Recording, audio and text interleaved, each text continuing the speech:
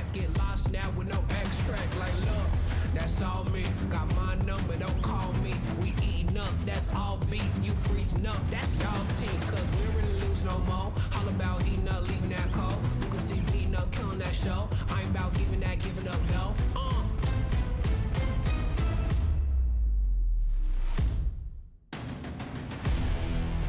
Nah, cause they don't want it with me. Look, you got a problem with me. Look, cause y'all don't want it with me. If you start a fire with me, then you never gonna stop me. Ayy, sound the alarm. We about to go on. You getting it wrong. Time to go off.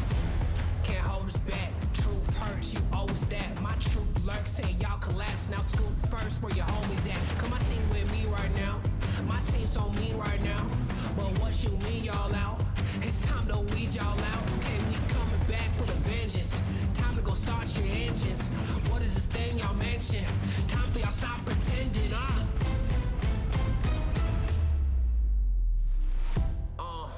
Nah, y'all can't do that. Where your crew at? Y'all can't do that. Nah, where your crew at? Nah, man, cause now you alone. Yeah, get out of my zone. Man, cause now you alone. Love, get out of my zone. Nah, cause they don't want it with me.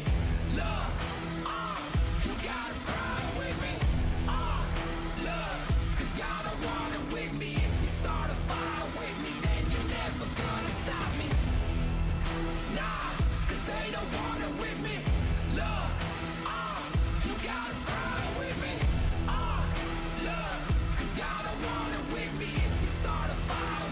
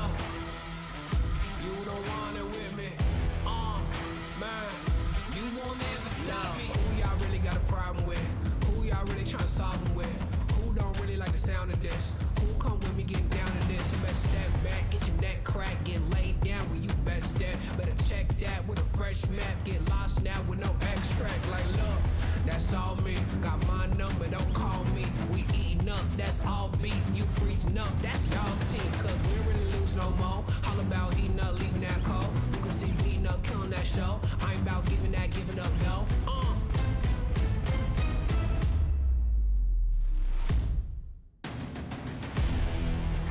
Nah, cause they don't wanna with me. Love, you got a problem with me.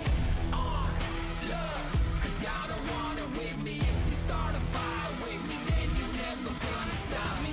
Ayy, sound the alarm. We about to go on. You getting it wrong. Time to go off.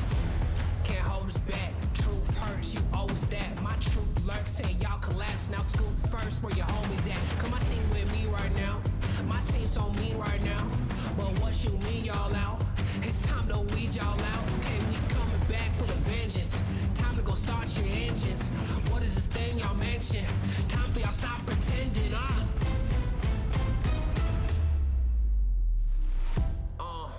Nah, y'all can't do that.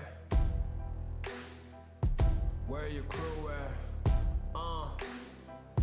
Y'all can't do that.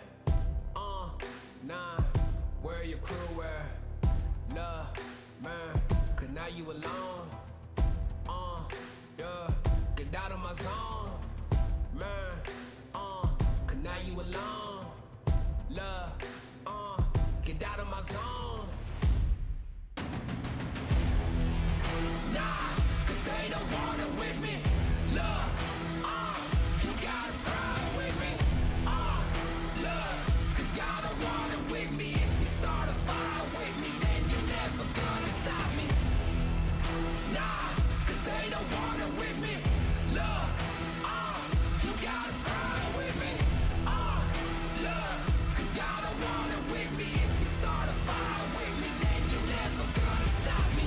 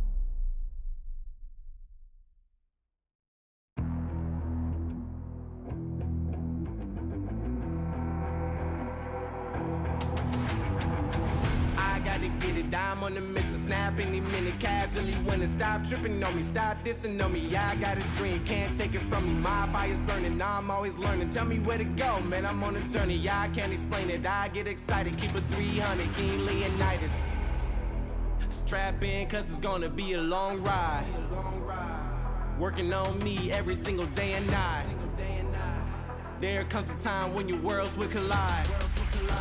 If it's holding you back, push it right to the side. Ain't got no time for no fear. I work too hard to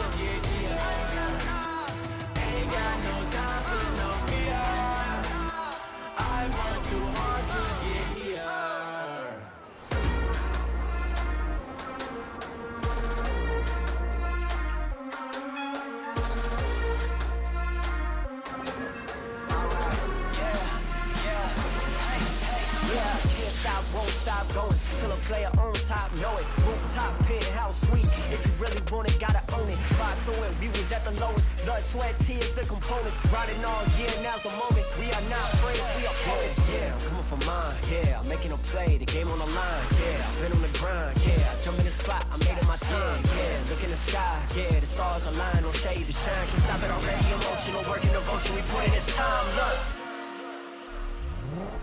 You won't stop my stride. I'll just break your line. I don't tolerate wasted time. You take us down, keep fighting.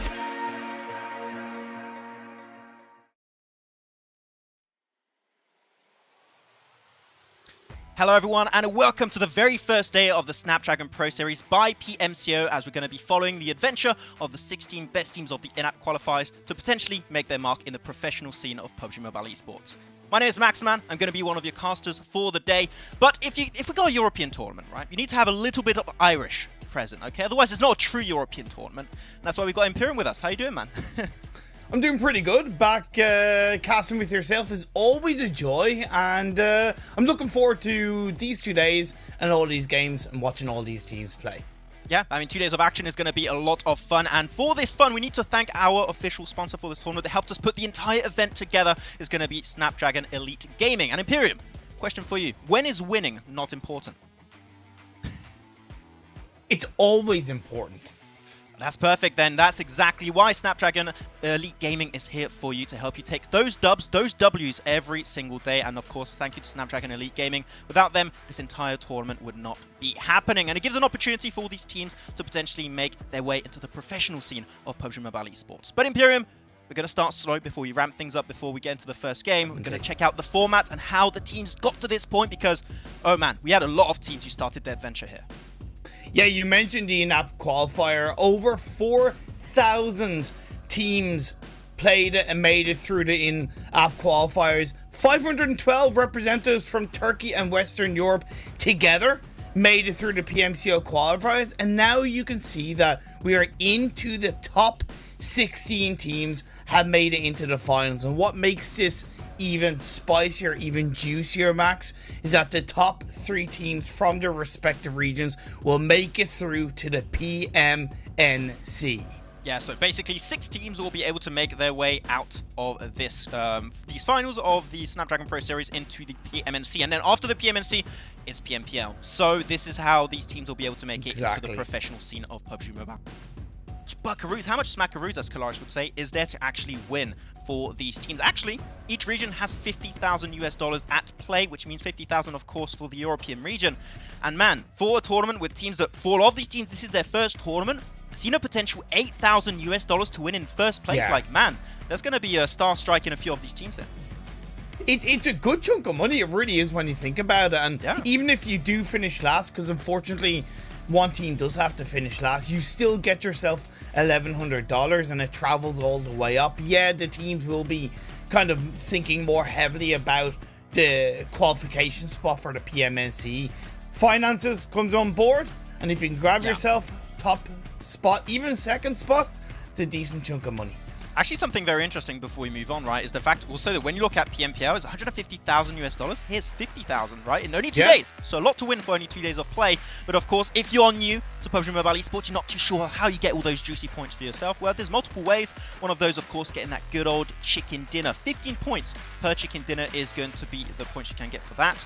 And of course, you've got the usual 1 elimination equal 1 point. And there's a lot of things that we can expect from these teams, right? Because there's a lot of unknown in this tournament, right? So are you going to play for placements or eliminations? We don't know right now. We know that this format has been around for a couple of years, Max. So when it comes to the true competitive tournaments, then it allows the elimination points to come into a bigger factor of play, right? Yeah. But I think in this kind of tournament, when it's only 2 days, 10 games, I think a lot more teams will be vying more heavily and relying on those placement points. So it still makes that point system ever exciting. We'll see what playstyle will allow these teams to stand out from the rest of the lobby. But looking at the teams and which ones are participating, 16 teams will be in the lobby. And these are all the teams from Group A when we have 32 teams, right? So these are all the top 8 teams from Group A in order. So that means First Angel, Bax Esports, Silence Alliance EU were our top 3 teams qualified in Group A before this stage. So, man, the teams at the top are looking insane, but we got a few interesting teams with some pretty big names actually in this tournament that I did not expect to see here. So, man, everything's in the air really as to what might actually happen.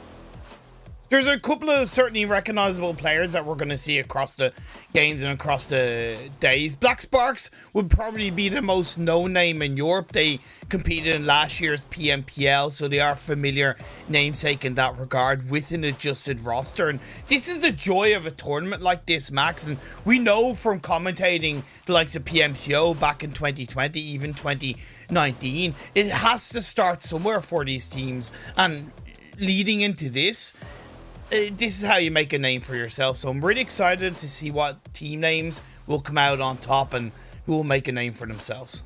Yeah, but this is only the first half of Teams Imperium. We've got another 8 teams that are going to be participating, and the top 3 teams of Group B were Strong Union, Imola 8, and Blackfire Beast. But no really names that are super recognizable here, except No Value, which is my team, because that's what they're like. I represent myself in that name, you know. That's how I feel, Imperium. But if there's one all you can recognize here, it is Digital Athletics, which has been an all present in PUBG Mobile very heavily for what, the past 2 years now. So they're not going to pick up anyone, right? So I'm thinking that these players, sure, we haven't seen them yet. They're not on the radar, but they could come out as a very, very big surprise here.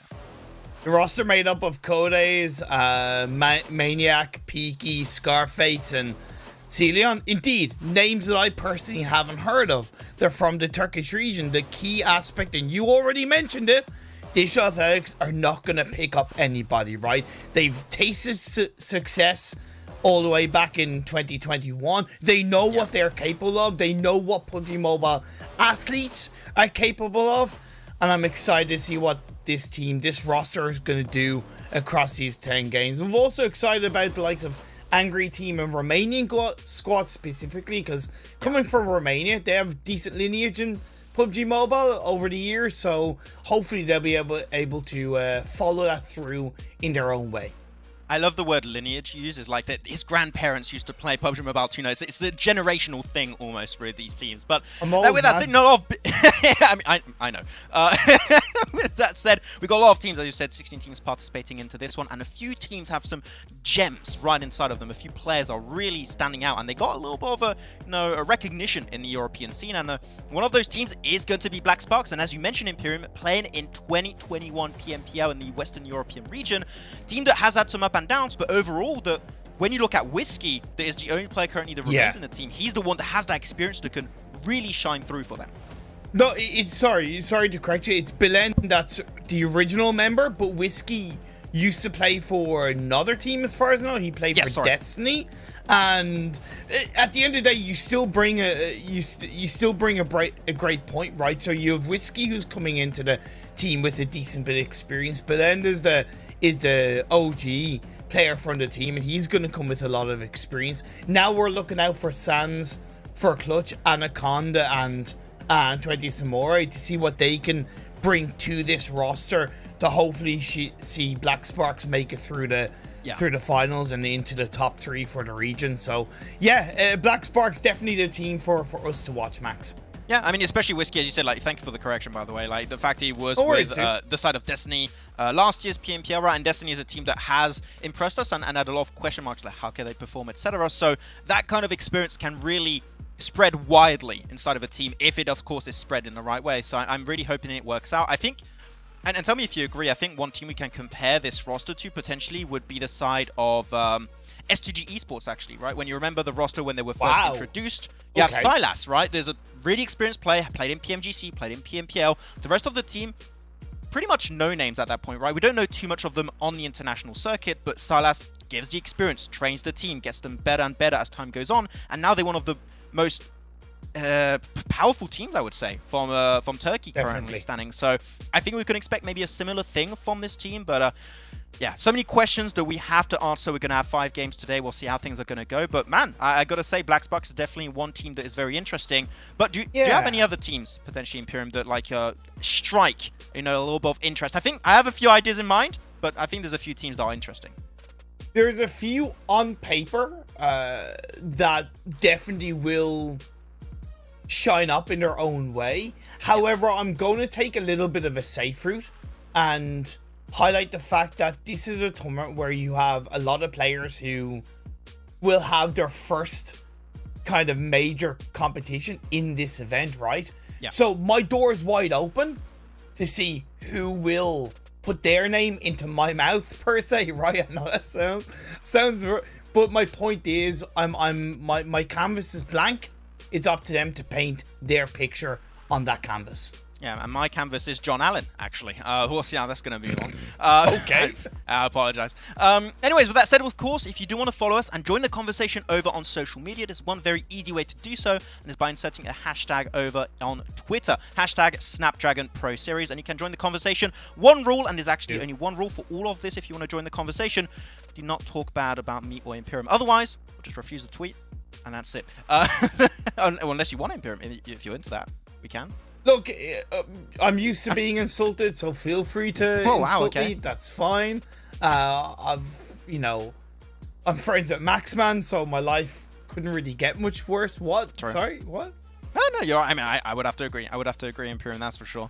Okay, but if you want to join us, your tweets could actually be shown on broadcast. If you have a team or player you want to really start talking about, you can bring up the conversation, and we'll have a fun time talking about them. But yeah, we are just a few short minutes away actually from the first potential game here. So with that said, myself and Imperium, we're going to head on over to a very short commercial break, and after that we'll be back for our first game of the Snapdragon Pro Series by PMCO for day one of the European region. We'll see you guys in a bit. The Snapdragon Pro Series is brought to you by Snapdragon Elite Gaming, Monster Energy, and DHL.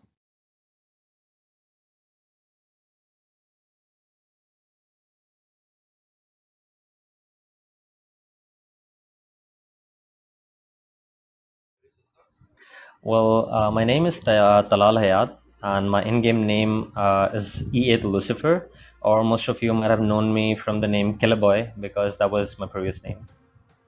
And I belong to the UK region, and we have been playing for about 2.5 years.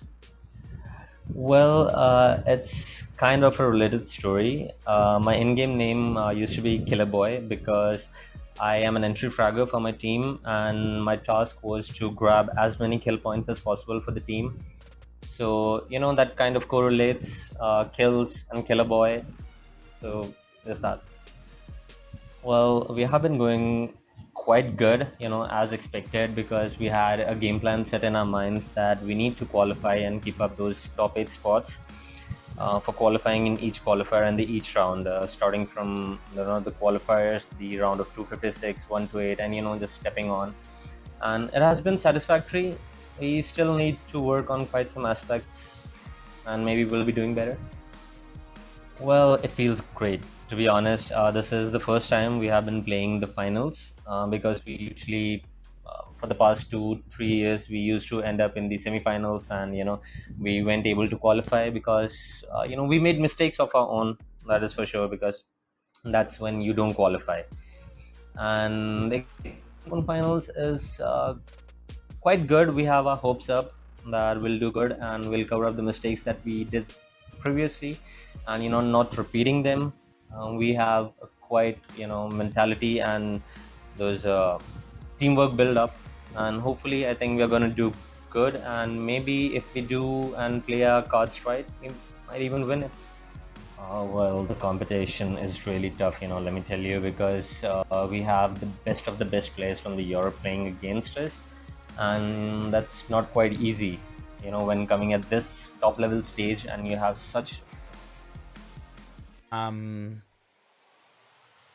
And that's about it. Very good to hear a few answers there from Killerboi. And you know what? They got their hopes up, which I think is a great mentality to have when you're entering the tournament here. But, man, as you said, though, some of the best teams potentially in the region after the in-app qualifiers. Not an easy task at hand, but having hopes up is definitely a good way to start. Look, you got to have confidence coming into any tournament, and especially a tournament like this when there's 3 spots in your region respectively up for grabs, and when there's so much that you can't control, such as the circle shifts and the plane pass. What you can control, which is confidence, focus, preparation, that's where it's going to work in your favor. Yeah, and I can tell you one map you definitely want to prepare for is going to be the side of Erangel, because we do have our schedule that's going to pop up right now to see exactly what we're dealing with. And man, 3 out of 5 games every single day is going to be Erangel. If you are good on this map, if you remain consistent on this map, man, being part of the top 3 teams of your region might not be all that difficult if you can make that your standout map. As much as I'd love to see a little bit more Miramar in the mix, remove Sanhok, no, I joke. No, you're not the joking. fact that three No, the fact that 3 of the maps are Erangel to me is such a good balance, simply because it's the map that all of these teams will know most about, and considering it's only 10 games, having 6 of those in Erangel gives everybody as much of a positive opportunity of controlling their own narrative as possible. So yeah, you grab control of Erangel, you put it under your belt, and honestly, you don't need to worry about performing good or bad in Miramar. Sanhok will highlight it if you're bad or good on it, right? But I'll certainly be looking at Erangel as a focus on how teams are rotating, setting themselves up, controlling their position in the circle, and either winning or losing with that. Yeah, exactly. I mean, of course, when you're looking at Sanhok too, right, is like, if you just want to get a few easy points here or there, you know, like the hill strat is still meta right now. Yeah. So it's an easy way to get a few placement points. And because it's such a short amount of games, only 2 days and a total of 10 games, you got 2 Sanhoks, man. If you get, like, I don't know, 10 placement points on those 2s, that's 20 points already, and you're going to be super comfortable in your ranking. So you can't really argue about the strat itself. Sure, maybe you don't enjoy it, but it's a way to get points, and you can't complain with that too much. But we are just a few minutes or seconds away, hopefully, from our very first game that's going to be going on Erangel. And we talked about, you know, teams. We talked about Black Sparks. I think there's one team that we have to bring up, right, Imperium. And I'm going to initiate the conversation. It is VP Prodigy. If you guys are connoisseurs of PUBG Mobile Esports, you would know 2 big names. One of those, Corker. And the second name, which you definitely need to know, is Old Boy. Old Boy in this team, he is going to smurf it. I'm telling you, Imperium, like, Old Boy out here, he's played in PMGC, he's played in previous PMPLs, like, this guy is here to win. They want that first place, so this, in my eyes right now, is potentially the team to beat. He has it in his name, Max. He's banging for that MVP spot, right? And the likes of Kraken, Oasis, and Classa, of course, all from the European region, they're going to be chomping at the bits to also absorb that level of experience that Old Boy is bringing to the table. Yes, Korka as well in his own right comes with a wealth of experience, a wealth of knowledge that hopefully will allow VP Prodigy to not only elevate themselves, but elevate the rest of the lobby, per se. Elevate the rest of the competition, because to be the best, you've got to be the best. And if VP Prodigy start out by being the best, other teams will look to match that, to look to counter them, and then coming into day 2, they might find... In fact, for VP Prodigy, out of the, when we had still 32 teams trying to qualify for these finals, out of Group A, they were actually the last place qualifying team. They qualified in 8th position below God of Anarchy, Unique, Black Sparks, Silent Alliance. Like, all of the teams, they were qualifying in last spot. So, not sure how the in-app qualifiers actually went for them, but it seems to show they're a little bit shaky, and there is going to be competition. So it might not be as easy as we expect. Though we do have some other teams that are pretty interesting going into this tournament, right, Imperium? And I gotta say, one of those that I'm looking at is going to be Unique, and for one player in particular, which is going to be Analyst, which we've been, covering this guy for 2 years almost now. We've been consistently seeing him in tournaments, and when it comes to experience, this guy has a ton of it. He has a ton of it, and look, I'm not saying it's the greatest test of a competitive PUBG Mobile player in this tournament, but I also know that Unique in the past have choked in tournaments, right? And choked when it's mattered. So I do have an air of doubt in the ability of Analyst and the rest of the team when it matters. And maybe that's just me playing devil's advocate, and I'm okay admitting that, because you have to be able to look at both sides of a coin. So you bring a very valid point. I'm also bringing a valid point that they've choked in the past. I think we're both bringing valid points. But the thing is, right, we're talking about experience being so important in these type of tournaments, but you also got that pretty big part of unknown. Like, a lot of these players, a lot of these teams are just, they're not on the radar. Nobody knows exactly what they've done. And because it's been in-app qualifiers, if you haven't played directly against them, you do not have the VODs. You do not have the knowledge of how these teams, how this lobby will play out. And these first few games are going to be very important to know what the overall vibe is going to say. I feel like a very big zoomer right now saying that, but what the vibe is going to be in the lobby, right? But yeah, we'll see how things are going to be going down for the teams. Though another org that is very interesting actually for the Turkish side is actually going to be Digital Athletics Imperium. And not going to lie, we're not too familiar with like the players in this team. But we do know as a fact that Digital Athletics will not pick up any random player. I know I tried to sign up, they refused me, so it goes to show that they got a pretty intense hiring process. Maybe they reach out to Jason to maybe get some kind of like advice, and Jason was like, "No, don't sign Max, man. Don't take him. He's terrible. Don't take him at all.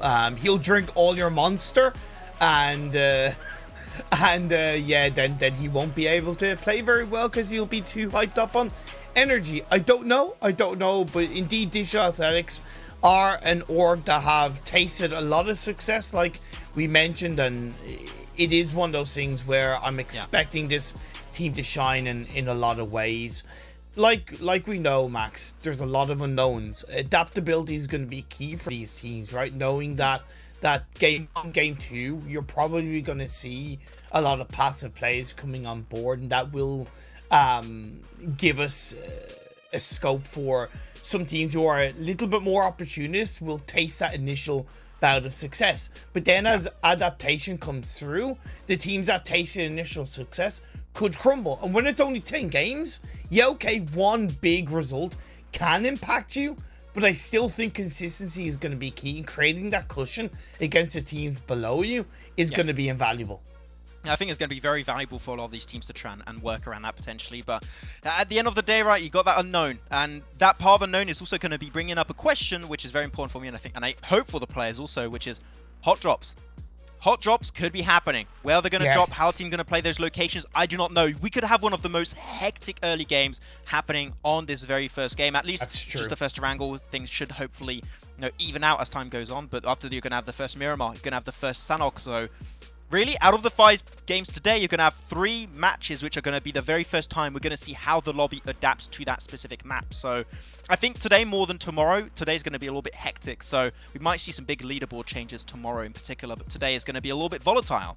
And I'm intrigued to see, which is why experience could be good, because I think experience is what helps you deal with situations when you're under pressure. So teams such as, we talked about VP Prodigy, talked about Unique, talked about Black Sparks. Those are teams that might be able to weather the storm because that experience is going to help them out in the early stages. Of course, and you really have to have that balance between thinking in the moment and thinking long term, right?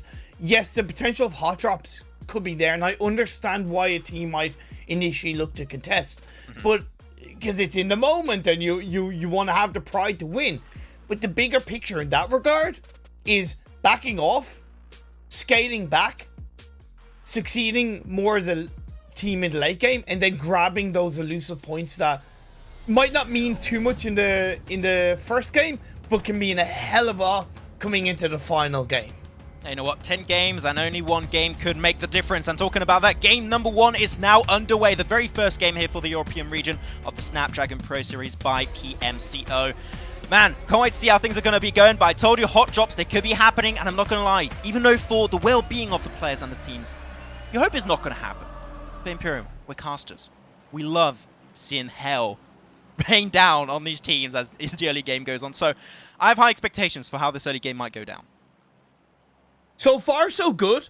The playing path definitely is beneficial to teams not hot dropping each other in that regard. You're going to see Black Sparks, one of the teams we've highlighted, dropping a little bit on towards that western side of the map. Might be looking to grab vehicles and make their way up to North George if that's where they're looking to loot up. You do see a team that has made their way into Pachinki. No contesting happening there. And then we're going to see BFB, which is Blackfire Beast, dropping down in Military Island.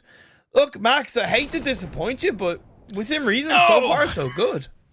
No, the disappointment is immeasurable. But, hey, not disappointed was that phase 1 circle, though. Man, it's so bad because in PMPL, sometimes you have an entire month-long tournament and you might get 1 or 2 Military Island finishes. But, man, we might get one on the very first game. So, good for viewers at home and us casters, but for the players, like, there's only currently 2 teams on Sanhok. So do you want to rotate fast? Do you want to go for rotation? A lot of question marks of how they're going to approach this, and man, those bridges could see absolute hell raining loose very later on. But okay, I thought they were enemies for a second, but no, it's time for a pickup. And look, I'm really going to... I think military island circles, Max, are one of the biggest tests of a team's intelligence and rotational ability and understanding of the game. And gotta say, not a lot of teams get a rotation into military island right. I am going to be a lot friendlier to these teams in this game in this military island circle because of how fresh this lobby is and how unfamiliar they might be of each other's rotational paths, and that can throw your own decision making into the loop. One thing we need to consider as well, there's no guarantees that's going to be a military island finish. A good chunk of that mainland is in play on phase 1, so if we see a phase 2 shift some way up north, that's going to continue to confuse the teams and the players. Yeah, it's going to require a few hardships for that to happen, but there's always that small percentage of chance. You never know, it could go back to the mainland, so you want to make sure that you have that also in your catalogue of things you can pull off if ever it happens. But we are seeing already a few teams, Imperium, going for the rotation, crossing the bridges, especially over to the eastern side. That's like, what, 1, 2, 3 teams, potentially even a 4th following up. I think Bax is already on the northern side and willing to maybe initiate a rotation. And out of the teams that are already trying to rotate onto Sanhok Island, all of the teams are outside of phase 1. And up in the northern side, you have 3 teams also inside of George Pole. So you have a little bit of both, right? Which is what we kind of expected. Some teams trying to speed things up, already trying to go for the island finish. I like teams it. Taking their time to loot and maybe going for a little bit of a longer-based rotation. You do have to consider, though, when you try to rotate early, you have to understand that there could be 2 or 3 teams thinking the same thing. So as much as I appreciate the early rotation from these teams, it could have been going horribly wrong across the way. So far, so good. And hey, look, if all of these teams, or three of these teams, let's say per se, are looking to rotate in the same way, they're not worried about fighting because they've looted very little. They just want to get across the island, across the bridge into the island, and then they'll think about looting up and setting themselves up for a bit of a defense. Yeah, so far the western side is a little bit more easier to deal with. You see no value, they've made their way across. Another team is playing on through, and SXQ Foopsman has found one of the unique players. Yep, that's it. An early frag that comes on down against a team that really you want to try and get rid of, because we talked about the experience brought to the table by analysts, and you know what, losing 1 player doesn't matter if you have a lot of experience. A 3-man crew will have a little bit of a less chance to win against a 4-man crew. That's simple math.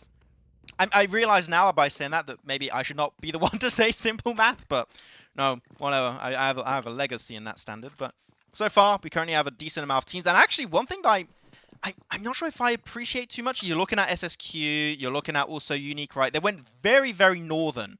I would almost say too northern on Sanhok Island, and I'm not sure if I'm that much of a fan of it, because the potential of a northern shift is there. Yeah, but what you saying, it's too northern that they've gone, or not northern enough? For southern teams. Oh, too southern. Okay, yeah, I agree. I do agree with that. I feel like within reason you're putting all your eggs in one basket. The one thing I appreciate with SSQ though, Max, is that they have a 4-man spread, so at least you're able to grab bits of information. That can come at a risk of opponents picking one player off at a time. However, once they keep their heads down, keep their noses clean, yeah, they will be able to react to those circle shifts accordingly. So far so good for SSQ. I really like the rotation that's come on the northern side from the side of STR and even SAE, who have that kind of bridge crossing lockdown, and if anything, they're bridge camping that western bridge from any team that's looking to come in late. Yeah, also just so you guys are aware, we're also getting used to the team tags. This is the first time we're seeing them, so it's going to be a little game of us trying to link the team tags to the team name, so if we do get it wrong, apologies. But we'll get it right, don't worry, we'll nail it eventually. We're professionals. Yeah, we'll get there. Bax, though, so. I do like how Bax are doing it. This is a very, very common rotation. They're currently on like the very northern side of Sanhok Island. You know that position that links this closer from the mainland to the northern side of Sanhok, and they're going to go for a swim rotation, I believe that's what we're going for. I think they're just throwing the cars in the water, going to swim across, which is completely fine. Yeah, a lot of teams make that one work out. You just got to be careful because you do have STR right down south of their location, and if they're spotted away, backs could suffer a few casualties. So you want to be as cautious as possible when you do pull off that rotation, because one team's there, your rotation is shut down almost instantly. Strong Union covering themselves quite nicely on the northern edge of the military island.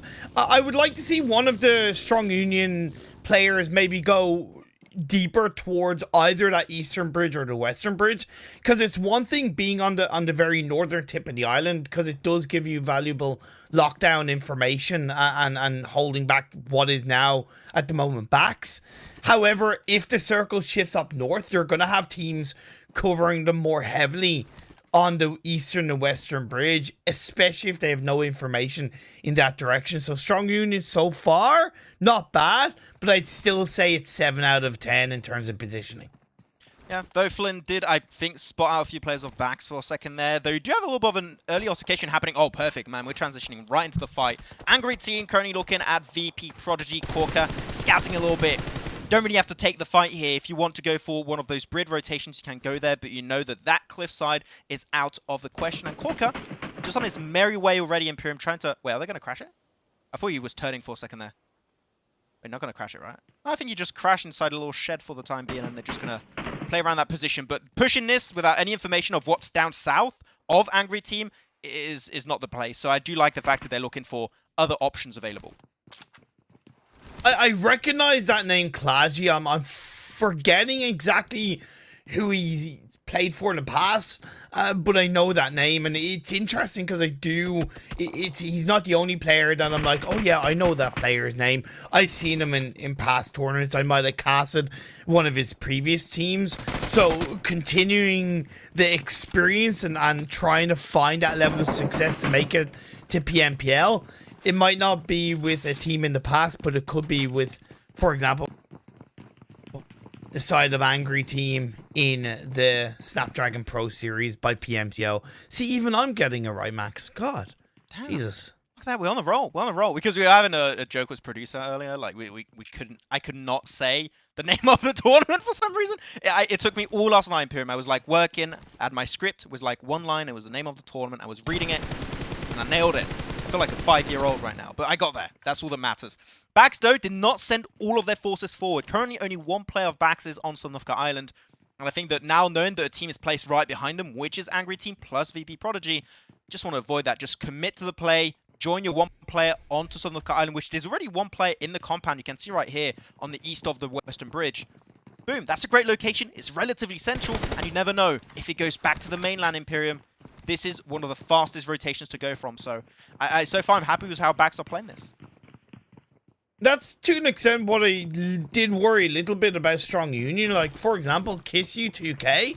I don't think that position needed to be locked down as early as Phase 1. Phase 2, it becomes a bit more viable, but sending himself a bit more to the west does make sense. Looking on over towards BFB, Blackfire Beast, on top of the hill overlooking the players from SAE Silent Alliance. They have the cover of the building, and it's the age-old battle of hard cover versus high ground.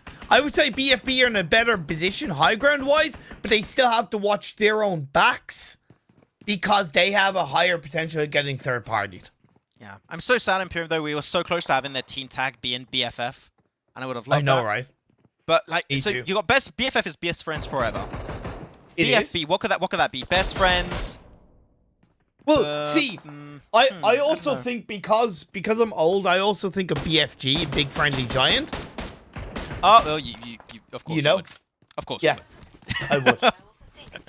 I think Brony heard that and he just died instantly. He's not even bullets. He's just like, oh, Imperium did a joke. He did a reference to something old. What was that? Oh, damn. Hey, look, Phil, our producer will understand BFG because he's a little bit more on the boomer side than you are, so he will respect it, and that's all that matters.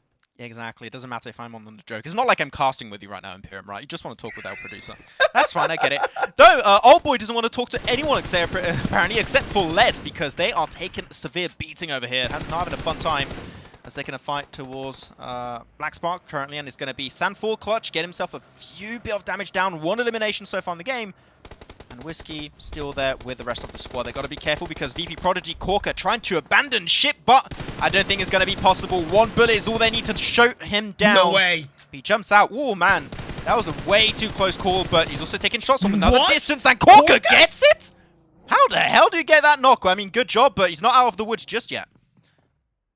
This is something really simple, risky. However, I appreciate from the teams and the players that have more confidence. Most players would prone down and try and get a first aid off. Whereas Corker is like, look, I'm on the sliver of health. If I go down, it's going to be either by this player or another player from the team that I'm just fighting. He took the shot. He gave himself more space by getting the knock. And now he's going to be able to heal up. And he stands up and get another player. That's incredible play by Corker. What's Corker doing right now? He's smurfing. And I thought it was going to be Old Boy, but man, Corker really showing what he's made of.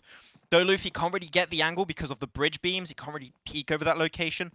Though Leon, and I did see actually GC, Galaxy Conqueror, were trying to go for wide rotate, but that was one of the issues I brought up earlier, right? Committing so south, if you have a hard shift, which in this case is not a shift that was very friendly to them because it went north, then over to the west, rotation was their only option, and teams were already positioned on the cliff, especially SSQ, so hopefully they can learn from that for their next games, but that's the first team already eliminated. Black Sparks now need to get their stuff together, and we do move on to a fight between Emulate. He's trying to deal with Blackfire Beast, and a counter knock comes through, but Bash is going to get knocked. Khan is there on the side of the building. Oh, I thought that was going to be in for him, but the nade did come through right afterwards. Panther does get knocked away by Lucifer also. Khan on the angle while the nades are going to be traded back and forth. But here you go. You got a good angle. Oh my god, that nade! Absolutely deadly. Thrown over by Senior. And now this is time to push. If you've got any better time, this is the time for you to turn things around. Danoli gets a nice spray through the wall, gets a little bit of damage done, but the other teammate Senior is there to back him up if needed. That 1v2 push, I would not recommend it. And he takes a severe beating, but his teammate is there to back him up. 1 and 2, and that's it, and done and dusted. Blackfire Beasts are out of the game in 15th, and man, close call coming out for Emulate. Oh, damn. Very close indeed. They're able to survive, but now they're down to a duo. I like that they didn't instantly try to go for the revives onto their 2 fallen teammates. Tenoli really kind of took control of that engagement in the right way, slowed down the rest of the Blackfire Beast players, and with his teammate, they made the push on the duo and got the squad up. It's always difficult playing on the side of the walls in those buildings, in those small compounds, and it nearly worked against Emulate, but they survive in this game 1. Yeah, that's it. As long as they survive, that's cool. But a 2-man crew, no, the odds of a chicken dinner coming their way is going to be a little bit more slim than the usual 4-man squad. Though, at least we're going to be seeing the side of Black Spark still chilling currently on that northern side of the bridge. They did lose at Bellend a little bit early in the game, though, unfortunately. But there's still a chance, you know, of a really bad circle shift happening. There's a few islands south of Ferry Pier, right? And the circle could, technically speaking, shift onto those. So if you have a very unlucky shift, things could be good. Though, it's about to shift currently. A few teams going for the very slow rotate. DA, Digital Athletics, onto the eastern side. Baby already also very slow on their rotation. That circle is going to start taking a little bit more in the next few seconds. A lot of water in play on this circle. Back. Now trying to cover their backs and take down the players from Angry Team who are just fishies in the water. Max, this is so tough for Angry Team. They're down to just 2 players and they can't heal. Another one goes down and just a solo player left up. And it's surprising because I thought that Backs would be the ones caught, actually, by Angry Team in this very situation, right? But that's it. Angry Team are going to be eliminated out of the game. 13 teams now still remain. We're about to hit the 16-minute mark of this game, so things need to start speeding up, which I do appreciate. They already have one player, Skentus, already towards that bridge side. He's already looking for the next shift, and in this case, he's already into the circle. So, man, so far, Backs, they were respectful in the early game. They did not take fights that didn't take sense, and in this scenario, they had the advantage. They fully made use of it. I gotta say, their macro and their shot calling is on point so far. Definitely, and they were pinched initially being inside the water, but having some patience and working with that was quite valuable. Phase 5 did shift on up, and it's gone over heavily to the west. And what is very tricky, Max, is that there's only about 48% of this water that has landmass. 48% of the circle that has landmass. The rest is complete water now. VP Prodigy, Kraken, I believe, is the last player standing. He's in the water, as are the side of FA. So, like, I get it, but it's only going to get them so far. It's a little bit like a heel start at this stage. I gotta say, that's 60% water. Like, there's no way. There's so much water compared to landmass right here. Like, it's a just drop off. It's a cliff. So if you're pushed into the water, you're done. Like, it's game over. So, this is definitely not the best way to start the European event for the Snapdragon Pro Series. So we'll see how teams are going to adapt. But when you have a lot of water, what becomes meta are boats, and that's what they're going to try and play from. But what scares me currently is SSQ. They are going to have the perfect angle to just spray all the players that are trying to play in the water position. So a little bit skeptical. Bax did try and go for the water play, but seems like they're going to be punished by it. Oh, no. Not going too well there. SAE, Silent Alliance CU, they're going down like a storm. They only have one player left up, and that's going to be the shots that are trying to break out. Joni is trying to give the information, and SE is playing in towards the building. He's going to be able to turn around, and he gets the squad out onto no value. I'm surprised no one is third-partying this Imperium, actually, right? That was a lot of noise that was made, and a lot of players actually still knocked onto their side, so SAE are still going to be able to hold themselves up. Big Baby did also get eliminated. We knew they had a very slow rotation entering from the east, and seemed like it didn't work out. I believe Digital Athletic. Yeah, Digital Athletics still have Cody's actually alive, so it seemed like the slow rotates were not the name of the game for this one. As Kiss You 2K getting his way closer and closer towards the opposing squad here. How are things actually going to be working out? One nade, that's all they would need really, Imperium here, and that would be the team completely eliminated. He has the rest of his team on the other side as well, so he shouldn't be afraid to take these shots or to kind of put that pressure on. And he hasn't got an A, but he's got a pan. Let's go. The pan doesn't blow up, and now he's being caught out. I never know. I've already did a little bit of cooking, man. You put a little bit of oil, and that becomes like an AoE damage weapon, okay? I tell you. I'm not saying I'm a good cook. Wait, so instead of a Molotov cocktail, a Molotov pantail? Hey, just give me a burger and a pan, and I'm telling you, that does AoE damage. Okay, I'm telling you right now, it's more deadly than a Molotov cocktail. Oh, man. But we'll see, though. The water play is still going to be an option for some of these teams. Bax still not suffering a single casualty, which is very surprising, knowing how they've been moving their way around the map. So far, good stuff from them, and now they might be able to get a few easy picks in the water, like fishing in a barrel. Wow. But This is right now. Yeah. This is an impressive game from Bax Esports. Right, I think they've controlled everywhere that they move to. They haven't panicked, in my eyes, and they seem to be well coordinated. Good communication initially in this game one. And yeah, okay, maybe it's them taking advantage of the panic that other teams are pulling out. Individually, though, in their own right, it's been a very good game for them. 7 eliminations so far. Yeah, it's been actually really good for them. VP Prodigy still have Kraken remaining on the side, by the way. He's going to be playing Cliff, so even a solo could bring a really big upset to the table. So I'm intrigued to see how things are going to be closing off for this first game. 2 eliminations so far for this team of ROM. We'll see a lot of teams now. They're dropping down like flies. Imperium, things are stepping up big time. But Bax, I can see them rotating on the northern side, and this is really the team that has all of my focus. I think their macro and their team play has been really, really on point. If there's any team that deserves a chicken dinner with their play so far, it would be them. But as we know currently, they're not in the circle, and a lot of positions are already occupied, especially by SSQ.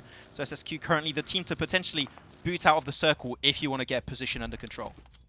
I know, Silence Alliance EU have also impressed me in their own right. That little bit of a clutch up to keep themselves up as a 3-person team, and how they've reacted to that, I think, is quite valuable in their own right, making it into the top 8 teams. Now 19 players left alive. Unfortunately, an SE is going to get knocked down, and Bax, a team that we're both watching, is the one to deal the blow.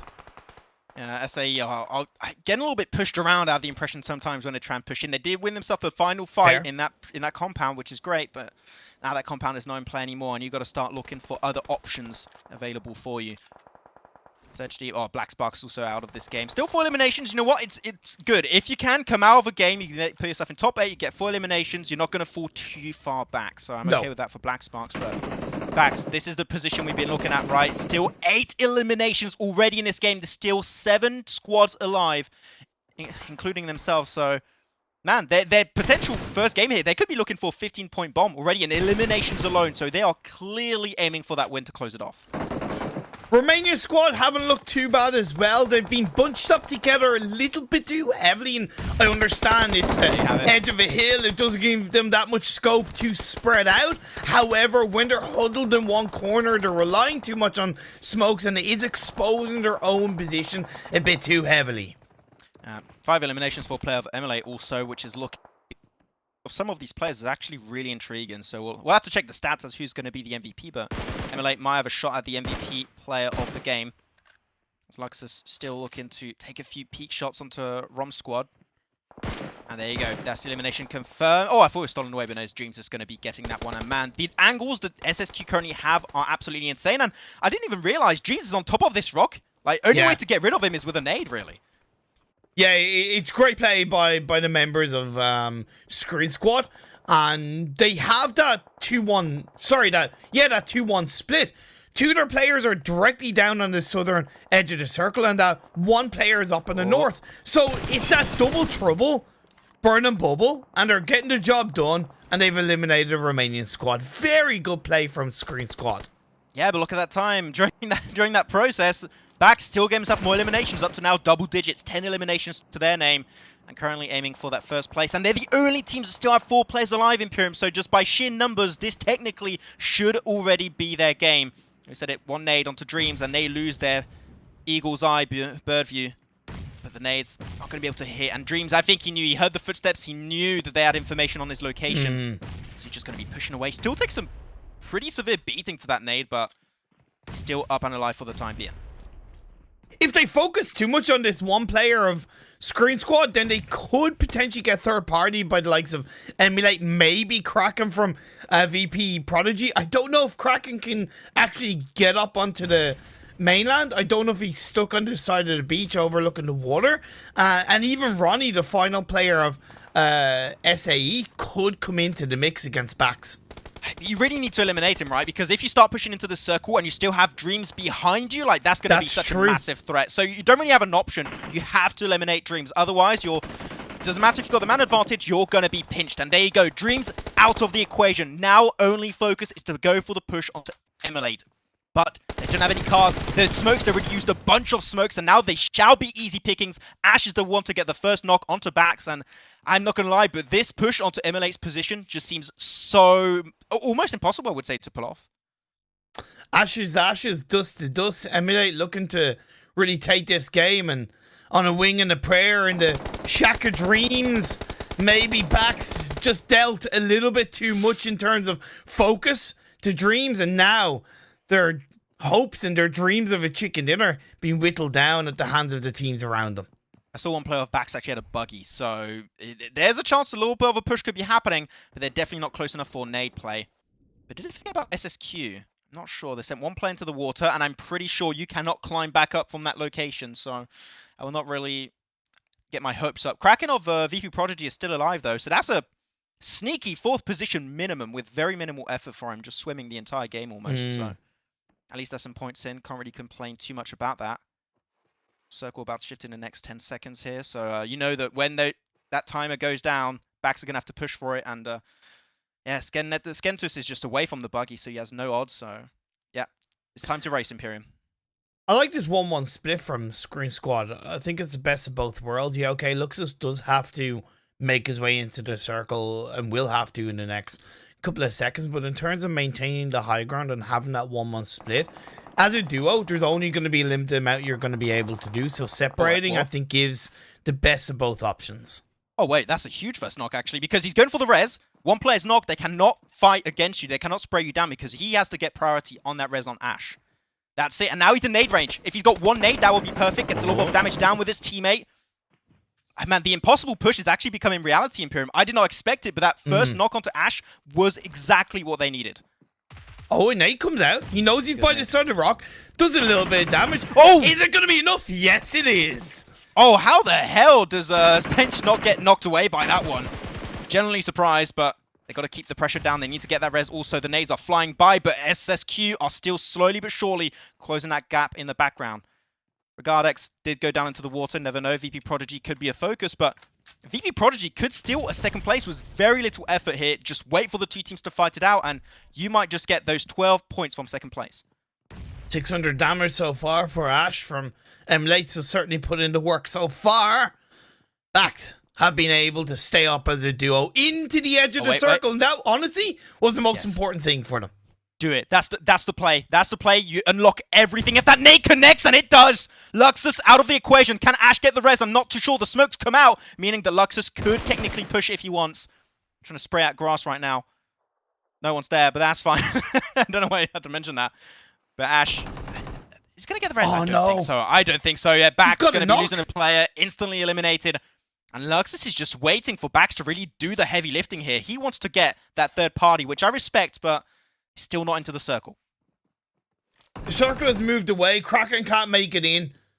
Backs are out, but certainly a hell of a run. Top 4 with 11 eliminations. They'll be happy with that. We're down to our final 3 teams.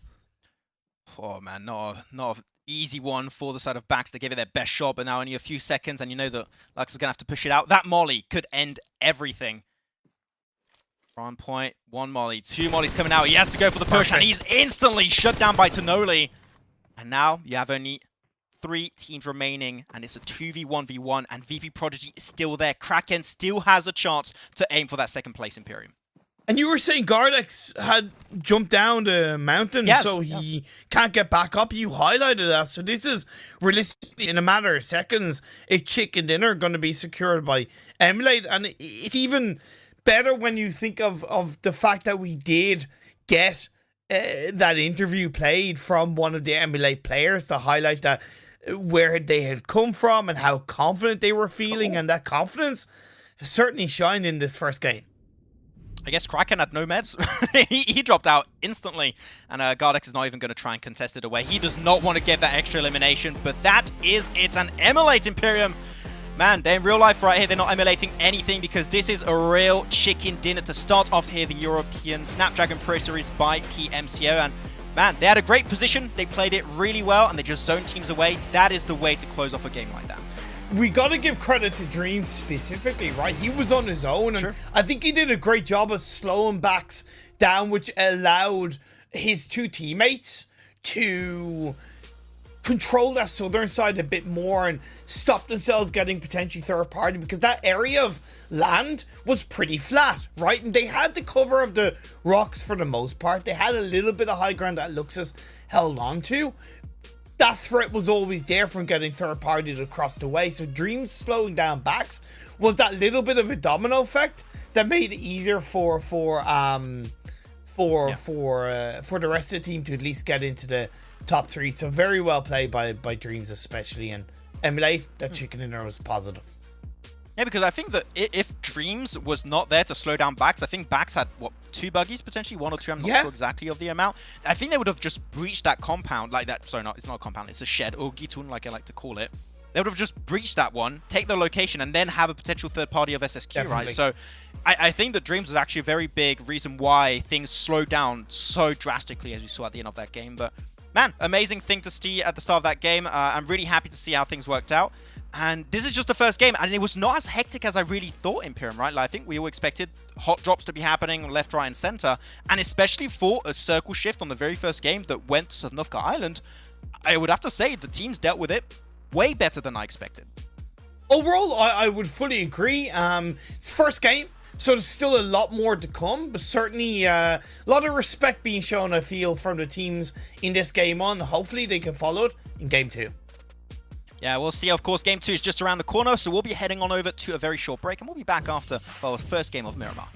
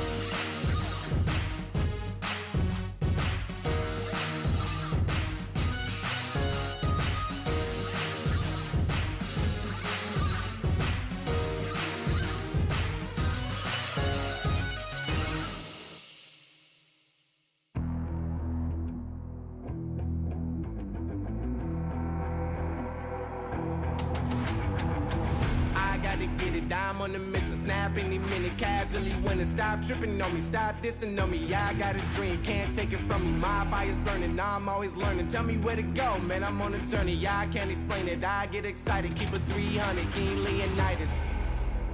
Strap in, cause it's gonna be a long ride. Working on me every single day and night. There comes a time when your worlds will collide.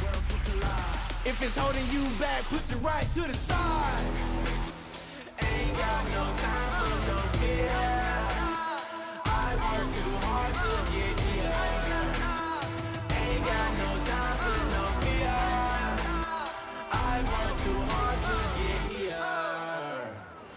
I don't got the time, put me in, coach. I've been going hard, time to let it show. Everything raw, give it to me now. Let me have the spot, man, it's going down. Gotta get it here, I don't wanna wait. Take what I want, then I go train. Gotta get a win, I won't lose the game. This is my year, I ain't gonna break. Strap in, cause it's gonna be a long ride. Working on me every single day and night. There comes a time when your worlds will collide. If it's holding you back, push it right to the side. On another level, I will never settle. Mind over matter, get the gold medal. On another level, I will never settle. Mind over matter, get the gold medal. Ain't got no time for no fear. I work too hard to get here. Ain't got no time for no fear. I work too hard to get here. On another level, I will never settle. Mind over matter, get the gold medal. On another level, I will never settle. Mind over matter, get the gold medal. On another level, I will never settle. Mind over matter, get the gold medal. On another level, I will never settle. Mind over matter, get the gold medal.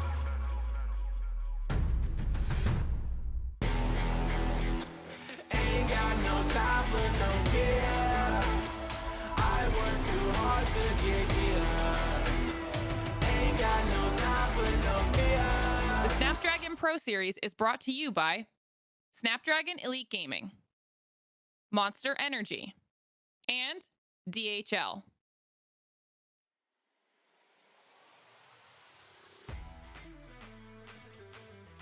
Well, Emulate definitely not in a simulation. Imperium is all I can really tell you that one. That was true hardcore reality, and what a reality was for them, because those nades were absolutely mental, keeping backs away, able to secure all of that zone for themselves. And man, we said it, we got some teams who we don't know what they're going to bring to the table, but Emulate already impressed us in the very first game of the event.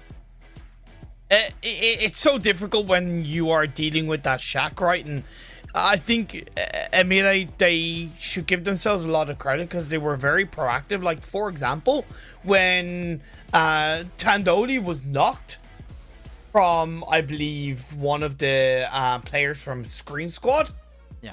if I'm not mistaken, instead of instantly going for a revive, when he saw a player of backs on the side, he actually took shots and got the knock. Right, so that little bit of proactivity obviously not only slowed down backs, but it allowed him to get the revive on his teammate. And yeah, Emulate deserve a lot of credit on how they played that shack outside of what benefited them. Just a great game one. Yeah, we're going to be looking actually of how many points were won by all of these teams in the very first game here, and we're looking at the game rankings. And MLA, of course, gave himself those 15 placement points from the chicken dinner, 11 eliminations, so they're tied in eliminations with Bax Esports. But man, 26 points total in the very first game for only a 2-day-long tournament. That could be an amount of points that later on allows you to heavily remain in that top 3 position, which is where you want to be. Definitely. It's all about that. Like I said, it's all about creating a cushion. And for me, Emulate have a good cushion within reason. Obviously, only 6 points more than the Screen Squad. Great game. Bax Esports as well. Solid game. VP Prodigy looked 12 of 12. However, it's about in the next game. They've got to kind of follow it up. If they get a 0-point game, it's a wasted result in this game one. We move on to the second page, and Fresh Angel grabbed themselves 3 points, no value 2, but slowly whittles down, and 3 teams getting 0 points. Not a good start for the Max. Yeah, and Unique actually had that very tough start. I think it was actually against, was it Angry Team or was it another squad? I don't remember. But Unique did get in some very early altercation they were clearly not ready for, because they were just split. super split, and it Yeah. really made it hard for them to try and get in those positions. And I'm also looking at Big Baby and Digital. It feels so bad, like not bad, sorry, weird to refer to a team as Big Baby. I don't think I'll get used to that. But Big Baby and Digital Athletics, we know Imperium had a very slow approach and rotation on the eastern side, despite the very hard shift over to the west. I think if we could see them speed up the process as the games go on, I think that's something I could appreciate, because this was definitely too slow in my taste, and clearly they weren't able to get the points they wanted. Looking at the total damage across these teams, at least the top 8, you can see MLA putting up 1700 damage, followed by Screen Squad. Even though they only got 8 eliminations, this is what I talked about with Dreams and what he was able to do, and the team as a whole, they got 1700 damage themselves, so they were really kind of the puppet masters of this lobby, especially that late game. I arguably would say they were the best performing team, because we even questioned their very southern setup in the early parts of the game.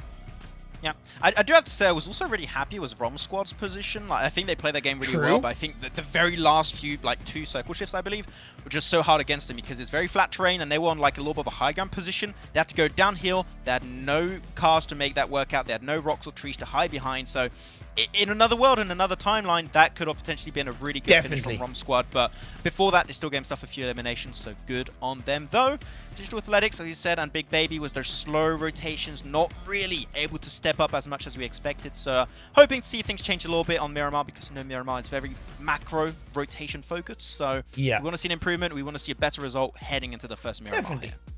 Of course, like I said, I was going to give these teams a very heavy pass in this game 1. Not only because it is the first game, and also because it was a tricky set of circles in terms of Military Island, not Military Island, how teams are able to play through into Military Island. Miramar, I always have said, is a big test of a team's ability to set themselves up and to communicate in the right way, and spreading out and controlling the vast hills of Miramar, and what is very possible to pull off. The best teams make it look easy. I'm looking at Alpha 7, right, in that regard, and a number of other teams. It's going to be tricky. I hope we have nicer circle shifts so these teams can flex their ability in that way. Yeah, I think that Miramar, when we're looking back on PMPL, I think PMPL is a good point to reference, because I hope at least a lot of these teams and players that are playing in the very first esports tournament, right, in this one, hopefully took inspiration as to what is the meta, you know, in like some of the highest level tournaments in PUBG Mobile Esports. And when you look at that, Miramar is mostly all about that terrain knowledge, knowing which dips, nook and crannies are really good to play in depending on the circle, which compounds are the strongest and offer good vantage points for information gathering, for good fighting, which one should you decide to breach at specific times. There's so many different moving parts and aspects of Miramar that are very important to nail down to a T if you want to be able to be consistent on this map. That's very important. So far, I mean, with how a lot of these teams dealt with that rotation on the first map, you know, I think that definitely some research has been done, but we'll have to see. Of course, we did have a lot of players in Imperium that we looked at that were like really popping off on an individual level, and we're going to look at who was the MVP, and it's Ash, actually, from ML8. They get the win, and Ash is up there, getting 9 eliminations on his lonesome. Is that a team? No, that's not team stat, because they had 11. He had 9 out of the 11? Sheesh. It's good. It's no Kylaris unique 1000 damage sound worthy. 9 elims. But it's... Yeah, I know. It's certainly, you can't downplay that, impressive. Plus, hey, look, I just wanted to reference Kylaris, okay? 966 damage to 9 eliminations. That return on investment is definitely incredible. Definitely incredible. He made every single bullet, every single risk, every single inch of proactivity work in his favor, and yeah, he is definitely MVP in this game 1. Yeah. I can't believe you were trying to downplay the fact that he had 9 eliminations in Prim. That is not passed by me. Sorry, Ash. Forgive me, please. Sorry, Maximum. Forgive me. But I do think a lot of teams would have potentially jumped the gun, because to get in that position in the first place, I think a lot of teams are just like spam throwing like all the mollies, the smokes, the nades to get in that position, right? It's good to see that they just decided to hold on to that utility. Like, yeah, we know we have a very central position. If the circle has us included and teams decide to push, because the terrain, as you mentioned earlier, is very flat, there's only a few rocks and trees, those are very easily nadeable positions. You stand behind those positions and you're in nade range, we're going to get you the hell out of that position and we're going to knock you down. So the single fact that ML8 held on to that utility that long was so valuable and really understood that they knew exactly how that late game was going to play off. And something simple as well that they did do, or should I say didn't do, they didn't throw out smokes as early as other teams would in that situation, right? Because that shack is always going to be tricky to crash, right? So they don't need to throw out smokes early on. They just stay relatively inside the building and don't be overzealous. They only pulled out smokes when they absolutely had to. And that was a key aspect in them surviving, striving, and grabbing a chicken dinner. It's amazing how, even in this game one, and what is arguably not the highest level of competitive PUBG Mobile, we're still seeing these very clever, very simple, very fundamentally positive plays being made by teams. I'm so excited for the second game and onwards. Yeah, we're gonna have to see how things are gonna be wrapping up Imperium, but that's not a great playing path. We know what we shall oversee, and we'll see how teams are gonna be dealing with a very unfun playing path this time around. But first, Miramar, out of the entirety of the European scene for the Snapdragon Pro Series by PMCO. How things are gonna go down. There's only 25 minutes, I would say, on average, for us to know who's gonna be taking the chicken dinner on this one. But I'm really looking at a few positions, and one position that I do not like, Imperium, is all the position around Torre Ahumada, Cruz del Val, Tierra Bronca, Campo Militar.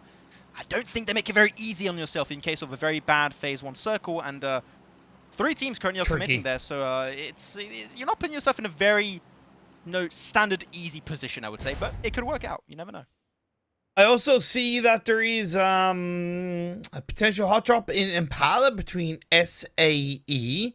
Oh, yeah. There's, of course, the side of Silent Alliance EU, and I don't quite know. I think it's No Value. Yeah, it's No Value who's in there with them for the start of this game number 2. And luckily, the Phase 1 circle not only complements the playing path, but is arguably a very positive circle. The tiny islands on the eastern side of the map is still in play, but I don't see it threatening these teams. What I do see is a lot of scope of control, whether it's Picado Hill, whether it's Graveyard, whether it's Minas Hillside, or even that Impala Hillside over to the west of the city.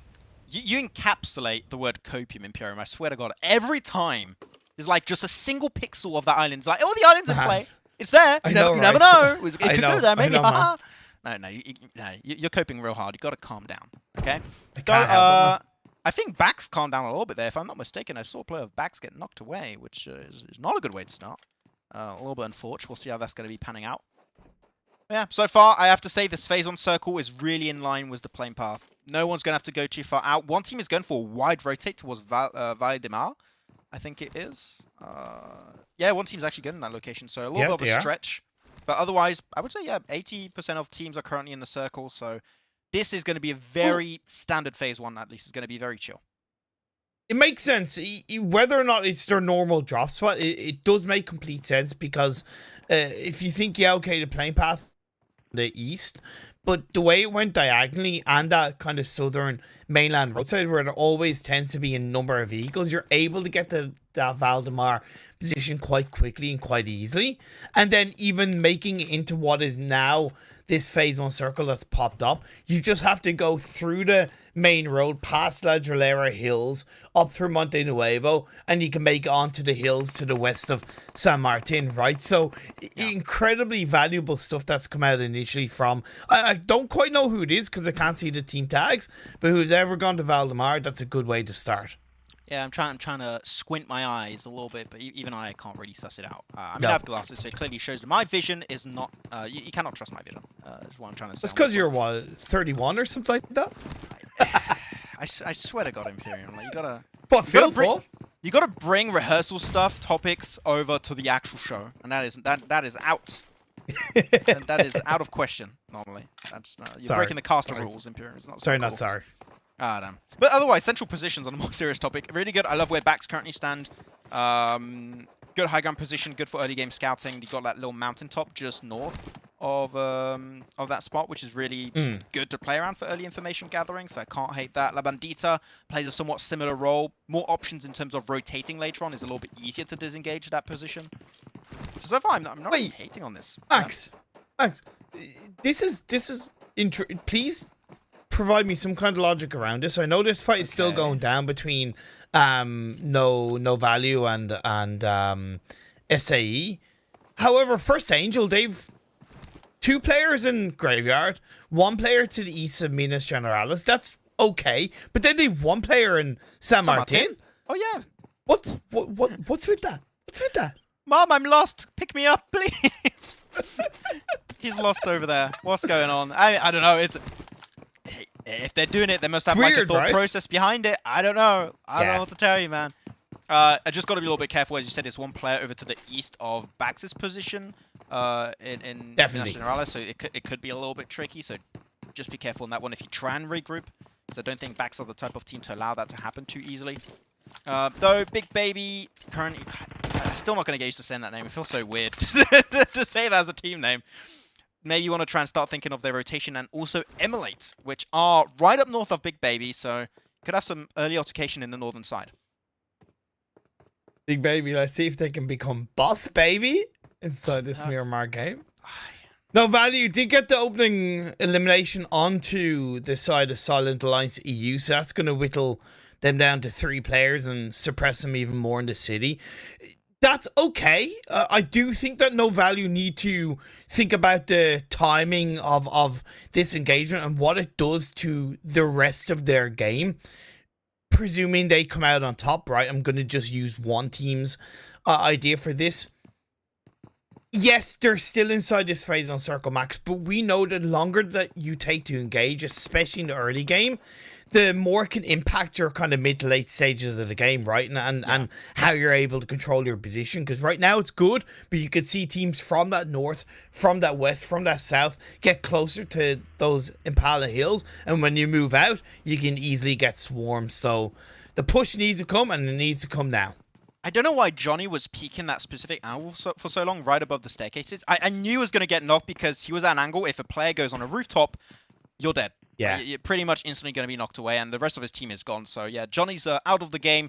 SG was also eliminated. Seji, sorry, was also eliminated in the start of this one. So, down to a 2-man crew. Not the best, and that's how I do. That's how I drive my cars personally when I'm going around Miramar. Star points. But it's actually interesting. So, I have someone who I'm working with currently who does some research and writes scripts, right, for PUBG Mobile, and like videos for interviews and stuff like that.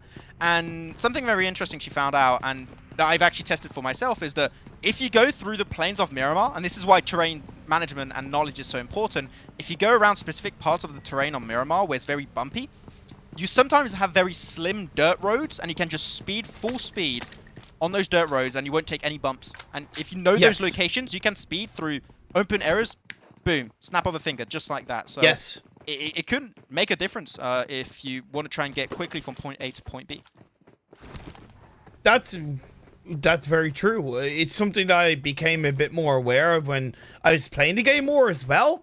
Because when you're casting it, you don't see those intricate parts as heavily as when you play the game, right? So when I was playing the game more, it's of course gone way back in 2019, and I know Miramar had gotten reworked between 2019 and now, but you're dead right.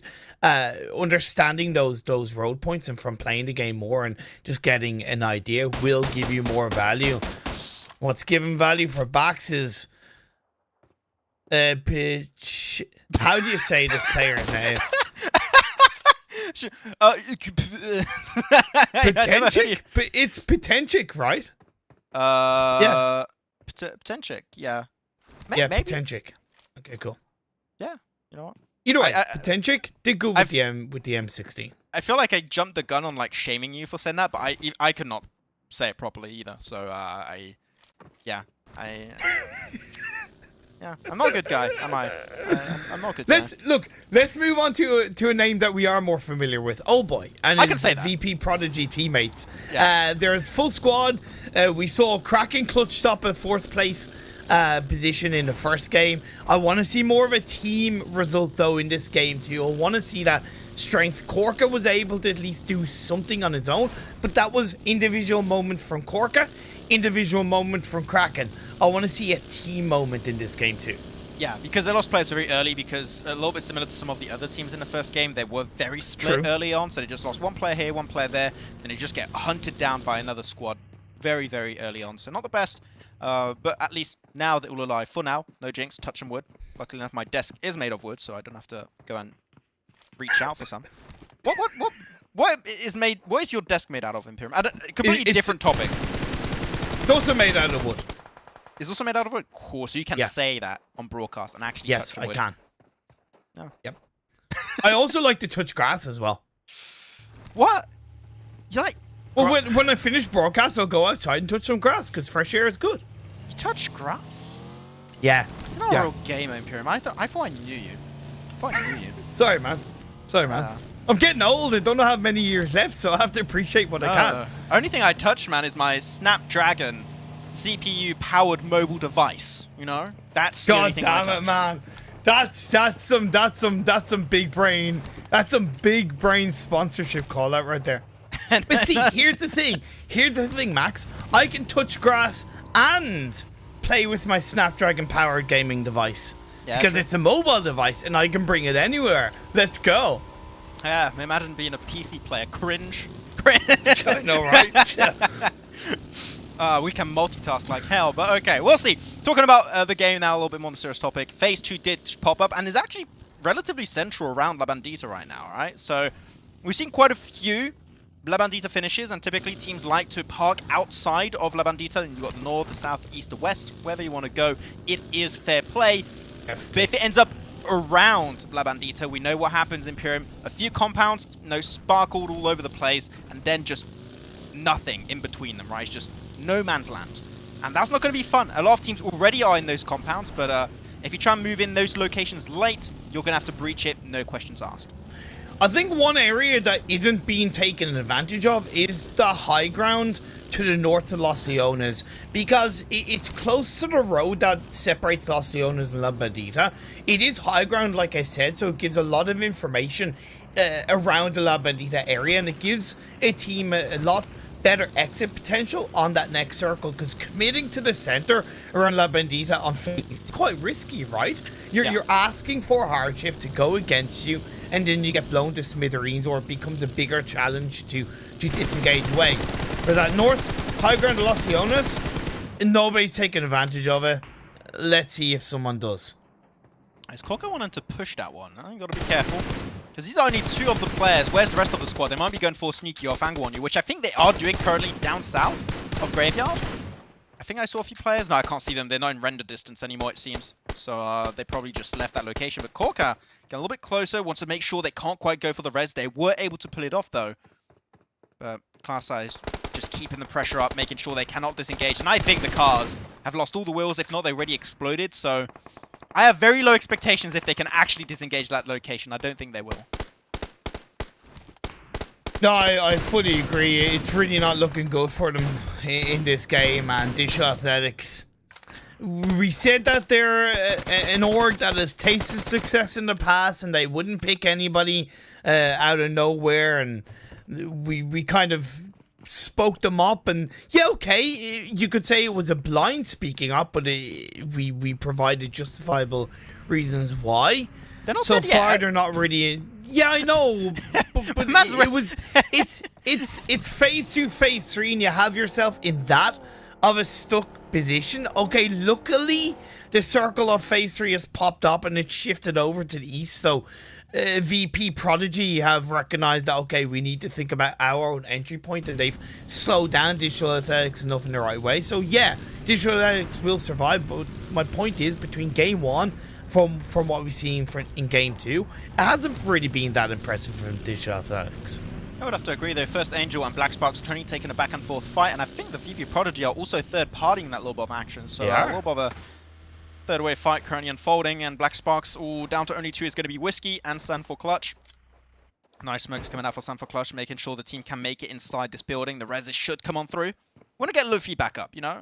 Definitely one of my favorite player name by far in like years of casting PUBG Mobile, so can't hate on that. Yeah. I wonder, is that Sans for Clutch the same Sans that played for Warriors, and you know he played for the same team. They were picked up by an org in across a couple of PMCOs and stuff. You know, Sans, where we would meme his name by being sensational. Yeah, I wonder if that's the same Sans. First to find out. If it is, why the hell do you change name? You were called like Sans from Undertale. Like, it's like the best link you can make to any video game, period. And maybe he was sick of getting memed on while people cast him. Because I don't know. Maybe I think that's your fault, Imperium. Like when you casted Sans and you just got angry. Like, I'm oh, it's okay Imperium with again. that. I'm just gonna change name because of Imperium's casting. No. Well, when he does clutch up, I can just say it's a sensational clutch. Okay, why not? But that was a back sensational clutch. I don't know. Yeah, there's nothing that works with that. But still get himself the knock right there. Analyst in the distance gets a lob off spray down for Unique onto Big Baby. Not sure if they can actually get the res. Unique trying to go for multiple off angles here, but the numbers are not there just yet. And the high ground advantage currently in favor of Big Baby can really make a big difference here. But that nade, he knows where he got the knock. That's a long throw. Might get a little bit of damage down, but a little bit too far down here. One Analyst is going for the wide rotate, wants to join up with the team because really Big Baby are the ones outside of the circle currently. So yeah, Unique currently would have the advantage later on down. Actually got the knock, but where was the rest of the team to follow suit? Where was that follow-up pressure? It wasn't there. And yeah, okay, the revive is being pulled off, and that risk is possible for Nade to get a double knock. But the point is, I think Big Baby should have been more on point with their aggression. Oh, I'm surprised there's no Nade coming out. Like, you know exactly where they are. You heard a few footsteps earlier. And I think Anas is cooking up his own nade. Oh, there, chuck something. Oh, that nade is good. Down to half HP. The team is there to join up, but it still is, and I would have to agree, Imperium, it's very slow from Big Baby currently. Like, they had the first knock, they had a 2-2 split, they had good high ground position advantage point to chuck those nades, chuck those mollies, and yet nothing came from it. And now they're playing against the clock right now. 20 seconds to go, and they're going to be pushed right into the loving arms of Unique, so I'm really doubtful, and I think the Unique will take this one if nothing is done on Big Baby's side, except if they try and just avoid the fight entirely. But now you're getting pushed up, and this has got nothing to lose. He's just going to peek around the corner. You make it into the blue zone, suffering some more tick damage, and that's it. Easy knockdown, and I think that the whole team might just follow in the same footsteps because Big Baby did nothing that fight. There's no way Unique should have gotten away with that. However, look, that's the way it is, and Big Baby might be that kind of passive team. They just can't allow themselves to get into these early altercations. We move on over to a fight between Strong Union. The knock comes in. Great play by Flynn. Yeah, Flynn doing a really good, upstanding job, but there's still another team. I still want to call them Nova, but it's not Nova. It's No Valley, and that's the name we're going to stick with for now. First grenade elimination from Flynn also apparently in that fight. Great to see. But now the circle, and we said it, we knew exactly what type of terrain we were going to work with if it did not end in La Bandita itself. Flat fields, a few hail bells, and maybe sheds to work with. Otherwise, you've got 1-2 good compounds to play from. Oh my god! And that is all. Though Analyst taking his very own fight here, already up to 4 eliminations for the entire squad, and is still up as a 4-man crew. Imperium and Analyst is carrying this one, showing no fear and just fighting through everything. They ripped through 2 teams in a matter of in a matter of a minute. They got rid of the majority of Big Baby. They then swung around and they got rid of the majority of VP Prodigy. That's the way you fight into these circles as a team, looking for the engagements, winning the engagements, and creating that space. Don't play too passive. Artie gets knocked. No value. Do punish him a little bit, but I still see Unique looking pretty solid.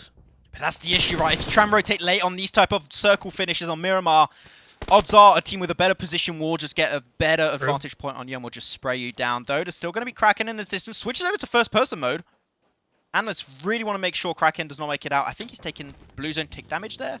So yeah, they're just going to be like, okay, he's in the blue zone. He can't really stop us. Let's try and move away. He does hit 1 bullet, though. But it doesn't matter. Unique are out of the woods. They can start moving a little bit closer into the circle. They still need to cross the road afterwards. Like, Unique, I doubt if they can really make it super far in this game. EP Prodigy have gone down. That's 2 bad games in a row. 2 teams also that had a good first game. Silent Alliance EU and Back Squad. They've gone down as well. We've now lost Blackfire Beast. This is the dam being broken between this Phase 4, Phase 5. You said it right. Very flat central area. Every single one of these teams, bar one, is in the edge of the circle. And it centers up once again in the open field. And Emulate, mate, they're still in the circle. They have that central compound. And they showed they could do it earlier. It was a simple shed. Imagine what they can do with, I believe they still have a 4-man squad. And they're going to have a huge compound to play from, and all the teams around have nothing to hide behind. They got that shack, maybe a hay bale here and there, but what else? Nothing. They've 3 players up. They've 3 players up. Oh, it's 3 players up. Okay. Still, they had only 2 last game. Yeah. So that's an improvement. So I'm doubtful. And most of the teams you can see over to the northern side, it's 2v2. Sorry, it's 1v1. Over to the west, it's a 1v1. South, there's only 1 team, could be a threat. And over to the eastern side, it's 3 separate teams. So they're all going to cancel out each other before they even get close to ML8's position. So, man, ML8 might just have themselves a back-to-back on the very first 2 games of the tournament. That is mental. Now, one team that made an awkward position work very well for them in the first game was the side of SSQ Screen Squad. It's a little bit similar this time around. They have the value of the high ground. They are close to that road, which, with the big ridge on the on that side of the road that leads up to the western side of the circle, it's a great position to be in. But only one team can hold on to it. So the side of Screen Squad need to make the high ground work, and now they're making a push on the edge of the circle. They're making a play based on that information they've been gathering from over there for the longest time. Ooh, unfortunate for Oopsman, does get knocked away, but lucky enough his team is there to back him up. Gardex is going to be able to get him back on his 2 feet. But the molly, absolutely on point, right inside that shed. And now they could potentially call it their own. I mean, the rest of DA are not going to res that one up, so that is not going to be working out. Peaky should be going out in the next few seconds. And now they're just going to be like, yeah, we got the knock. 2 players down in that position, 1 flushed away. Let's just wrap around. Let's just play the edge of the circle while we try and stop teams from making that cross over the road.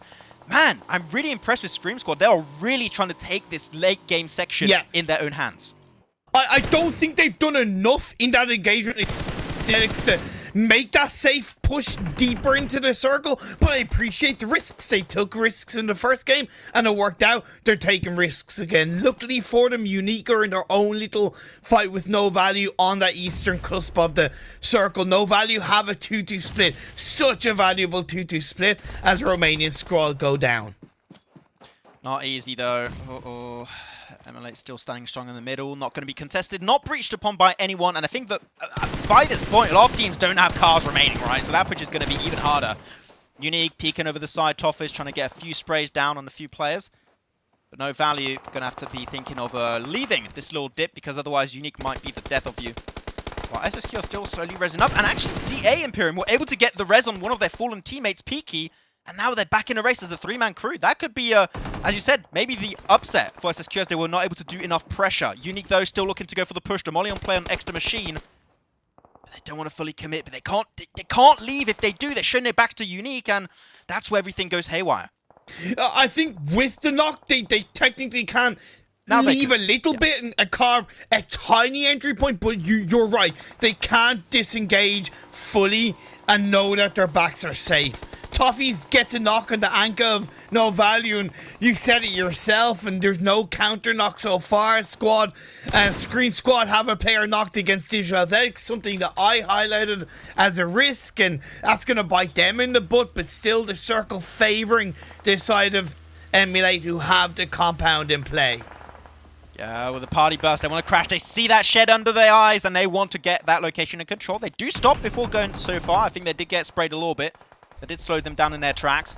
But ML8 still now got all the information. They see all the teams trying to wrap around them. They don't want to go for the fight. They don't want to go for the breach. Angry's right there. One sweet spray from Ash with the AKM, and that is done and dusted. Angry team are out of the game in 6. And that is going to be a top 5 minimum for ML8. And man, they're playing this game so well so far, and they're not done just yet. They're still going to be aiming for those extra wins out of these games.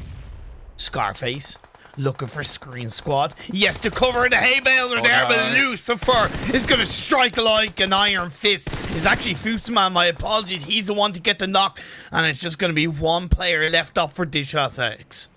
Yeah, Cody's the final chance for his team here to potentially make things go well. It's still a top 5 position, better than last game. Can't really argue with that. Still a decent amount of points coming their way, but now objective for ML8 is to get as many knocks, as many eliminations, or as much damage dealt before they start going downhill, because they know the circle is not coming their way. They need to do as much damage while they still can before they truly get their hands dirty and get involved. But just there, nice nade doesn't go the full way. I just realized Emulate only started this game as a 3-man team as well. So playing passive off the back of only starting as a 3-person team allowed them to take control of the compound early on. The circles have gone their way, but now they're waking up. Now they're getting aggressive. Now they're getting proactive. And once again, in a strong position for a back-to-back chicken dinner. Well, I mean, look at that. Already up to double digits, and they're looking for an 11th elimination right here. Taking himself a one-on-one. That's the final play of the A. But there's no competition. Lucifer gets it done once more. And this team is looking insane. Bash. No, not Bash. Sorry. Ash, should I say? I think the 8 is a B. I mean, you could say they are. Exactly. Right now, it is on brand, but so far they are looking so unstoppable. The circle is not coming their way. Do they have cars to make that rotation? That is my question. So you got Bash, you got Lucifer, and you got Ban. Is that how we're calling it from now on? But yeah, Emulate looking very, very strong. And the circle goes away, but I think they've done enough in the last minute or two to once again kind of carve that level of control and carve that position into the circle. The fact that they've also now been able to grab the utility of their opponents is so valuable in its own right as well, Max. Yeah, I think they already had a lot of utility because no one really breached on it. So I think even if they didn't take it from their opponents, they would have still had a lot because they held on to it, just like last game. That's the cool thing. They held on to the utility and use it at peak times. Though behind them, got to be careful. They're pushing in. It's true how they're going to be making this one work out for themselves. Sprays, the car's already in really bad shape. One knock comes on through. The second should follow up shortly. I don't think there's much you can really do because the IO Sauron of the lobby, which are Emulate, are not going to forgive you. They're just going to be pushing down everyone. And another spray comes on through. Khan does get knocked away. Maybe looking for a double. Or maybe the downfall of Emulate is going to be happening on off the off angle. That's it. The team is out. And Scream Squad will be able to get the upset and getting their 9th elimination in the game. Scream Squad denied the chicken dinner in the first game of the day, and they ripped the opportunity in this game 2 away from the winners of game 1. A little bit of sweet revenge along the way. They're left with 3 players strong, 9 eliminations on board, no value still inside the circle, and a side of Strong Union still up as a duo. Yeah, strong Union there. Scream Squad also a no value. Only one team will be able to get himself the win here. It was short for Scream Squad last game. They almost were able to make it happen. But this is their chance for glory. This is the chance for victory. Oh, a little bit of an overstep. A little bit of an overstep on the left side for Oopsman. Does get knocked away, but luckily enough, his team is still there to back him up. It's a 2v2. The 2, I believe, there's still 2 players on the other side. Yeah, it's 2v2v2 currently. No chances for Rez, I believe, unless he's able to get there in time, but the circle's not coming their way. So got to be careful. And Oopsman is, in fact, confirmed away, but no way. Peeks the angle. Nice spray, but no knocks will follow suit. I could have sworn he saw the feed of one of the players in no value. Missed it, and the opportunity for a knock has gone away. He dodged, ducks, dips, dives, and dodges, and it's so difficult for them. Oh, the nades are so good right now. Gets a little bit of tick damage done onto Guard X. The second one will follow up. Only got a few seconds here, so it's not going to be easy. Scream Squad need to start thinking of their next move, but he can't move. He's getting naded away. Down to 1 is Luxus. Well, Kiss You 2K is keeping the off angle. They're spotted away. Nice spray. That's one. And Kiss You 2K is unlocked. But there's another player still alive. Is Hamdor. And now Flynn has the information. That nade is absolutely spectacular. And now he has the angle on the final player of SSG. Can they do anything about this one? I'm not too sure. The Scream Squad, 1v1 versus Flynn. He's full HP while Luxus is trying to go for the res. And he gave himself up to 75% HP. A few more bullets is all they need. 1v1. Who's going to be able to get it? Scream Squad right on the other side is about run around the rosies here. He's got that crate enough to reload with that UMP. He's going to laser down his opponent, Imperium. And he's going to med. Really? He's feeling real confident here. I would not recommend it. Oh my god, the jump shot comes through.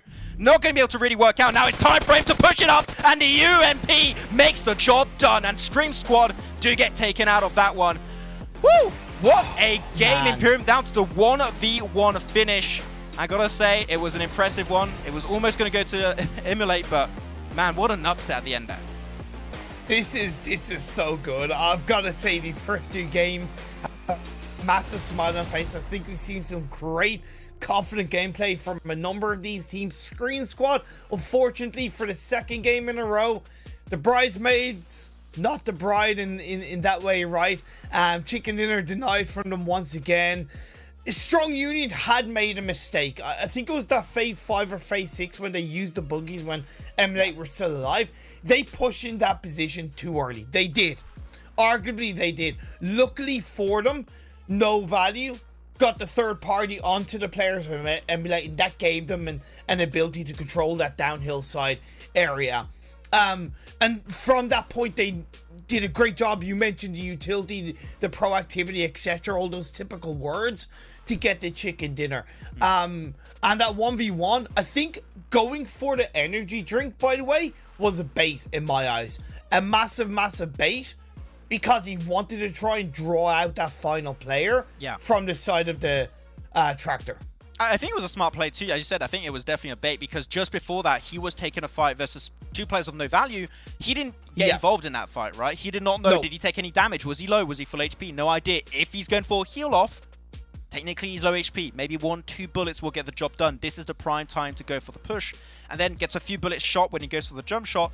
And I think he heard he was also trying to go for the reload on the other side, potentially. Instantly peeks out on his own, gets the knockdown. So, man, I'm impressed. I think really good stuff. But as you said, Scream Squad, always the bridesmaid, never the bride. So I'm very unfortunate for them. But that's still 2 second places in a row, Imperium.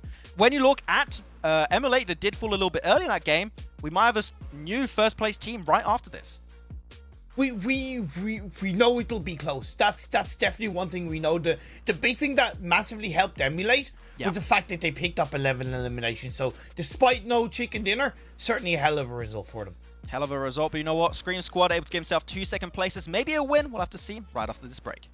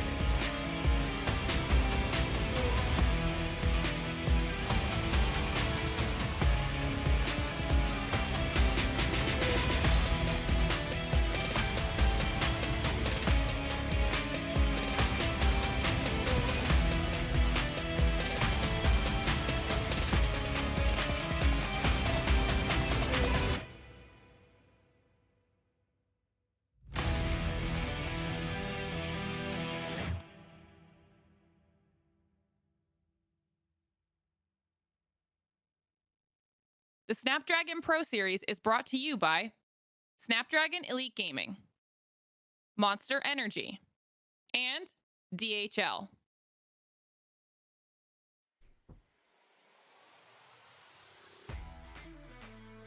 We are about to enter our third game of the day, Imperium, but what a day it has been so far. I gotta say, I was not sure what to expect going into the lobbies today, into these games, but a lot of teams have shown us that they are consistently at the top, and one of those teams is Scream Squad. And sure, once again, shy of that chicken dinner, but once again, able to showcase that they can get those eliminations, get into the late game, and maybe at some point also close off with a chicken dinner. It was just, once again, a strong, valuable, informative result from Screen Squad. The way they moved away from Digital Athletics, the way they kind of, give or take, took control of them in some way. There was timing mistakes, I think, in terms of not locking down an elimination point more onto Digital Athletics. But at the end of the day, like, they took down... they helped take down Emulate in the end, and they were able to get another strong result.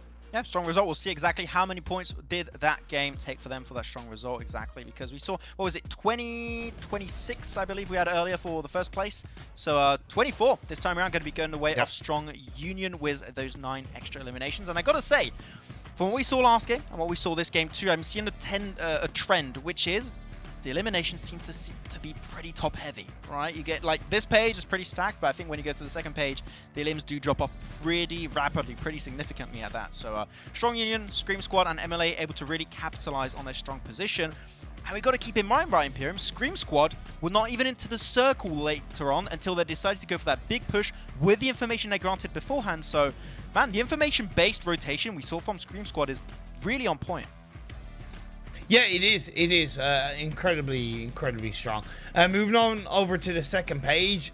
Fortunately, a couple of similarities in terms of teams that had a bit of a poor result in game 1 and teams having a poor result in game 2.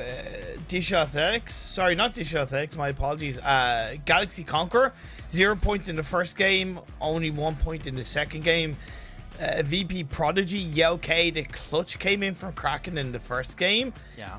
But in the second game, there wasn't any real team-wide result. And unfortunately, Silent Alliance EU had a good first result, but not following through in the second. Yeah, I think also Big Baby, we can go back to that fight, right? I think that their fight in particular could have been a lot better if they just decided to commit to the fight. Unfortunately, they did not do so, and that did cause their downfall at the end of the day. Looking at the damage of this game, and man, 2.5k damage coming away here for Strong Union. Was that finish at the end? Not really too surprised, but yeah, as I said, very top heavy when it comes to damage and eliminations. These top 4 teams up here really showcasing what they can do on the map of Miramar. Wow, 2,500 damage from Strong Union. Oh, the drop-off. That's so good, but that drop-off indeed. 107 damage for Silent Alliance. Look, VP Prodigy, I maybe it's obvious, but I do want to continue to kind of highlight them within reason. 704 damage is definitely on the right path in terms of doing something to take control of an engagement. However, only 1 elimination and not getting into the late game is just it's just a big negative in their journey to make it into the top 3 of their respective region. Yeah, I think it's just maybe taking a little bit of time for them to adapt to this lobby. As you said, right, it does take time. These are lobbies full of teams that maybe didn't have too much time to really do research on. We'll have to see, though. We're going to be taking a look at the MVP. Who was at this game? We had a player from Emulate last game, and this time is going to be Scream Squad. Still no chicken dinner, but at least again MVP, so can't complain about that. And man, Kalaris was here, you know exactly what he would do. I'm not going to take it, okay, it is trademarked by Kalaris. We are officially not allowed to do a noise when a player gets more than 1,000 damage, but man, Usman was really creating that space for Scream Squad, allow them to push into that location behind those hay bales. Without Usman, that would have been a really rough finish for them. Wait, are you calling him Oops Man? I think it's Foops Man. I just prefer Oops Man. I but like why are you forgetting the F, man? Are you afraid you're going to say P instead of F? I really go in that line. This is the MVP. This is a hype moment, okay? Look. We're trying to highlight how good players are, and you got to do that. I just have to. It was a great MVP result. The stats speak for itself. But I just had to take the opportunity. I'm sorry, man. Okay, well done, Foops man, for taking the MVP. And we'll see if his team are actually in first place after taking those 2 second places in a row. Are they going to be up there? And they are still not. 4 points shy away from it, but they still have no chicken dinners. And Emulate holding on strong to that position with 23 eliminations and 23 placement points. Perfectly calibrated? Wow. What's the word? I forgot. Even. Perfect balance? Balance, that's all things should be. I was trying to make a reference. Okay, it didn't I can't believe you failed at a reference that is probably one of the biggest pop culture lines quoted for in the current century. It's fine, Max. Who are? Indeed, Emulate, the great balance is incredible, but even just that cushion they have over third place, 18 points after only 2 games.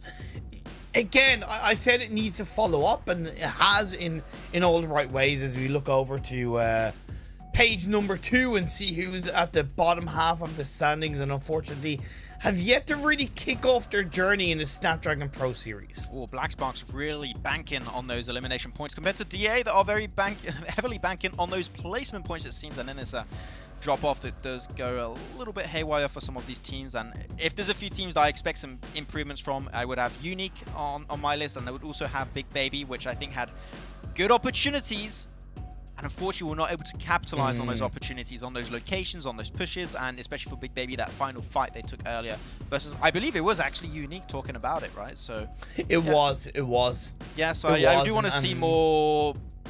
I want to see more moments, right, where teams really take the upper hand and really try and take control of their situations, because if you just stay idle and do nothing, teams are going to push you. We saw teams are willing to be aggressive in these lobbies, so you cannot afford to play hyper passive in the late game.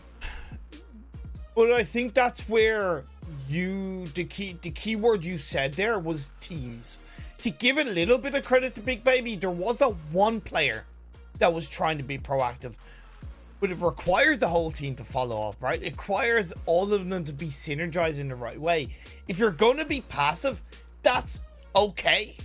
Okay, fundamentally. When the whole team is passive, right? The whole team is on the same line, in the same boat. If one's disconnected or two are disconnected, and that's where it starts to go horribly wrong for a team. Yeah, potentially. But also, if you are over and part of the Twitch Frogs right now, you can join us into a prediction right now, poll that's going to be happening in the chat. Currently seeing exactly which team you think is going to be winning. I don't know which poll is going to be happening, but you definitely want to join right now and win yourself some juicy points over there in the Twitch chat. And if you don't, you're going to have to spam a little bit of Kofian to see how things are going to go. In Imperium, I see right now that we are currently getting ready for our 3rd match of the day. We're more than 50% done with the day. And man, are we going to be finally seeing the Scream Squad first chicken dinner? That is definitely what I'm hoping to see right here. But some other teams have been shown some small improvements after that 2nd game. Step by step. At the end of the day, in what is a very, very short format tournament, yes, having a big result is going to boost your confidence and your overall standings. However, it's really valuable that as a team you have the mindset of all we need to do is improve every single game in our own performance. If you focus on that, the points will follow. Because, like I mentioned at the start of the broadcast, with so much that goes on between the playing path, the circle, and the 15 other teams around you, there's only so much you can control. So the focus you have is the biggest thing, is one of the biggest things you can control. Because like that phase 1 is showing us right now, that's a kick in the face. But it's what every single one of these teams does with this very, very awkward phase on circle is so important. Massive call out at the start of this position you want to aim for. I'm going to say Longwood. Longwood, or the little building that's up north of Longwood, which is like, in case you're not familiar with Longwood, it's that big stretch of like forest on a plateau north of Ferry Pier. That goes from Ferry Pier all up north to the western side bridge. That is basically Longwood. And you have that little like warehouse position up north of Longwood. Those 2 positions, they're central. They're really good because you're also close to the river if you have to go for a rotation in case of a very unfortunate shift over to the Sovnovka Island. I would like to see some teams play that position. I think one team that would be in a good spot to go there would be No Value. But a few teams just up north, like Rom Squad, could also go for it. Strong Union also. Like, there are options and good positions central. So I'm hoping we're going to see a few teams potentially aim for those spots. Couldn't agree with him more. Couldn't agree with you more. And recognizing that somewhat early on, it doesn't need to be the absolute earliest, of course, but recognizing it earlier on would be incredibly valuable. Big Baby and Pomorsk for the time being. No hot drop clashes once again. That certainly does make sense. Different play path, of course, compared to the first Erangel game. Doesn't pull out too many surprises. It's going to be tricky rotation into the phase on circle for the side of First Angel. They've dropped all the way in Severny. Getting to the cusp of the river is one thing, but now making that little, even though it's a short distance, it's an important distance trip from the cusp of the river over to the kind of ruins hillside. The timing of that is going to be perfect. Luckily, because of the plane path, they were one of the, as far as I remember, drops, so technically they should be one of the first teams to rotate away from that position, and doing that early will really help them. I'm a little bit scared for Unique, actually, because they're going for the very well-known split they like to do since game one, apparently, which is even more big of a split than what we saw in the first 2 games. They're going for a 2-2 split currently. They've got 2 players over to the western bridge and 2 players over to the eastern bridge. Actually, 2 players in Milta currently. So you never know if one of these 2 teams gets in trouble, which could be happening, especially for RT and Analysts over Milta. Backup's not going to be there, at least for now. It seems like they are trying to regroup, but it is risky, and I don't understand what you get from such a massive 2-2 split. Here's the logic behind it. When you have that roadside between Pachinki and Milta, that big main roadside, there's a limited amount of vehicles, and with the plane path being heavily on the west, and you want to drop and loot up on the east, there's only a limited amount of vehicles, like I said. Therefore, if you have 2 to 3 teams vying for those vehicles, there's a really high chance you can not only slow your own rotation and looting phase down, but you can also lose a player or 2. So, not relying the whole team on getting vehicles on that main roadside means there's a higher chance that the whole team will survive. Yes, technically the split was risky, but I do see the logic of it actually being a safer split and a safer way to get to your normal looting spot, and it's worked out for Team Unique. That was a lot of details. Are you their secret coach, Imperium? Are you the Unique coach? And you invented that, so you just explained it? No. I'm just one man with a small brain. A little bit of luck. I don't know if I'll trust that. I'll see for myself. Anyways, Luxus to take a little bit of damage there. It was 1/3 HP. Gonna have to leave. It's fine. He's respectful. It's cool. He's not giving up. He's just putting up the fight for later. That's the way you got to see it. KSU2K, though, did get a little bit overzealous at the end of that last game. I'm not going to lie. I think he might regret that finish a little bit. Still got himself the win at the end of the day, so can't complain too much about that. KSU2K's got to be a little bit careful. And what about what's about the 2K in his name, by the way?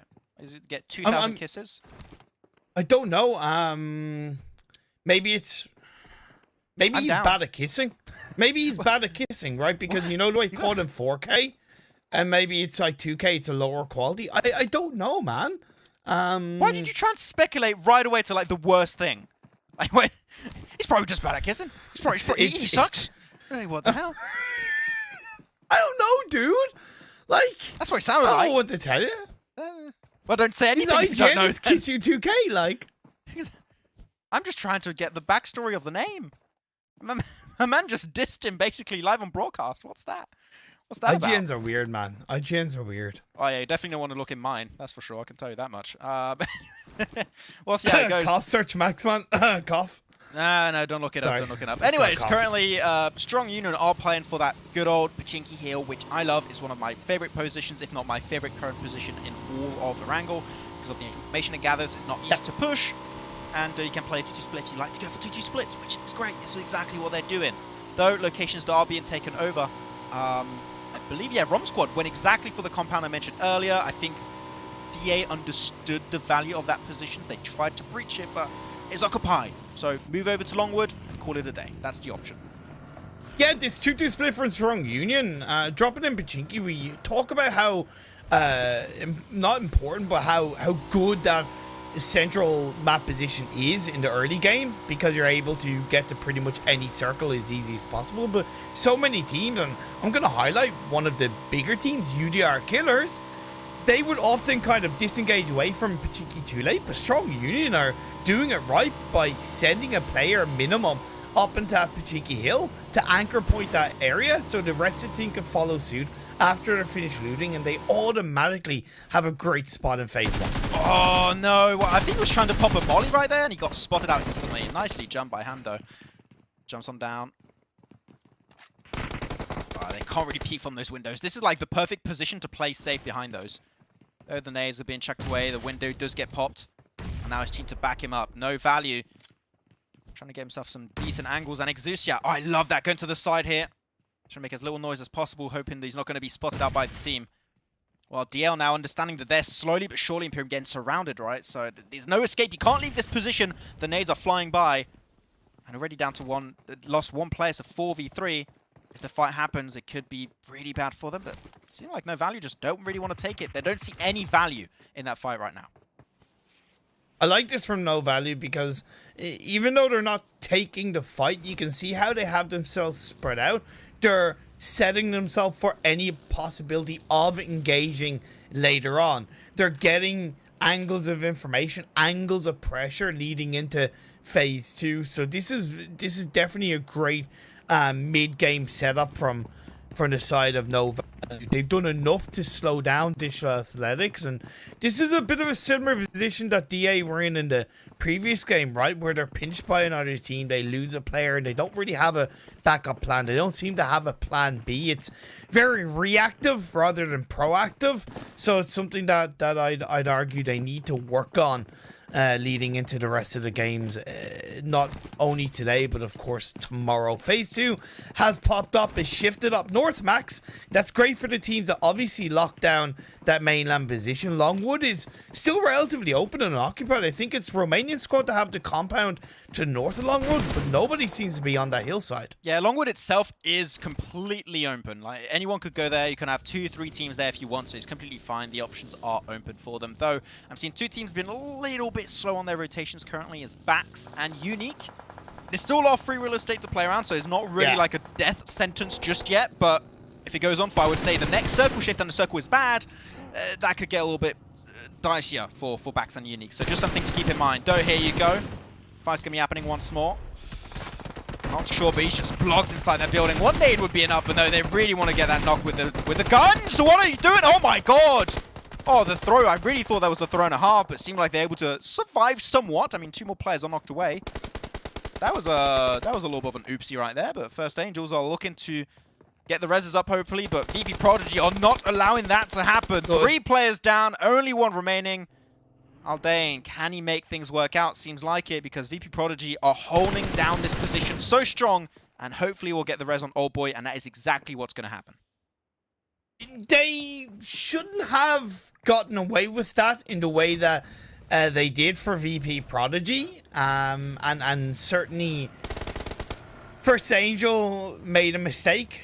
The final player is able to disengage, and VP Prodigy are reaping the benefits of that mistake, picking up 3 eliminations and still surviving as a full squad. They had the backup plan of 2 players on the hillside above, so certainly I understand and appreciate the spread that VP Prodigy had in that moment. Black Sparks on the north of Quarry, or northeast of Quarry, a lot of area that they're able to control inside this phase 2. There's a cluster of teams going kind of from the west of east of Primorsk over to the east of the compound that's by the coastline.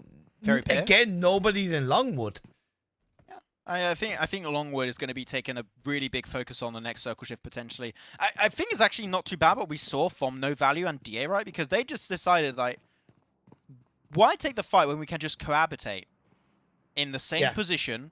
If a team decides to push us, we're going to get the number advantage because we're 2 teams in the same location. Technically 3.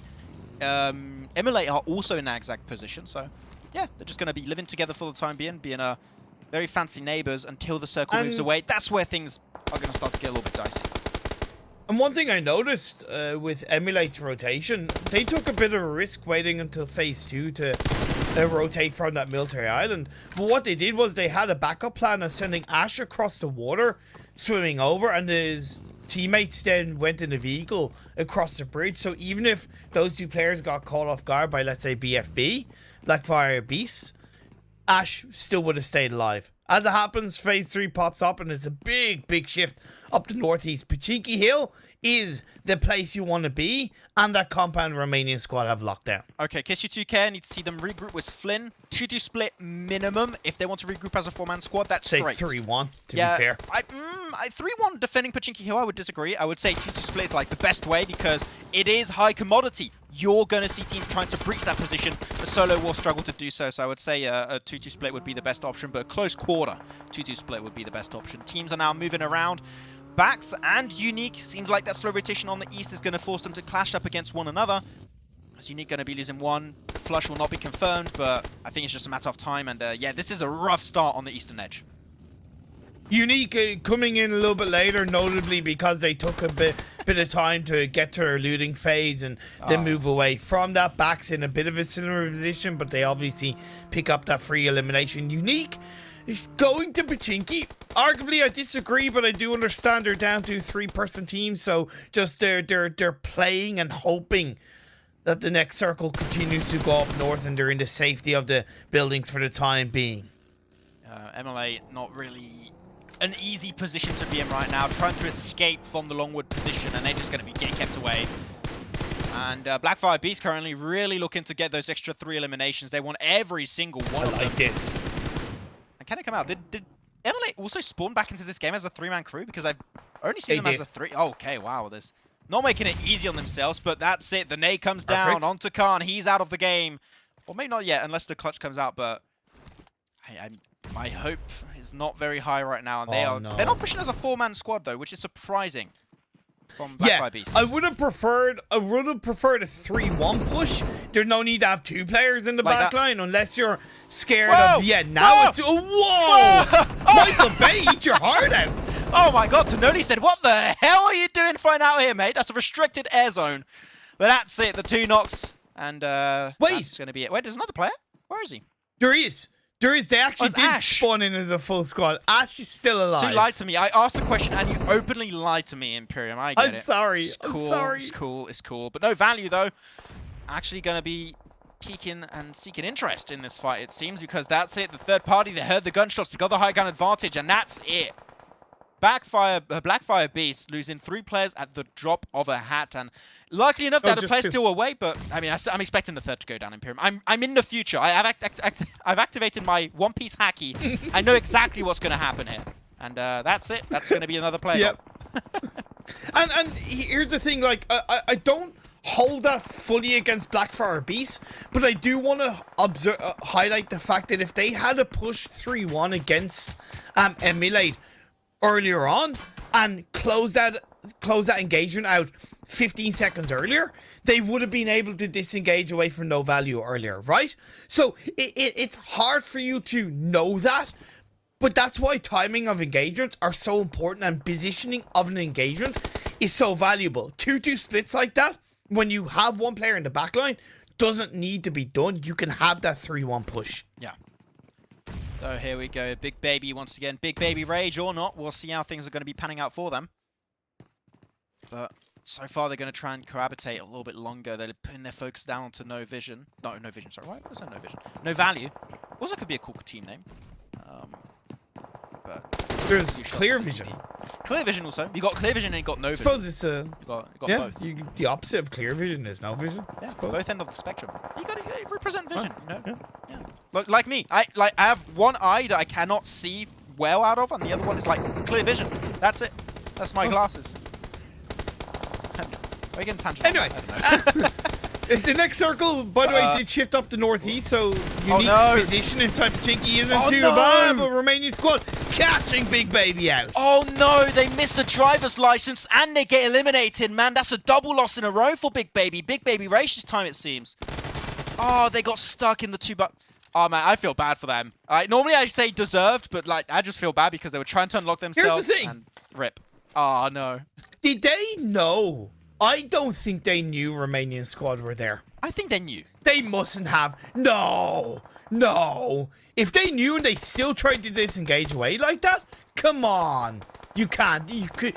I really want to give Big Baby the benefit of the doubt and say that they didn't know Romanian squad were in that compound. I would find that really weird because I think that the team's been moving around and stuff. Like, Fair. I think you should know a team is definitely going in such a compound. But Okay, fair. If they didn't know, indeed, I do understand. But it's also That's even unlucky worse. because they got stuck and they couldn't Yeah. pick up speed momentum Fair. to move out. Though we are seeing Strong Union did indeed go for that exact position I had in mind, though. Over to the northwestern side of their location, it is VP Prodigy. Old Boy currently scouting forward, looking at the options, looking for the information. So VP Prodigy could be a thorn in the side of Strong Union later on down the line, but the circle could go anywhere. It could finish on the road, it could finish on the high ground position of Strong Union, or it could go on the flat terrain towards where Angry Team currently stand with Black Sparks. The options for this late game are like tremendous. There's too many finish options here. It's going to be hard to deal with.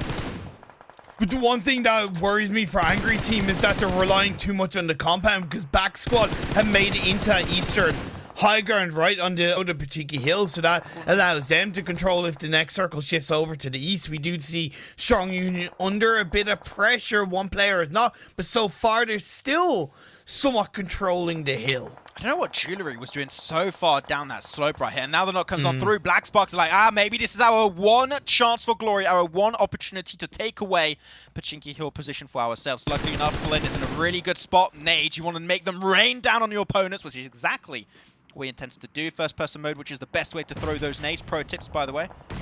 Doesn't quite get the second knock on the heel up, but that's fine. Can't really be too angry at that, but now there's no option for Black Sparks Imperium. They need to commit to the push. They're pinched to the team behind them, downhill. There's a team above them on the hilltop. Only way to survive this is to commit to the push and get the squad wipe. I know they got a player knocked on their way to that push, but you can't stop at the top of the hill and at the bottom of the hill like that and expect to survive and expect to really take control of that engagement, right? They're not dead, but they're certainly not comfortable, and with the circle centering up, Strong Union still have the control of Pachinki Hill, and Black Sparks not only have the threat of Strong Union, but they have the threat of teams behind them down at the bottom of the hill, such as Romanian squad, such as Big Baby, even VP Prodigy. Yeah, and so far, no one is really a true threat to Strong Union's position, right? Black Sparks, I mean, they can't go for the push, otherwise they're just going to be sprayed down by their team behind them, but they are doing quick work of the team that was behind them, and that's it. Rom Squad are out of the game, eliminated in 13th position. Still 3 eliminations, so not that bad for an early death, but still not as far as they were hoping to go. But now that they are dead, what's the next focus? Do you get back in the cars? Do you go for the push? Do you roam around them because you know where the circle is now? I think that maybe avoiding the fight all entirely or going for a third party on that fight on Pachinki Hill could be the options. They got to think about it. Unique push onto the warehouse or building outside of South Pachinki Field, and that one player, Digital Athletics, who was inside that building got taken out, so Unique are inside the circle. Silent Alliance EU go down as well. Luckily for Angry Team, they did disengage away from the compound ahead of Back Squad. I think Back Squad missed a bit of an opportunity to get onto the higher part of the hill and move ahead of Angry Team. So because of that, yeah, okay, they took out no value. Because of that, they've missed the ability to control Angry Team. Well, it seems like there's a little bit more action opening up on the side. Not going too good, but VP Prodigy will get involved a little bit more in the kill feed, which is what you want to see. We haven't seen him get too involved in the last 2 games. Maybe this one is what you're going to see. That's it, going for the push, nicely done. Can he get himself the entire way? We'll have to see. We switch over to another POV. Class is there to back him up. Now Old Boy is the one that's going to try and put an end to the fight, and he does it in style. Galaxy Conquerors out of the game, out of the lobby in 8th position. No, actually 9th. A lot of teams are dropping down. Big Baby will be following suit. And now the counter push. Strong Union do not want to allow them to take too much free real estate away from them. This is the perfect third party from Strong Union. But can they actually get the knocks? Larsa already down for the count. Only 3 players remain for VP Prodigy. Cracking, good angle. That's it. They're trying to make those even numbers happening. They want the 3v3, but now it's the 1v3. Kraken solo. They all go down in the matter of seconds. Gets a counter knock. Very good. I'm not sure if Kraken can go the entire way. He's still got 50% HP, but he's spotted out. And Strong Union will remain the kings of the hill. Great opportunity from Strong Union. Good effort from VP Prodigy. They played much better as a team this time around, but it didn't work out. We switch on over to Angry Team going up against Back Squad. Back Squad trying to make it count, and although they had the disadvantage positional-wise, they have the aggression to get the better of Angry Team and come out on top. 9 eliminations as a duo in this game. Man, Bax, despite playing the edge circle like they did on game 1, they are not scared to go for that aggressive playstyle when the time is right. But, unfortunately, I think there's no right time here, Imperium, for them to push into this circle, because I think all of Scream Squad are looking on their exact vicinity. So if Bax survive this next shift, I would be really, really impressed. But I unfortunately don't think it's about to happen, because SSQ have all eyes peeking in their location, and that shift is not easy. I think leaving it as late as possible, I mean like as absolutely minuscule late as possible, is going to be important. Strong Union go down. It's Team Unique along with Black Sparks to get the better of them, pinching either side. Yeah, it seemed like VP Prodigy did too much damage over to Strong Union, and they could not really get themselves back from their wounds.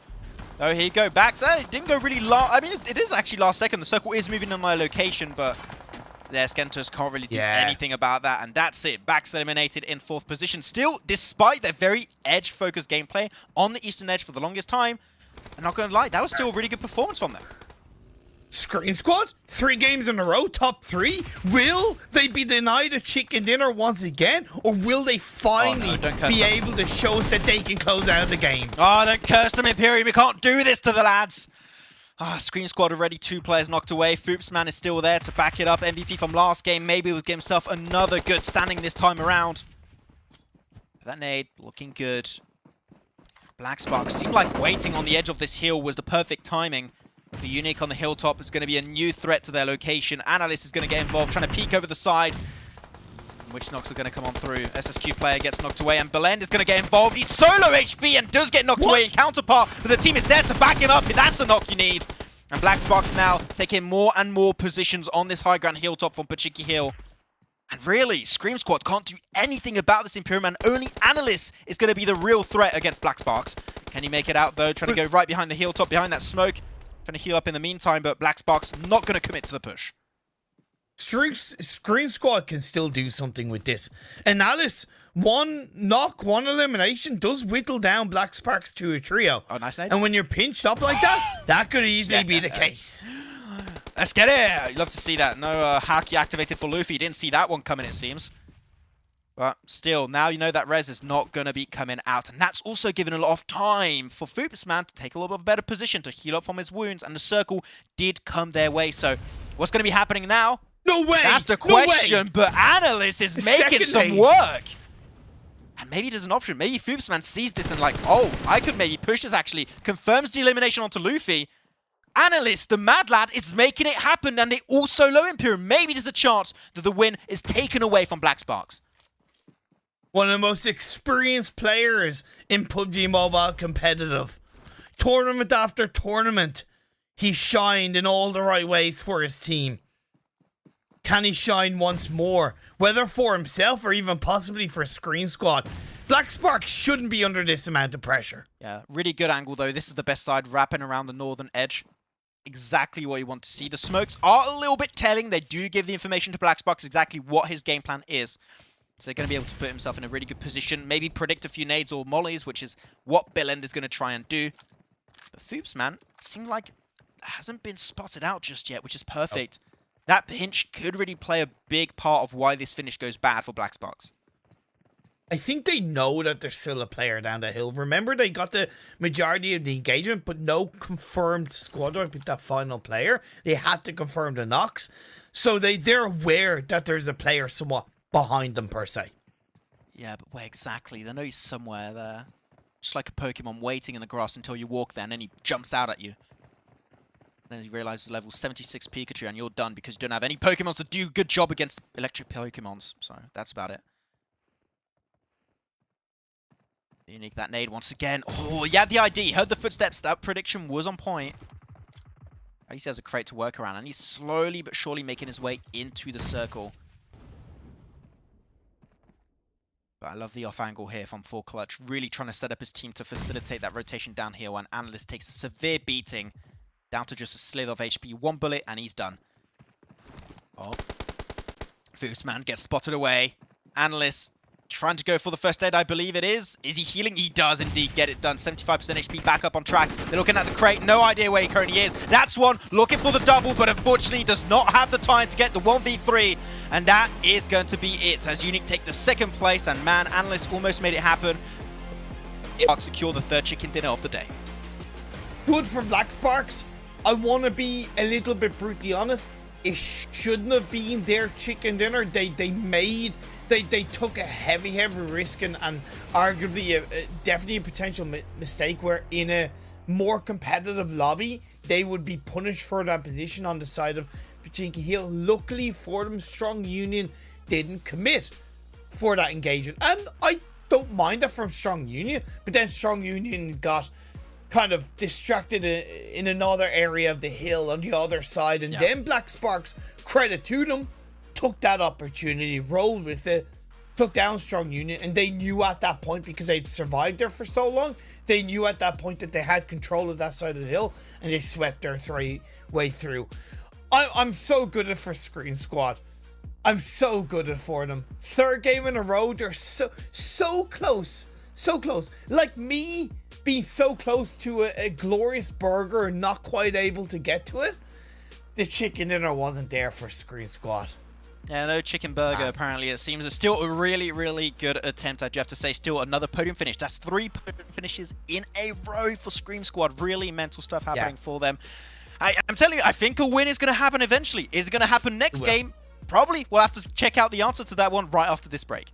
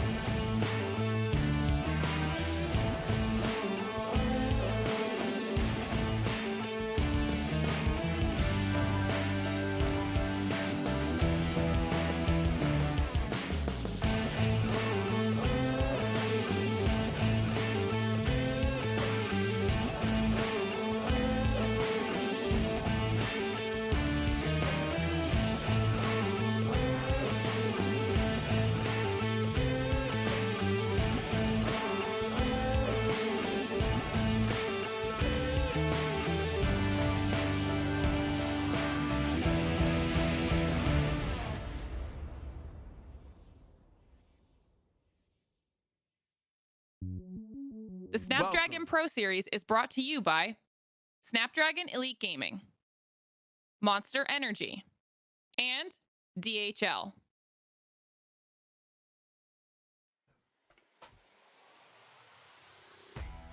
And we are back for the Snapdragon Pro Series by PMCO. And man, oh man, Imperium, what a good amount of games we've had so far. 3 games in the bag, and these finishes have been wild. They've been all over the place. Almost had a 1v3 clutch from Analyst, but didn't quite. Level of the lobby is way higher than I initially expected going into this.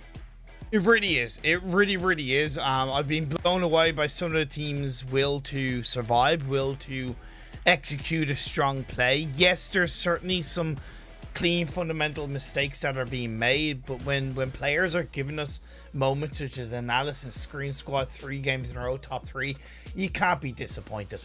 Yeah, can be disappointed. In fact, you know what? But we are still looking to see how things are going to be panning out. We've got 2 more games remaining.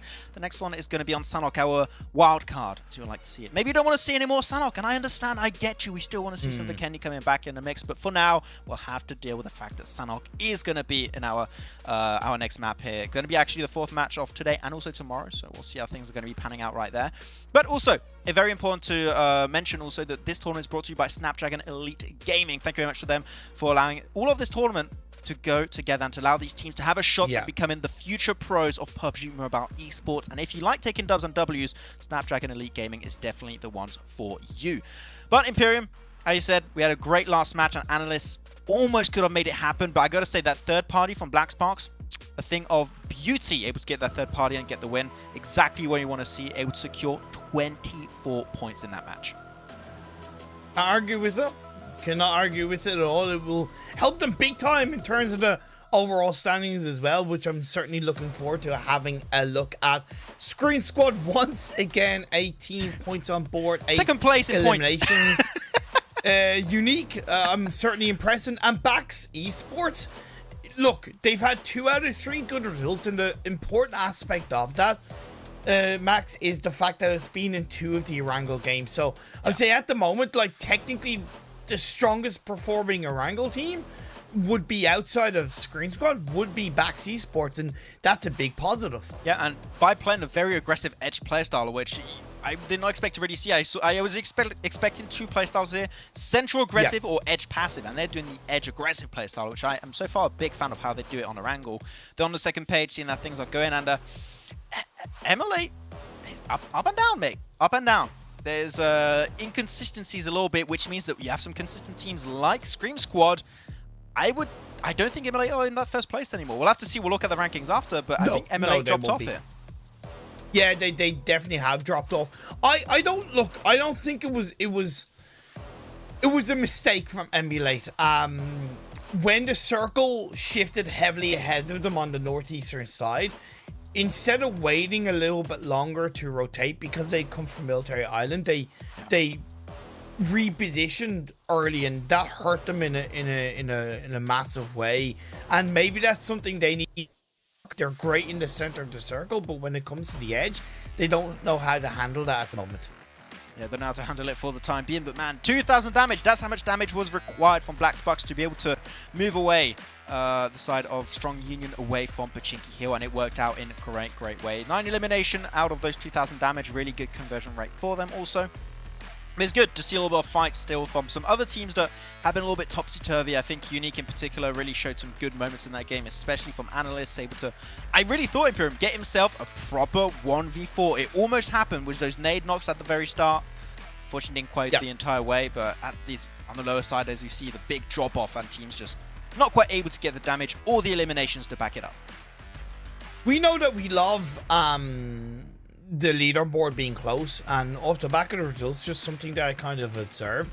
Outside of Screen Squad, of course, Strong Union will have been able to catch up quite a bit with Emulate. We saw Unique get a good squad, Bax Esports as well, getting a good result. We are going to see a lot more closeness between the top 5-6 teams, and yeah, that makes sense. It's just nice to see it come to fruition. So wait, before we go at the MVP, hopefully we haven't transitioned yet. Do you have an MVP prediction potentially for this one? Do you have one? Analysts. I was going to say Analyst too. Okay, let's go. Let's go check out who the MVP of that last match actually was. I hope it's Analyst. It is not. It is not. It's Black Sparks, Okay. Sanhok, Clutch. You know what? They got the win, so at the end of the day, it is fair. It was those 5 eliminations, 638 damage done in that match. Yeah, Black Sparks really shown that they have the potential of making it happen, right? And I think that experience we mentioned earlier with Whiskey in particular and with Belland is really helping them understand how to play in specific positions when they are under pressure. And they were under pressure in that last match in the finishing moments, and I think they dealt with it with flying colors. Yeah, just look, you don't always put yourself in the best position initially, but if you're able to, through for whatever reasons, your own control or others changes in positioning, you're able to take advantage of that. Great, and that's what Black Sparks did as a team, and it was nice to see San for Clutch being up there as MVP, especially for the same Sans that we know from previous PUBG Mobile competitive. Yeah, so we said that MLA potentially not in first place anymore, but now the question is who is going to be in first place, and it is going to be Scream Squad. Hey, you know what? Never the bridesmaid, never the bride, but they are the bride on the overall rankings, and I'm not going to lie, Imperium, I think that's where it matters most. And they not by a small margin too. That's a 13-point lead on MLA in second place to have a chicken dinner, by the way. So that's not just any random lead in first place. That's a significant one for a team that has yet to get their first chicken dinner. I know it's obvious and we're only 3 games in. However, 1, we're nearly halfway through the tournament, and 2, it's still important to highlight. They have the highest amount of placement points without a chicken dinner. And they're not shy with eliminations either, right, my friend? 26 out of 3 games, that's an average of over 8 eliminations per game. Yeah, and we saw VP Prodigy just barely able to put himself on the first page in 8th position, was a few extra points. Good to see.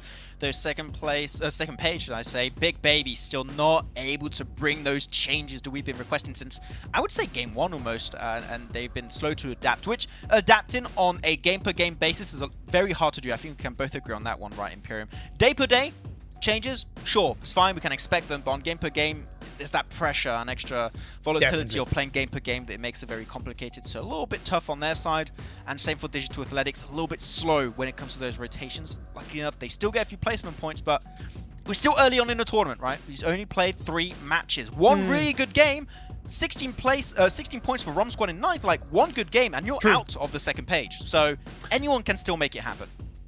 We always knew that there were going to be a couple of teams struggling in these games, and that's becoming a bit more obvious after the 3rd game. That doesn't mean that, like you highlighted, the teams in 9th, 10th, 11th don't have the opportunity to get back up.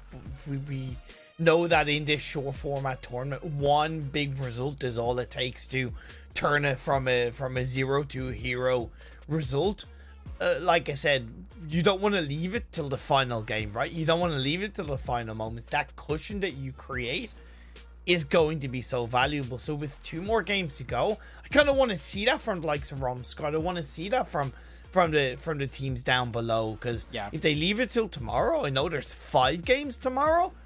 That's still not going to be the easiest. But one of the issue we see for a lot of the rankings, and we can use Big Baby once again as a very clear example of that. Is, I have the impression that when they are in a position where they have to make a decision, if it's going for a push, if it's going for a breach, if it's like leaving a position to go into another position, sometimes they're a little bit slow to make that adaptation. And when you have the teams at the top that are so fast at making that adaptation, making that call out, you're just going to be caught out of position a lot of the time. So I think that processing speed is what we need to see improve from some of these teams. But we're going to be speeding our way, guys, into our 4th match of the day. And as we said, it's the loved or hated, whatever it is, but you're going to be seeing it regardless. It's the good old map of Sanhok playing. And I can see Imperium smiling.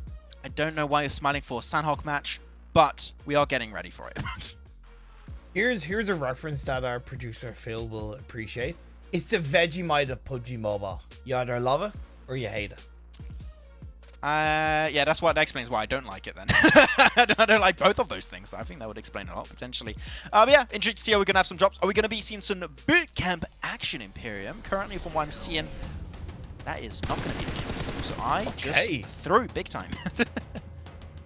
Okay, looks like we're not wasting any time.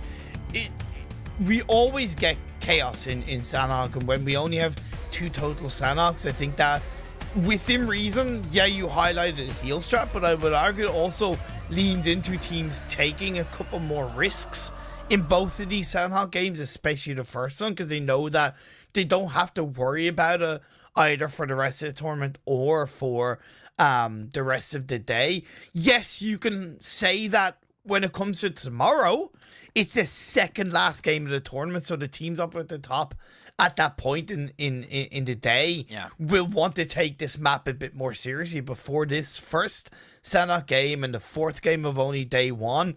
I could see teams playing a little bit loosey-goosey and taking risks inside the Sanhok map. Yeah, I'm also expecting potentially some teams to go for heel strats. As I mentioned, I think that a lot of these teams should inspire themselves from what they see in PMPL Western Europe, potentially even PMPL Turkey, PMPL Arabia, for Africa, like a bunch, like all the PMPLs. PMGC. And yeah, I mean, currently in the meta of this year, I would say PMPL is a better point of reference to see what is meta currently. But the heel strat is still very heavily a mainstay when it comes to Sanhok on PUBG Mobile Esports. And if some teams want to go for that strat, I can't hate on it. It's a good option to get a few consistent points in. You only have 2 Sanhoks. If you're good on a Wrangle and Sanhok is like your little bit of isn't your forte, just go for an extra few placement points with a heal off strat. It's great. I cannot argue with that one. So a lot of different playstyles, a lot of different approaches. As you mentioned, right, you can do whatever you want. But it is definitely an outlier compared to the other 2 maps. So intrigued to see how this is going to work out. And that's great. However, if you don't have a couple of the fundamentals locked down around those strats, you're going to fail miserably. So if you want to go for the win and go for control, you got to make sure that every single engagement you take is as quick as it can be, as concise as it can be. Ooh, right? No. Every single position you have, you lock down, and you can't allow yourself to get caught out like that. As Silent Assassin, Silent Alliance EU get caught out by Strong Union. That's a good night Kiss, apparently. They're going to be out of this one, and Kiss2K is looking to confirm that second elimination. I mean, hey, you're looting like that in the open without any information of where players currently stand. There is always that underlying chance of you getting shut down and getting eliminated early on. So, unlucky rubber ducky, but that's going to be it for those 2 players. And Kiss2K is going to get an extra 2 eliminations for free. I love that. Unlucky rubber ducky. It's so adorable, man. I like it, dude. Yeah. I bring it back rarely on occasion. And that's also another fundamental that you want to consider, especially in an unknown quantity that is this Sanhok map in this situation. You don't know how teams rotate, so when you rotate as a solo, even a duo, you're taking a big risk because you can't counter trade, right? You can't react in the right way when you're not as a full squad. So when you move through these early circles, do it as a full squad. Why take those risks, right?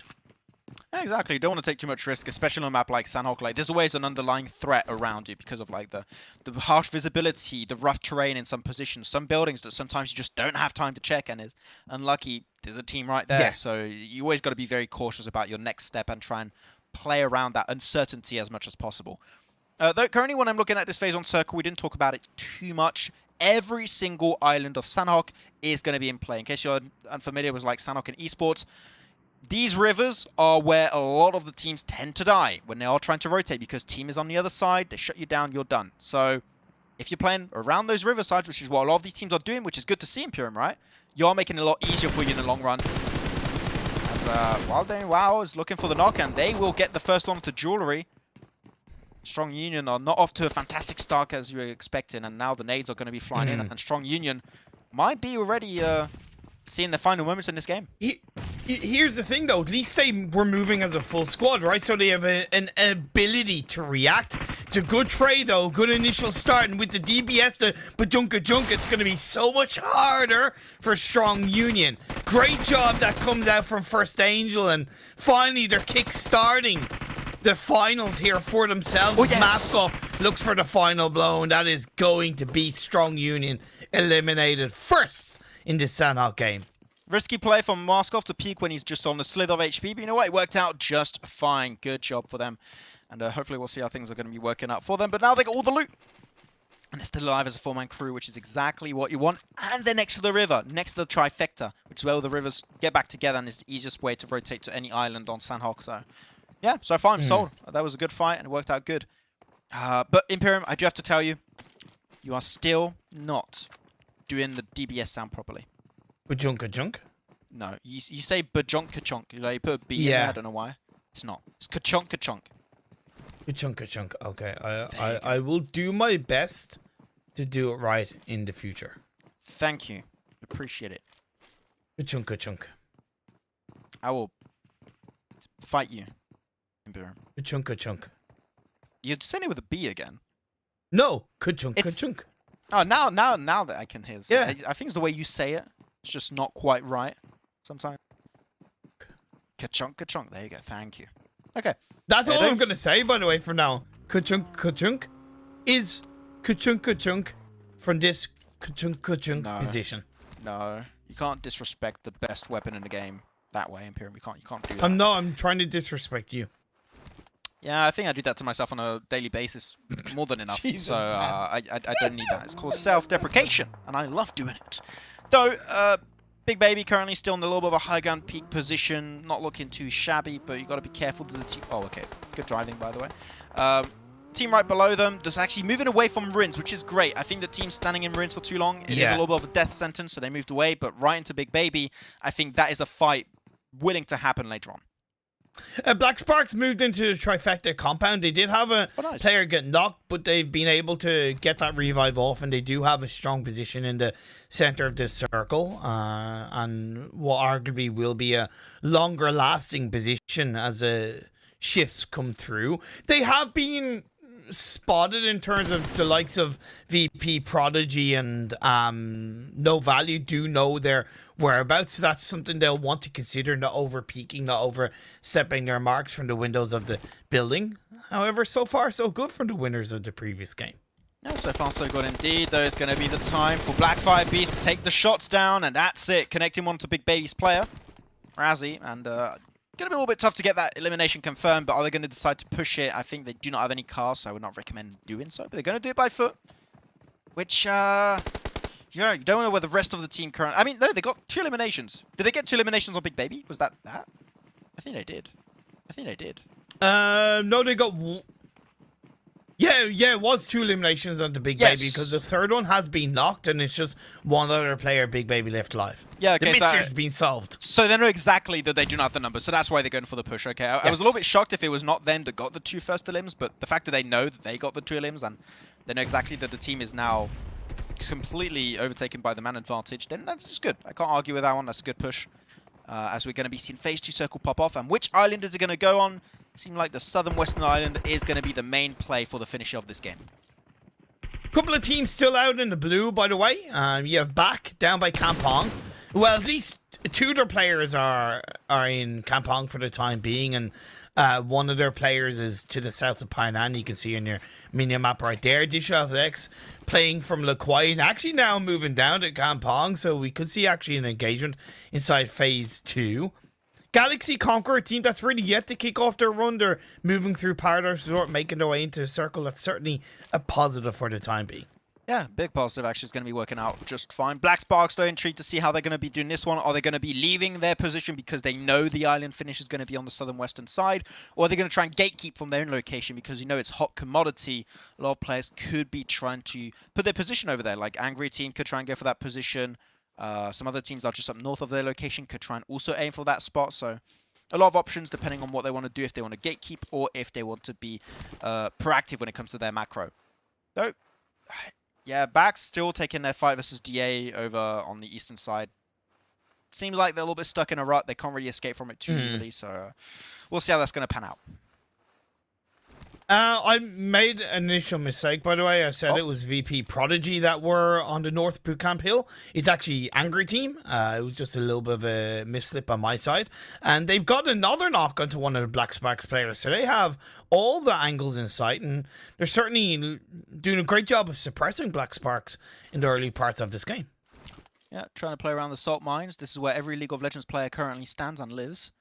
But we'll see. Jesus Christ. I'm allowed to say the name, okay? Because we've got crossover. Where the hell did... It's like, yeah, it's just kind of like... That's just out of nowhere, like an RKO, just out of nowhere, man. I love it.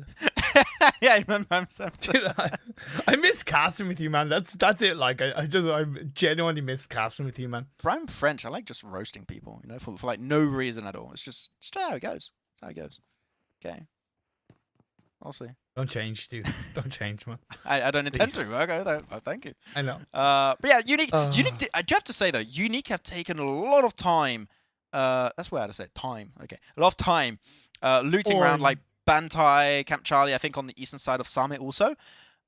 I'm wondering, are they going for heel strat currently? Because that looting stage. Are you talking took about Unique? ages. Yeah, Unique. Because they took a long time to loot, and I'm like wondering, maybe that's their intent here because it's where TJB used to do it also for PMPL Western Europe, right? So I think it's a plan B, but the way they moved so deep into the circle of phase 2, it screams more heavily to me that they are just playing the sensible game of slowing down on their movements, but not ignoring the fact that they can get into a good position, right? They've used vehicles, yes, but they, unlike what we saw from Big Baby, they haven't backed themselves into a corner. They've given themselves an ability to exit if a team did start to move aggressively into any position across that rotation path. You certainly do put that into my head, though, about that kind of late rotation, or sorry, late looting phase around Semi, that a heel strat could be on the cards for them. Yeah, I think that was always the big critique we had for like Tong Jiabao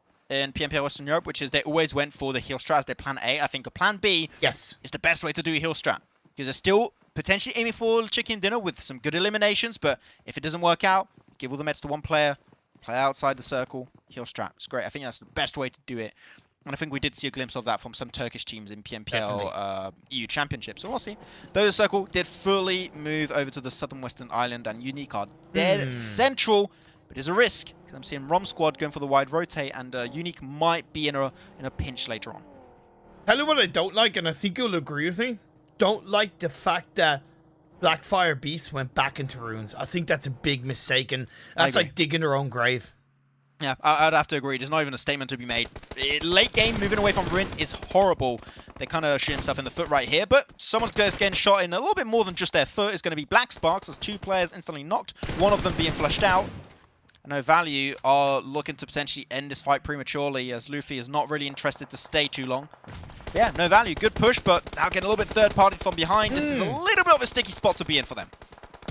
It was terrible from Black Sparks. A little bit similar to the previous game, only punished more aggressively because it's Sanhok. There's no need for them to rotate away from the trifecta compound as quickly as they did. It was still inside the circle. Take your time, slow down. You become the team that third parties. Don't let yourself get third party. They just went blindly on top of the hill as if nobody was going to be there. It's phase 3, 14 minutes in. You should always expect a team to be in front of you, at least one team. Yeah, you got to be a little bit careful. We saw a lot of that in last year's PMGC, right? Where some, I think especially could focus on Nova Esports back then, that would lose some players sometimes very early on. Of course, you would still have, you know, Powerboy doing well, but I think that was a big issue for them on Sanhok, and I think that it is a lingering threat still on this map for this lobby. Angry team, slowly but surely pushing in. They crossed the bridge north of Painan, and now they got more free real estate to work with, but one thing they lack in Imperium is information. They had no time to scout, so they need to be very with bikes because everyone is going to know where you're coming from.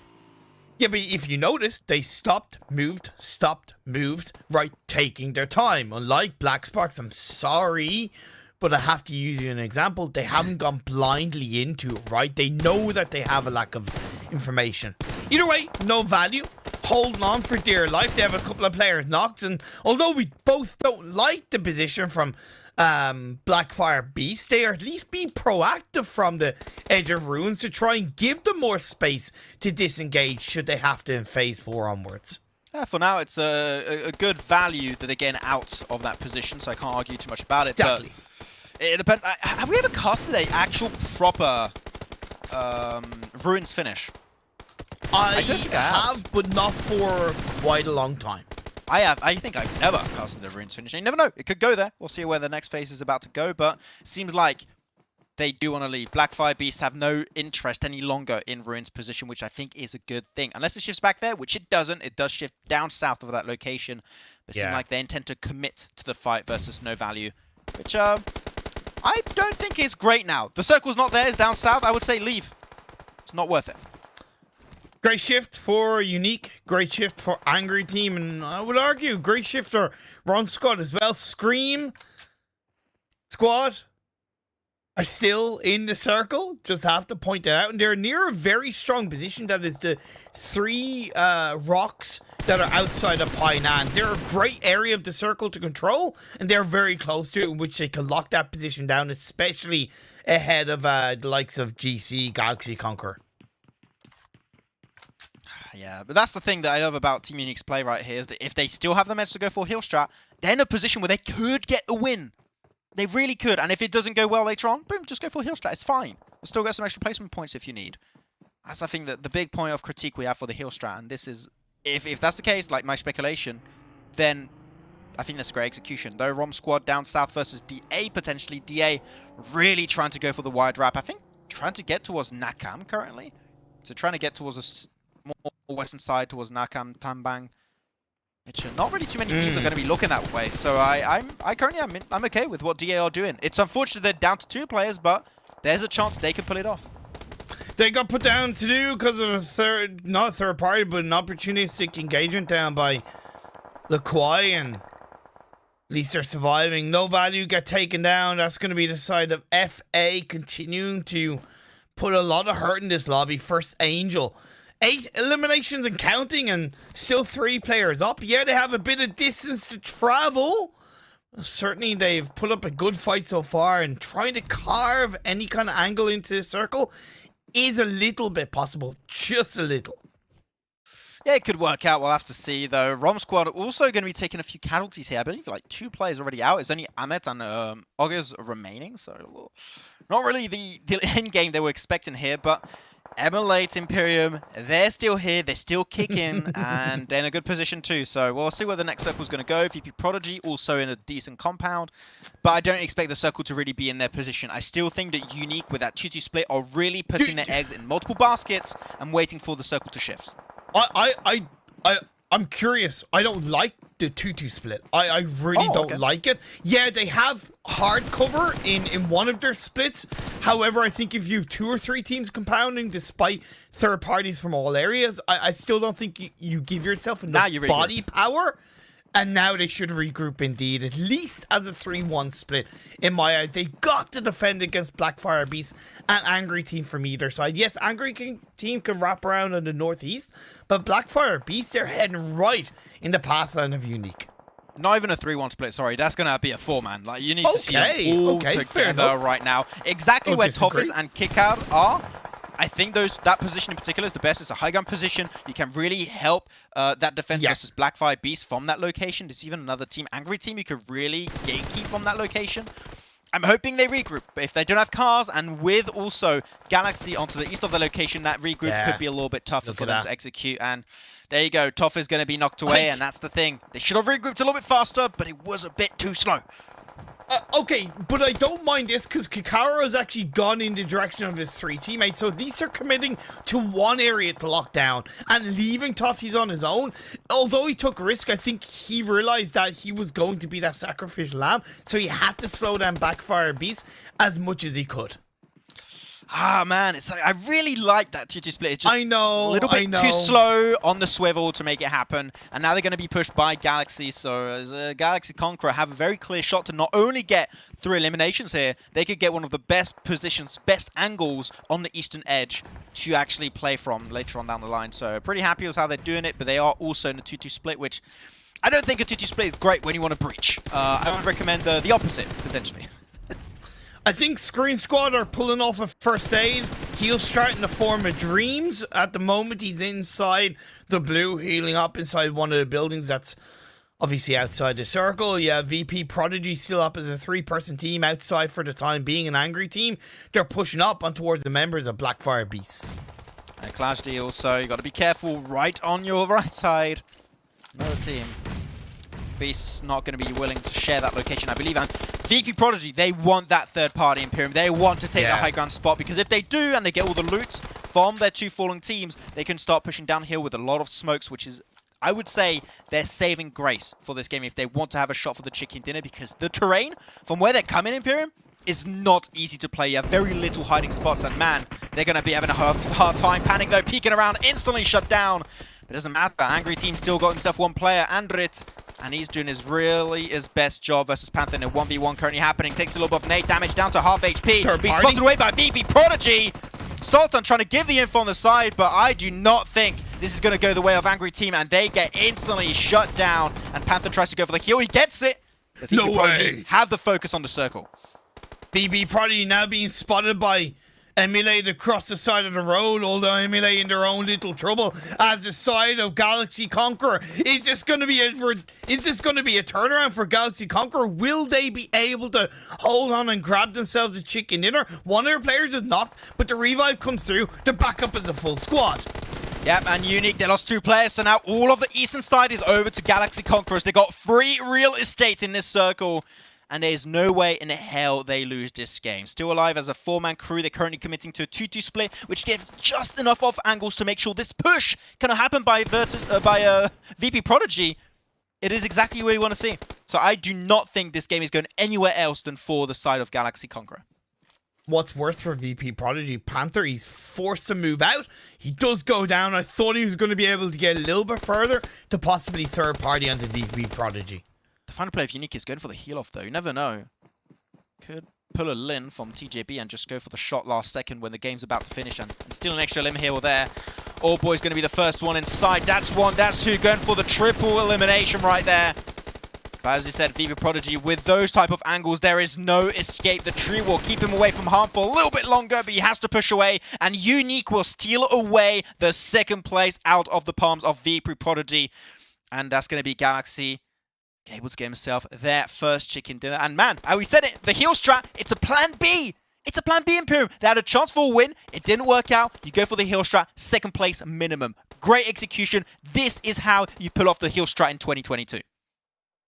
And as far as I know, coming into this game, Galaxy Conqueror were in 15th spot with only 2 points. Oh, wow. So this chicken dinner will be a big boost in the right direction for them. And with one more game to go, I hope that gives them the confidence to get another good result. Kakara, the heal strat, will indeed have secured them a second spot. Yeah, otherwise they would have gone out. In what place? They would have been eliminated in what, 5th or 6th if they didn't go for this heal strat. So there you go. That's how you do it. That's how you make it work out. But as I said, man, they only had 2 points before this one. Galaxy Conqueror. I mean, we said it. One good game, one chicken dinner potentially for a team that win on the second page. Boom, you're on the first page. So, man, Galaxy Conqueror are keeping their dreams alive right before the end of the day. We still have one more game after this, but it's the best time to do so. And he's even looking for an extra elimination to close it off. Oh, goes for the spray, and it's right behind the tree. Unfortunately, can't get it done, does not get the knock, and the blue zone will get rid of him. But still, winner, chicken dinner going away of Galaxy Conqueror as they secure the 4th game of the day in flying colors. That push on the East, chef's kiss, absolutely fantastic. Scream Squad, there was a fading there. I highlighted that they were able to go onto the rocks area and shut down Galaxy Conqueror, right? They didn't do that.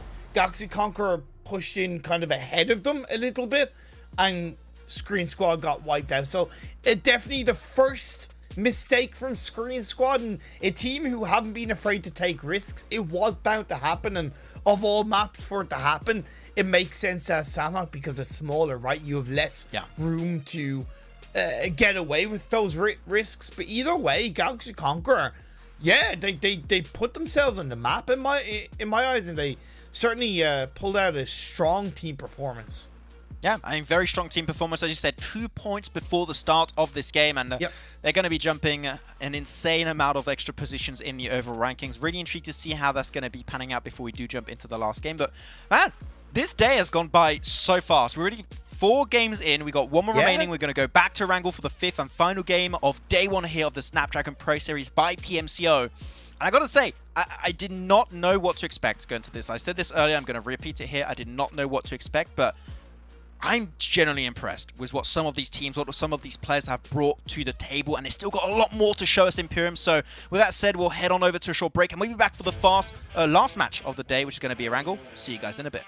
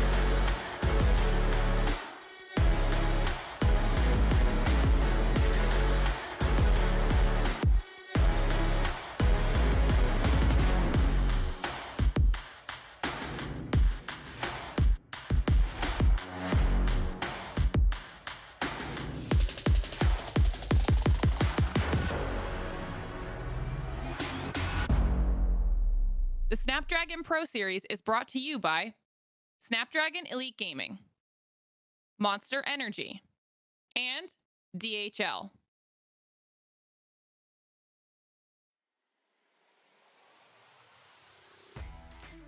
Galaxy Conquerors keep their hopes alive as they claim themselves the 4th win of the day in flying colours and now are trying to push themselves even higher on the leaderboards. We are back for the Snapdragon Pro Series by PMCO. My name is Maximan, back with Imperium as we are getting ready for the final game of the day. And Imperium, as I'm going to repeat it for a third time, this lobby is bringing so... I'm really hyped to see how this last game is going to go and especially how tomorrow is going to go for the last 5 games of the tournament. Definitely. I echo that fully. Big time. Leaning into what we just saw in Sanhok, it does make sense though that a couple of teams that haven't really performed in the first 3 games did show up a bit stronger.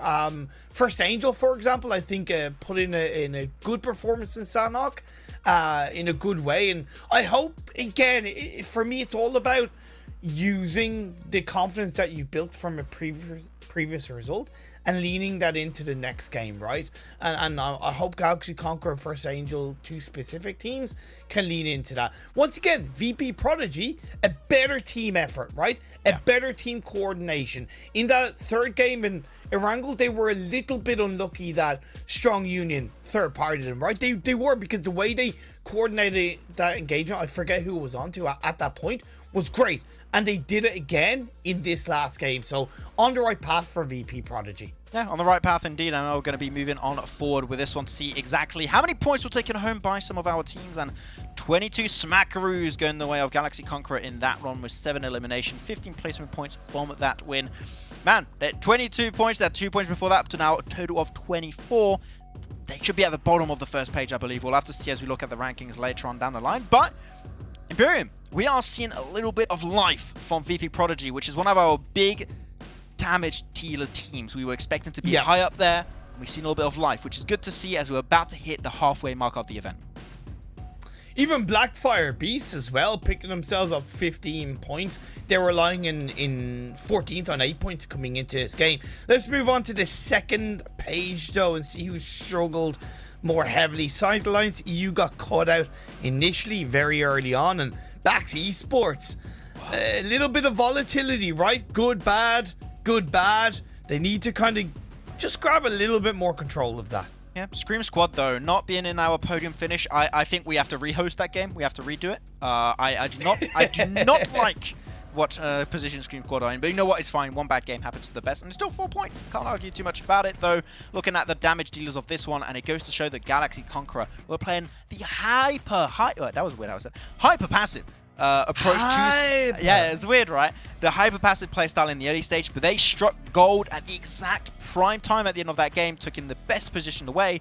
Can't argue with that. As long as the timing is right, it's on point, Conqueror are able to take it away for themselves.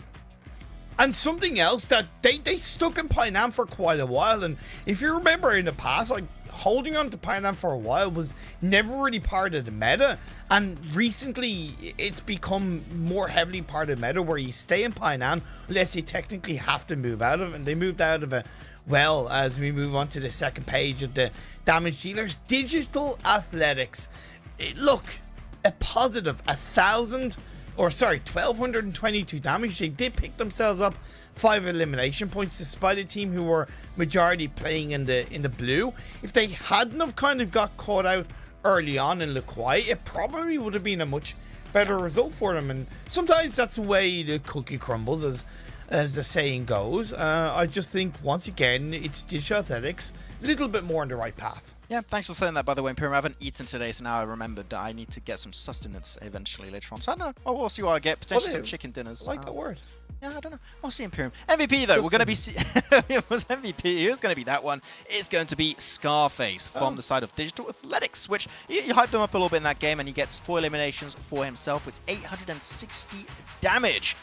Still, in my opinion, I want to see more from Digital Athletics. I think that this team has shown some really good macro, really good rotation, but when it comes to fighting, can struggle a little bit. So it's good to see Scarface actually getting the MVP here with those 4 eliminations, but I do want to see potentially a podium finish from these guys because I truly think they happen. I'm kind of surprised that one of the Digital Athletic players is the MVP. Not to take it away, but I kind of expected to be one of the first Angel players. Maybe just in my eyes because we saw more first Angel in the lobby, because the fight that Digital Athletics mainly took control of was that fight in the blue, and there wasn't really too much to highlight on that at the time. But fair play to Digital Athletics and fair play to Scarface. Yeah, you know what? There was no podium finish this time around for our side of Scream Squad. Are they still in first place after that one? We'll have to see on the overall rankings. They are still first place by still a pretty decent margin, but the gap is closing a little bit. VP Prodigy, they've been lurking in the background, in the shadows, and they are slowly leaking into our world, just like the upside down of Stranger Things, and they're looking to try and take a shot for the top 3 position. And Unique are also in that exact position. And let's not forget, though, there's a total of 6 spots available, right, for the PMNC. Yeah. 3 in Europe and 3 in Turkey. So, you don't technically need to be the top 3. You just need to be the top 3 of your respective regions. So it's certainly leaning in to be a very close finish across the board as we move on to the second page. Galaxy Conqueror, it's not quite the first page, but there's life in this team. Massive, massive life in this team now. Yeah, how many points were in like 8th? I didn't quite mark that down. I don't know if we can go back. Can we go back to first page production? Or maybe I'm being really annoying. Maybe it's not possible. I don't know. But it must be a very small amount for Galaxy Conqueror. Oh, if you can tell me, that'll be great. How many? It was no value. We're on 28 points. There you go. Look at that, man. Production's on point. Imperium's on point. Look at that. The Vegemite team is on point. But no value, able to still put himself in 8th position. But that gap is closing. They've been dwindling a little bit recently. So there's an opportunity for Galaxy Conqueror to make their way onto that first page, potentially at the end of the day. Because if the best way to close off this day, I would have to say, Imperium, would be to be on that top 8 page. If you're there, the odds of you qualifying to your respective PMNC for or Turkey or Western Europe are so much higher. So yeah, top 8 is going to be the goal for these guys.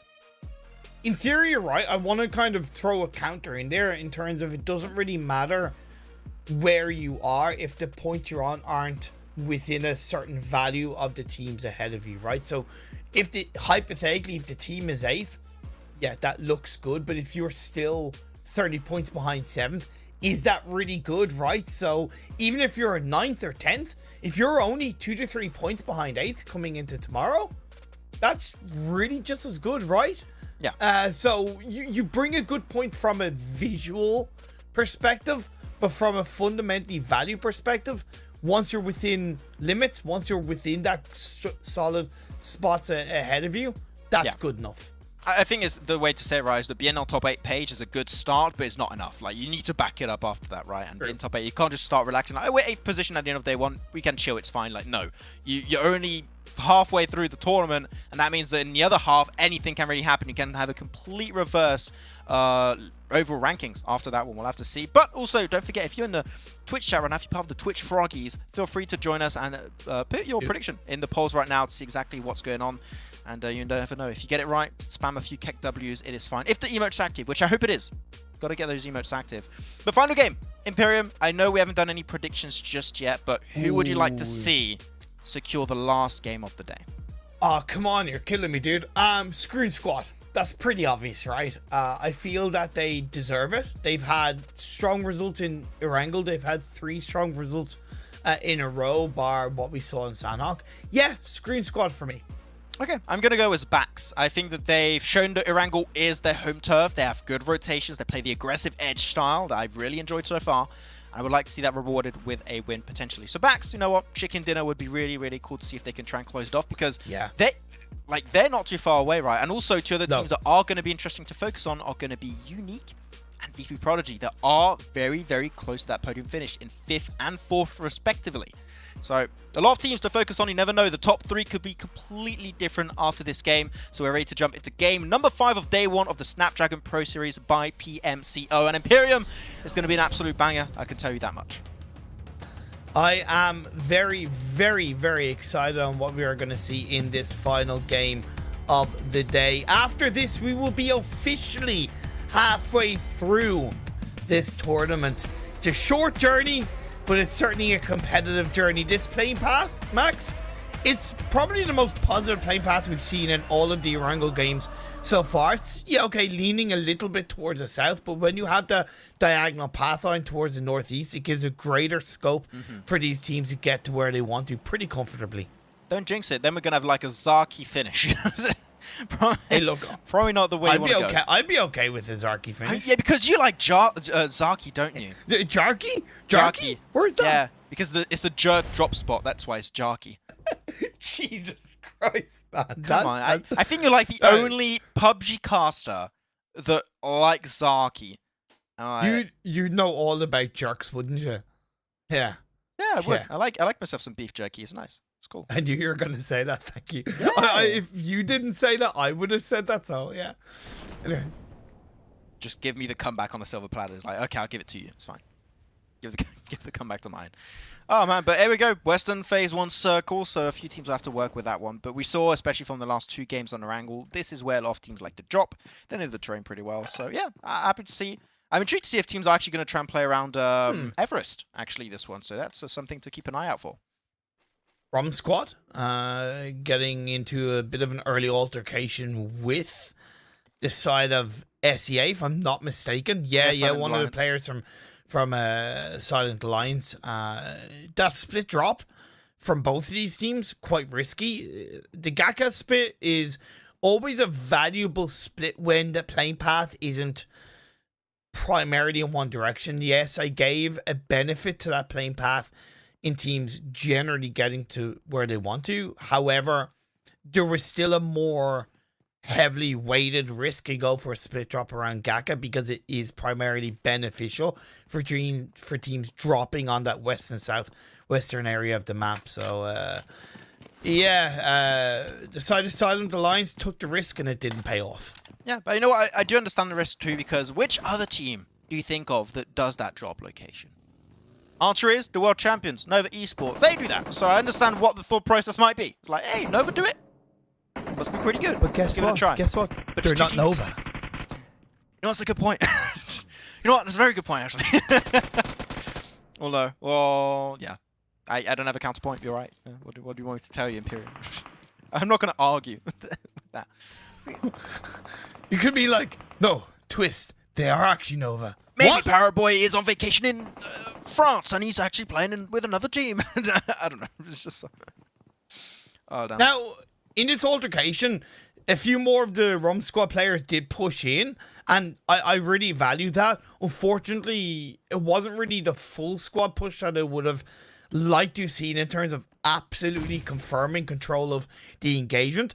On Silent Alliance EU side, I'm a little bit surprised that they kind of set one player closer to their teammate. Again, I think having the remaining players, i.e. as a 3-person team, would have given more value, because albeit to their unknowingness, it was only 2 players that have pushed in this area. Therefore, they probably would have been able to have regained control of this and gotten a counter engagement. But as it happens, they didn't know, they didn't take the chance, and they missed out on that slight opportunity. Yeah, the Galaxy Conqueror in a really good spot. I do like their western coastline position they're playing from. You are expecting all of that water on the west to be taken out of the equation later on in the game. So you're just going to be pushing in. You know, you're not going to have any threat over to your west side. So you're just going to be able to focus on 180 degrees of land in front of you, which is always a really good approach. I really like when teams do that, typically in these type of circles for Phase 1. So no complaints on my end. All is good right now. Though if there's one thing I want to see sped up just a little bit, I would say is the rotation from Unique and Bax that have been slow a little bit in the past. Bax do make up for it with their very aggressive and good synergistical aggressive playstyle. I think that Unique, they can't really afford that. And I would like to see things sped up a little bit, just like last game on Sanhok, what they did. Don't disagree.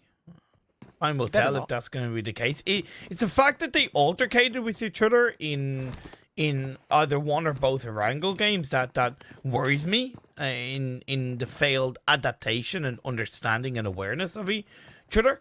I wonder if Black Sparks will make their way from South George over to Everest. Even 2 to 3 players up there in the early parts of this game would be incredibly valuable. To lean in on what you mentioned about Galaxy Conqueror, you're dead right. However, I would like to see them send one player towards let's say, radio tower to get a little bit of deeper understanding on where teams are rotating from around the map, so they can use that to evaluate a cleaner rotation in the next couple of circles, because there's no guarantee it's going to stick to that western coastline. Yeah. No, I think that would be also a good thing to keep in mind. So we'll see how Galaxy Conqueror. I really want to say Galaxy Racers all this time. I know, right? So many callbacks to old orgs. Yep. I don't know. Yeah, could be playing it. I think the Black Sparks could have the intention to go for Everest later on, though. That could be something to keep an eye out for. It seems like no further altercation inside of Gatka Fields, which so far is good for ROM Squad. It's good for both teams, actually, so can't really complain. But definitely a lot calmer. It really feels like the adaptation from game to game on the Wrangle matches has been present. Like, the drops are a little bit more spread out, except for the one in Gatka, of course. And teams are overall a bit more respectful of other teams' drop location, which is good. That's a good improvement to have. I think ROM Squad also understanding that teams are going to be most likely coming in from the east, so if they didn't either take the engagement or disengage, again, quite a high chance they were going to get third party. So I really value that disengagement a lot more heavily than if it was a different situation. So good job from ROM Squad in this final game so far. First Angel inside the Severny area. They don't have to travel far to at least initially get into the circle, but in terms of preparing for a deeper position or stronger position come phase 2, phase 3, unless the circle stays up north, I reckon they should at least send one player down towards the cube compound. That could be good though. Razvi, there you go, nice spray down. Not gonna get anything done, but at least it does create a little bit of pressure on the side of Galaxy Conqueror now, where the team is right on the other side, so they're going to be a little bit more cautious how they're going to be approaching it later on down the line. Big Baby, though, also on the move, trying to escape from the spray down from Galaxy Conqueror. Man, so many teams moving around this northwestern side of Quarry. It's actually pretty insane. 3 teams just zoning all over the place. God damn. Oh, yeah, you did say Galaxy Conqueror. I swear to God, for a sec, I thought you said Galaxy Conquer and the team name was Galaxy Racers and then yeah I know. that's yeah, no, I can see it happening myself, man. Yeah, I can see it happening myself. You went back in time, back to like 2020, and he's like, oh man, back to PMWI. No, PMWL. It's PMWI this year. Oh wow, and so many events. PMW lowercase L. Oh man, that would be frustrating. I hate it when people in their name, like even for casters, you guys gotta understand. Sometimes they have players that we don't know, and in their names they have like a lowercase L, and it's like, is it capital I? Is it I know. You don't know, and then you take a shot. It's a 50-50 chance. You say it was like the capital or I or an L, and then you get comments on Instagram later on that say like, you said it wrong. It's like, okay, I tried. Especially if the IGN is something like, let's say, Illuminate, and that starts with a capital I and then 2 lowercase L's. Oh, it's like, no. I don't know what to do with this. Illuminate? yeah, exactly. But yeah, basically, we're stop doing that, professionals. please. We love complaining. Okay, so phase 2 did shift up north, so that's great for First Angel, and they still at least sent a couple of players down towards the cube compound, and they're going to be initially rewarded. Unique are close by, and they rotated quicker than they have in other Wrangle games, which I think is a positive, but it still does put them in a sticky situation. They're kind of forced to go into the South George crates for phase 2. It's not bad. I just hope they don't stay there, Max. Yeah, I hope so too. We'll see how things are going to be panning out though. VP Prodigy going for a very central position. I believe they're going for Hospital, but man, you can see the mad rush on the minimap currently. Everyone's going for it. Yeah, a little bit focused on that crate with an Orm inside of it. Hey, you never know. If you want to play for the high ground position of Everest, the Orm could be a very, very deadly weapon indeed. Good nade, round to Luffy. I think cooked it a little bit too long. Oh no, the cooking was just perfect. Right on point. That was great. It was a little bit uncertain, but it seemed like he knows what he's doing. That's all I can tell you right now. And I like this from Black Sparks. I asked, were they going to take control of Everest, and I think they did. And Everest is a very tricky area of the map to lock in position. You're better off kind of being either on the direct east or the direct west. They chose the direct west, and although they've allowed Dishath X to kind of get close to them, Dish Athletics are in the center, and look who's coming in on the eastern side. First Angel. That means Dish Athletics, they're screwed, man. They're screwed. No, it's too early. We'll see. We'll see how it's going to go, though. DA versus Blacksparks is currently a fight that's also unfolding currently. Onto the side, well, yeah, they're trying to third party it. And There you go.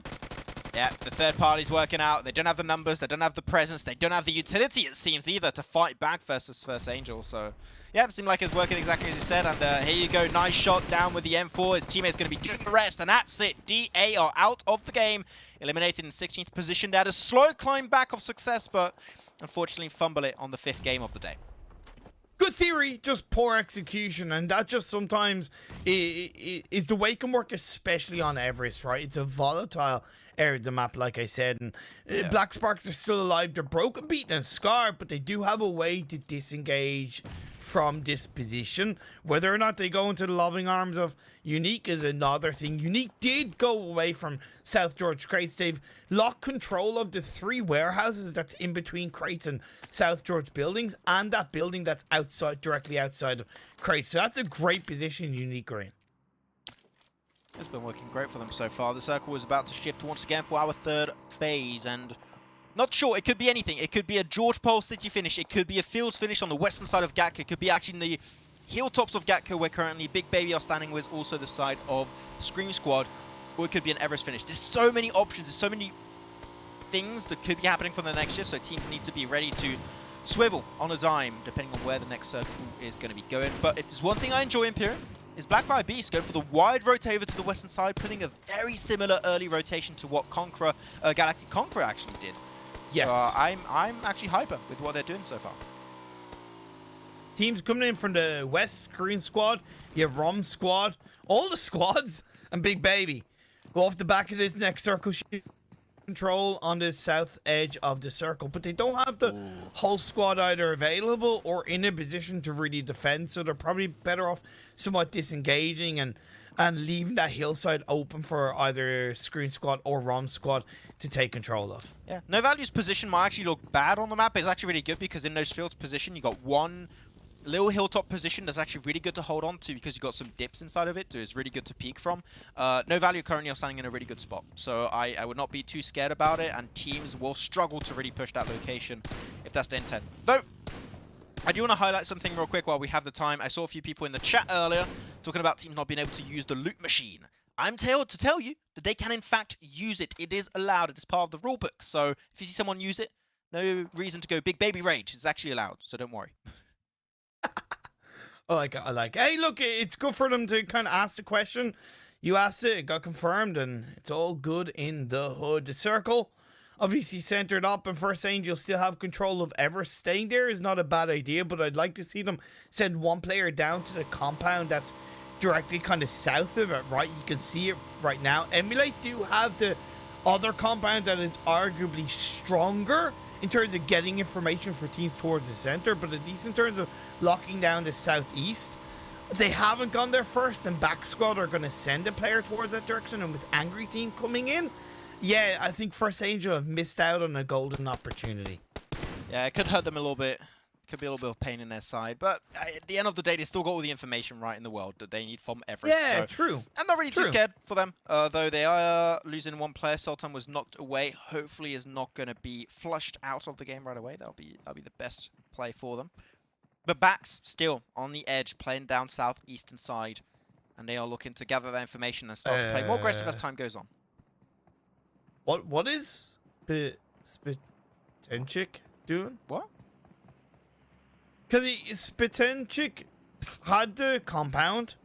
Yeah, I know, I'm still struggling to say the name. Had the compound, then got in a vehicle and kind of wrapped around Oh, yeah. Angry Team, but then is now outside the circle. I'm really curious about that. What is he doing And over there? they've also lost a player now to the final player of SAE. Weird decision making being made from Back Squad, from the side of Back Squad. I would even say more Like than Esports. that. Very weird decision that's happening right there.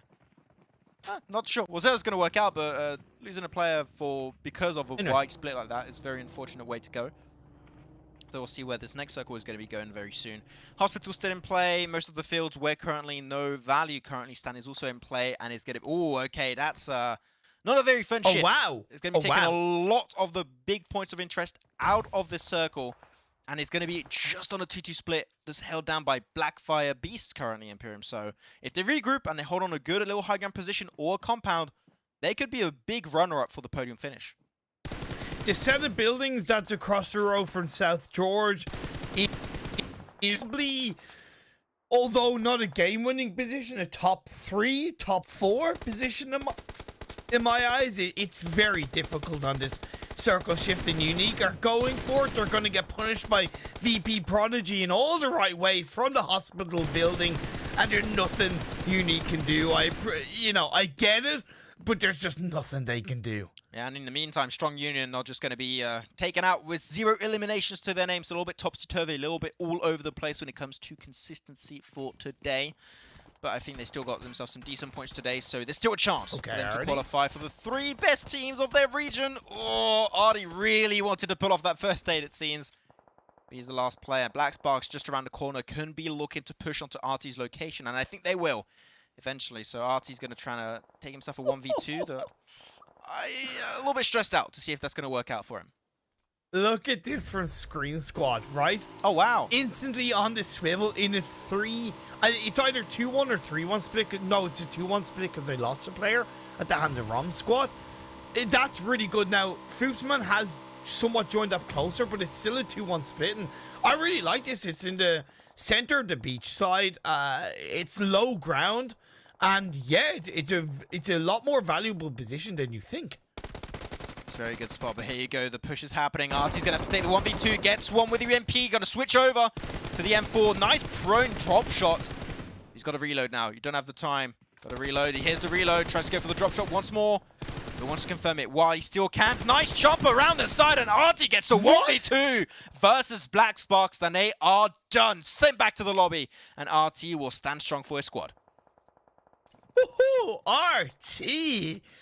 Let's just get an RT retweet off the back of that clip if it's posted on Twitter, because that was absolute clutch indeed and keeps Unique's hopes and dreams alive. Screen Squad have been eliminated. They were pushed by Bax, and Bax got the better of them. Fair play to Koiteka and the rest of the team in that regard. I appreciated Screen Squad's spot. Just got pushed out.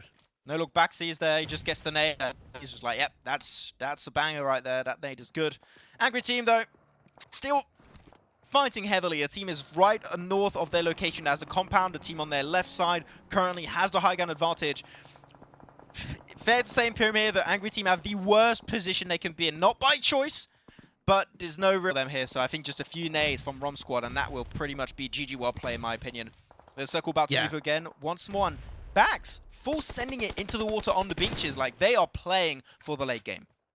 Yeah, indeed. No Value have had a great set of rotations. They put themselves on observation tower, in which I really value that position because it gives you so much information in a big area around you, and it nearly always provides a solid exit strategy wherever a circle goes in that vicinity. And then they moved into the compound and the hard cover that was shortly in front of them, and they're punishing Angry team and even to an extent Rom Squad in that regard. The next circle has popped up. It's shifted up north, so they do have to move away, but in terms of setting up for eliminations and a little bit of a position inside the circle, the opportunity is there.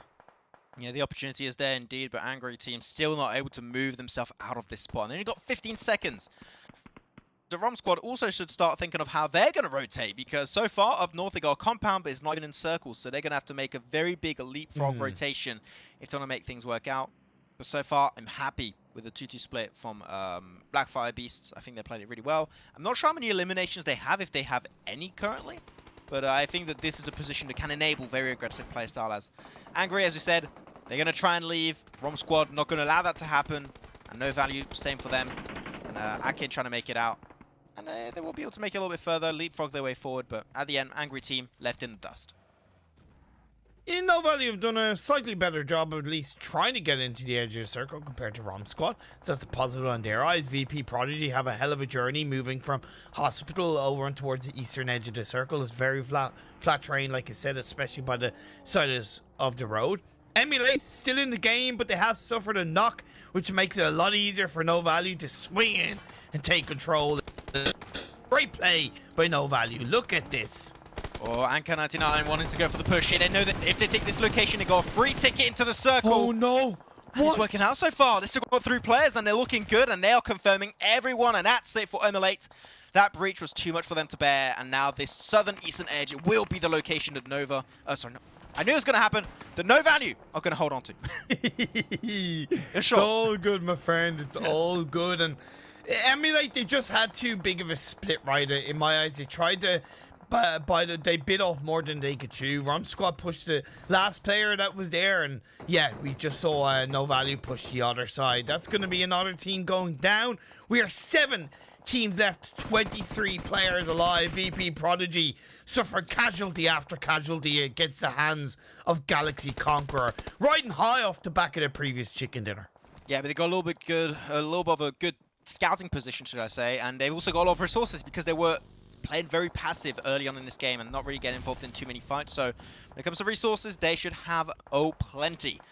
Though, can't really say the same for Galaxy Conqueror here, as they are currently suffering at the brink of the fight. The circle shifts once again. Hard shift over to the western edge. Wow. Running away from all these teams, the one team that's already in there is a 3-man split from the side of Blackfire Beast. And you know that Imperium loves those 3-1 splits, and here it's working beautifully in their favor.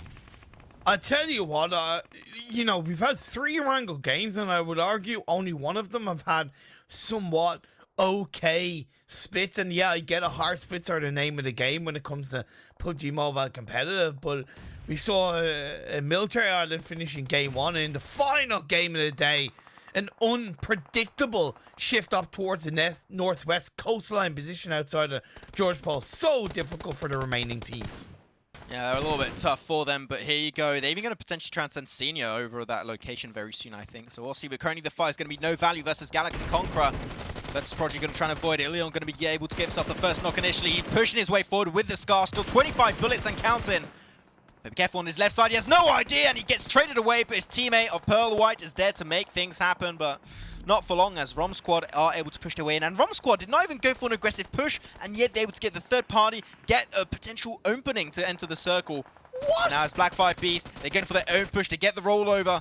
And now it's still up as a 4-man crew, and they are just melting them down. There's nothing that the side of First Angel could do against that. And VP Prodigy joined the party. Now, I know BFB might not have been expecting 2 to 3 teams crashing in at the same time, but I think they did a great job of actually sending players out to provide a little bit of cover, and in the end, VP Prodigy go down. Blackfire Beast, those nades were on point from Throw, and they cleared out all of that building, got rid of all of the players of VP Prodigy. We've got to be careful, because on the side, you still have one player.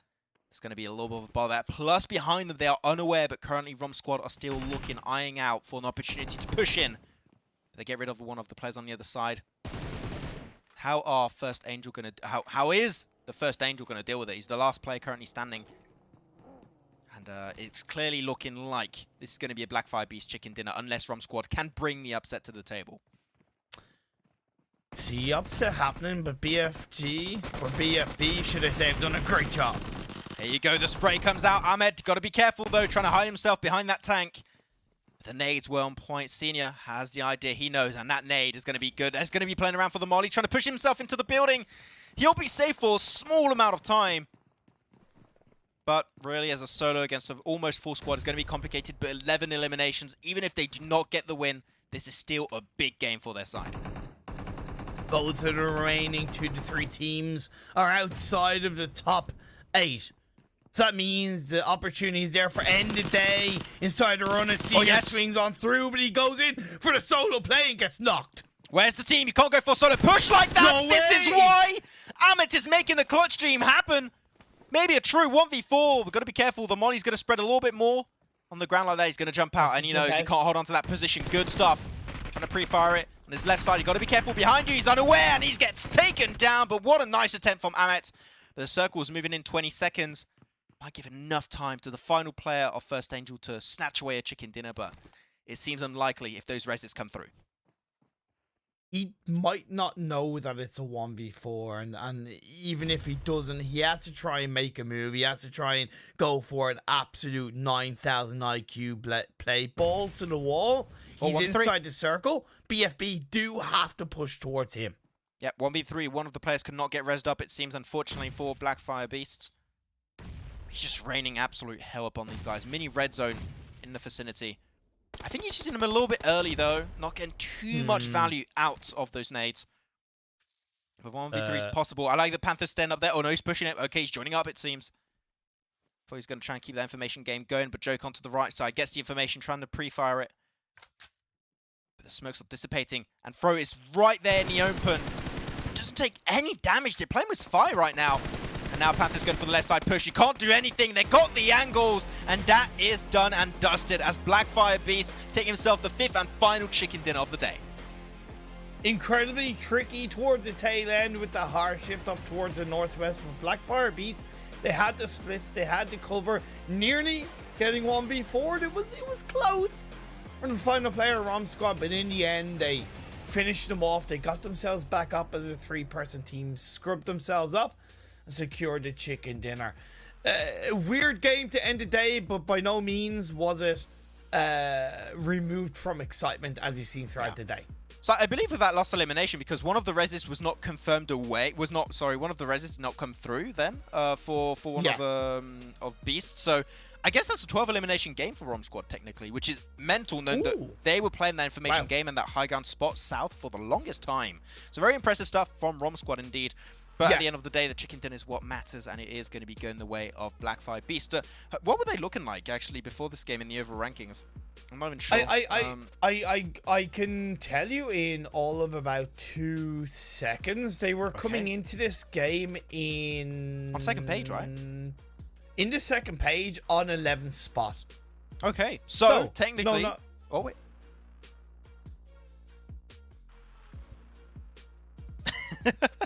No, honestly, I don't know because it's changing all the time. Sorry.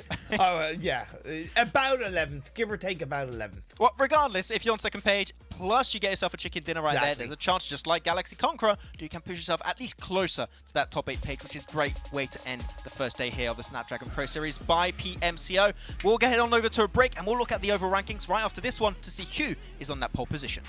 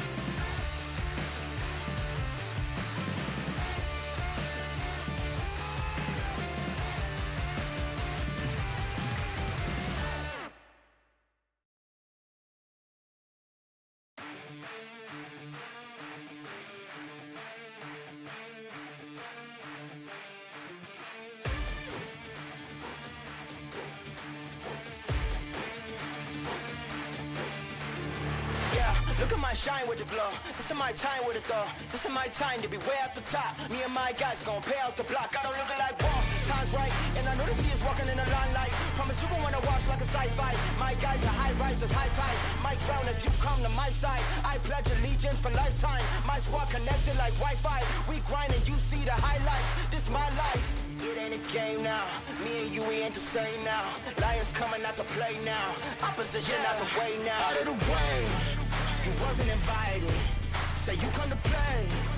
I dare you to try it. You don't wanna try me. Then step up to my team. Yeah, out of the way. Yeah, yeah. Out of the way. Yeah, yeah. Out of the way.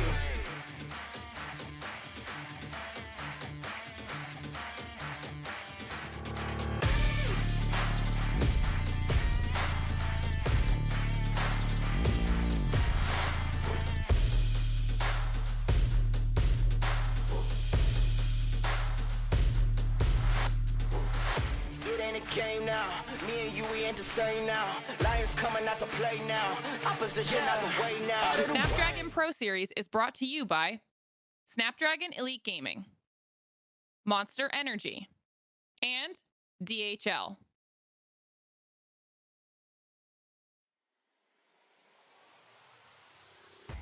Blackfire Beast able to close off day one of the Snapdragon Pro Series by PMCO in style and even have a ribbon on top to close it off in style. But Imperium, gotta say, and fourth time I'm gonna say it, but because it's true, this lobby has brought so much to the table that I did not expect. A finish like this was not easy on the teams, and yet the level of adaptation, like for teams from ROM Squad in particular, was so good, and that split from the side of the Beast was just 10 out of 10 on point. Love to see it. Being very, very brutally honest, I was coming into this with pretty low expectations, right?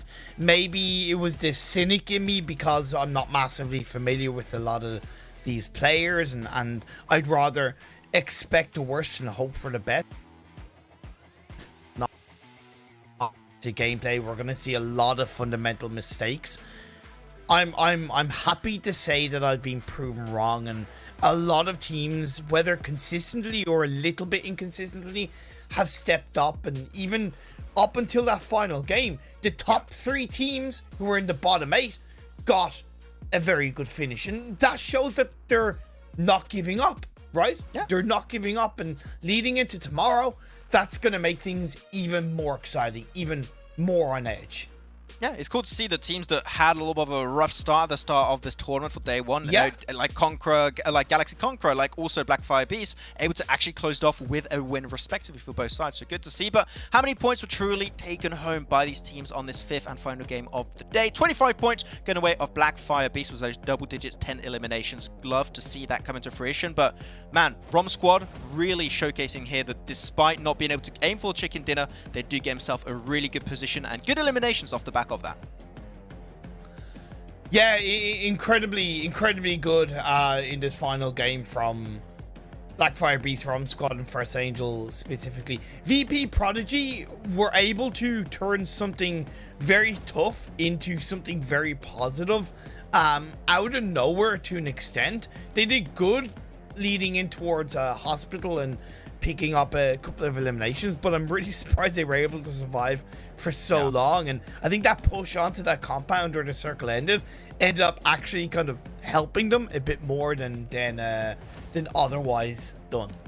Yep, Digital Athletics still not able to really breach that barrier of change that we've been expecting since the very start of today's games, and it's a lot more of a struggle bus for them, even for Big Baby that's been a little bit consistently, unfortunately, at the bottom, which is not the good type of consistency you want to see. And MLA has been, also after that very good hot streak of success in the first few games, have fell off a little bit 2 games in a row, and also had a little bit of a tough one on, I believe it was Miramar. So neither 2 first angles really went well for MLA currently in this tournament. So we'll see if they can try and play around that a little bit more tomorrow. But at the end of the day, got some good results at the top. Looking at the top damage though, and seeing who was up there, it's actually going to be top damage from ROM Squad. And with the position we knew they had Imperium, I'm generally not surprised to see them being the top damage leaders of the lobby.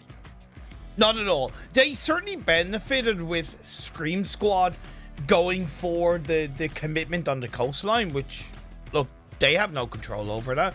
But that made it a lot easier for them to control that southern edge hillside. And although I worried that they weren't moving ahead of no value. Again, they were confident with the position they held. They were confident with how they moved. And if that means you're being proactive with being confident, it's always going to mean you get a stronger result. And the proof is in the pudding from Rom's squad there. Yeah, indeed, Romsquad already having himself a really, really good time in this game. Not chicken dinner, but you know what? The eliminations is what counts. And sometimes in tournaments like this, where you have that unknown, those eliminations will allow you to stand out from the rest of the teams in this lobby.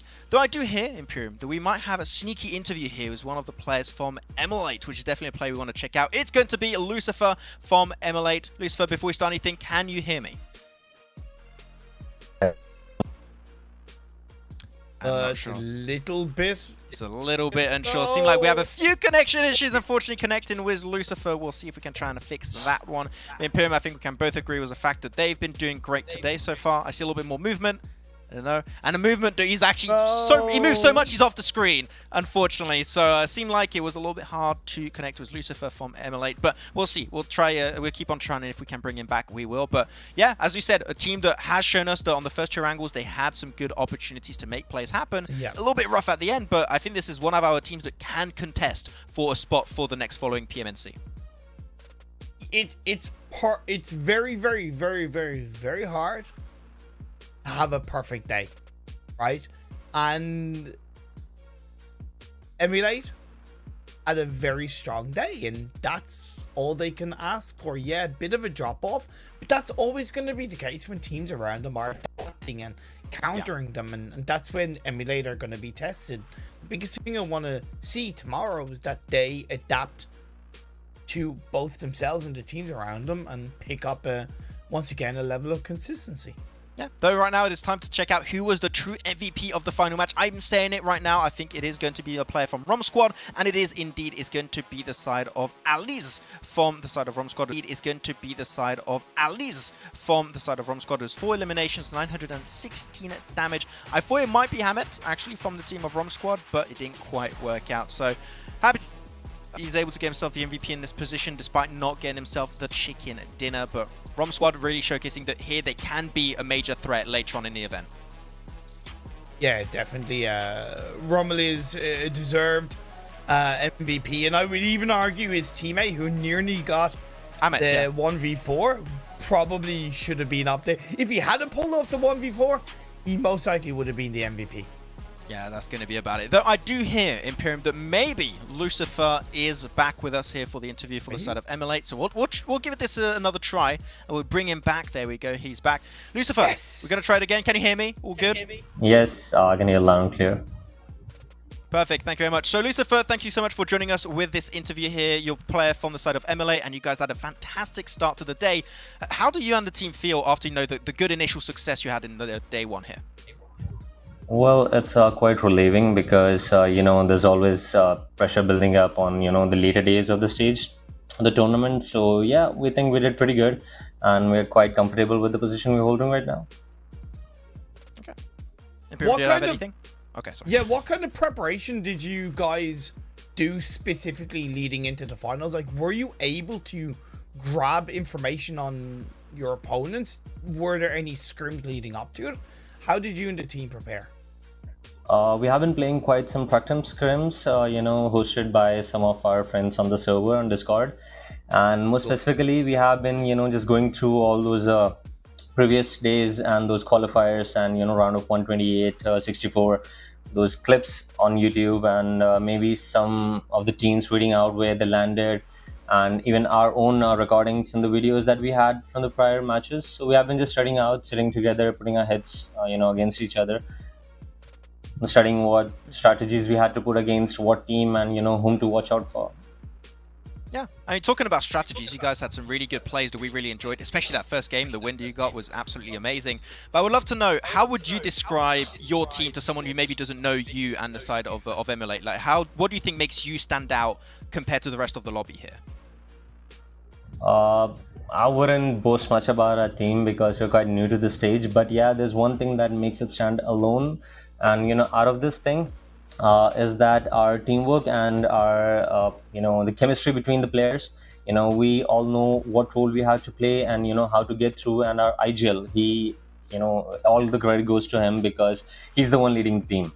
He's always there to help us out, you know, how to rotate, how to just move around the places, where we have to loot, and, you know, whom to watch out for. So he's doing the entire work, and we are just delivering on his commands. So what's going to be done for tomorrow in the next basically 24 hours or 20 hours, to be more specific? What are you and the team going to do to prepare for day 2? We did have a couple of good games. You know, the first and the second game were quite respectable, and we have to work, and especially we had to work for the rotations part for the day 2. We'll be looking through that, and, you know, maybe change drop locations if required, and, you know, just a couple of strategies that I may not be able to tell you right now, and I hope you'll be able to see them on the live stream tomorrow. Yeah, really hyped to see it. Hopefully things are going to be working out fine for you guys in day 2 of the Snapdragon Pro Series. Though I gotta say here, I did check out the chat a little bit, and I saw a lot of fans supporting the guys, you guys of Illuminate. So I would love to know, sorry, of Emulate. I would love to know, what would you like to say to the fans out there that are supporting you and your team in this tournament? Well, first of all, you know, we would like to thank each and every person out there who's, you know, putting in the efforts and the support for us, and hopefully we won't disappoint them. Okay, perfect. Nice and sweet. Love to see it. Thank you once again, Lucifer, for joining us on this interview, and best of luck heading into tomorrow's games. So much. Great. Thank you so much. And man, great to have these players. It feels so different. No PMPL. We rarely have the interviews. It's great to have some players joining us here for the show. But man, at the end of the day, other teams have also had a really good way to finish off the day. So intrigued to see what the rankings are going to be looking like for day 1. And Scream Squad still on top of their game. Despite still not having a single chicken dinner Imperium, they're still on top here with 67 points total. Amazing. I kind of don't know how they've done it. They've, of course, been consistent. However, it's not like they've had every single game amazing. They've had slip-ups, much like Emulate, right? Yeah. At the end of the day, the consistency has been enough to give them a 9-point lead over Emulate. The big surprise in my eyes is VP Prodigy. After 2 games today, Max, they were looking floundering. They were looking like they didn't know what to do as a team.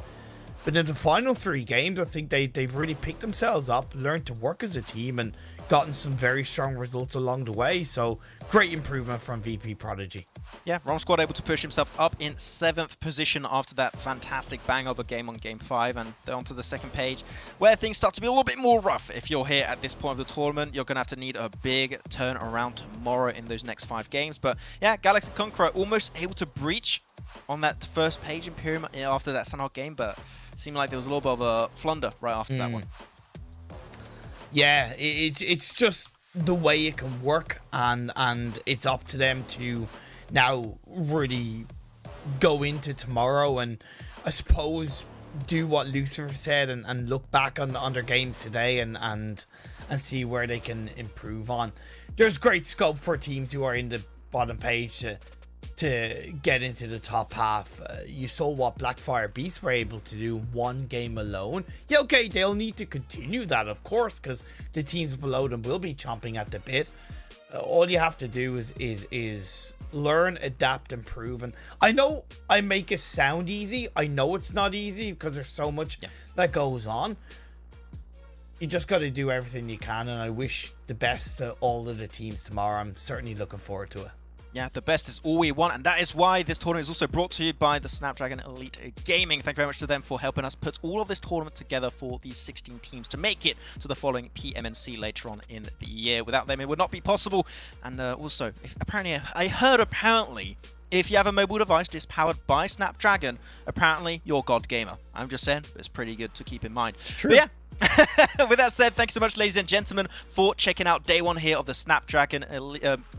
I knew it. There you go. I'm mixing everything up. Thank you very much, ladies and gentlemen, for checking out the Snapdragon Pro Series by PMCO. It was an absolute pleasure to bring you the action as always. Imperium, I just want to give you time to maybe have a few final thoughts if you have any. There goes your postcard. I know. There goes your postcard. Just like that. Oh well. Oh well. Okay, that's your finishing sentence. Okay, cool. I thought you had an actual finishing sentence. Okay, once again, thank you so much for checking out day 1. Day 2 is just around the corner. It's happening tomorrow, in fact. Same time, same place, so feel free to check it out. Also, it'll be myself and Imperium bringing you the action. So be there, be square. We'll see you tomorrow.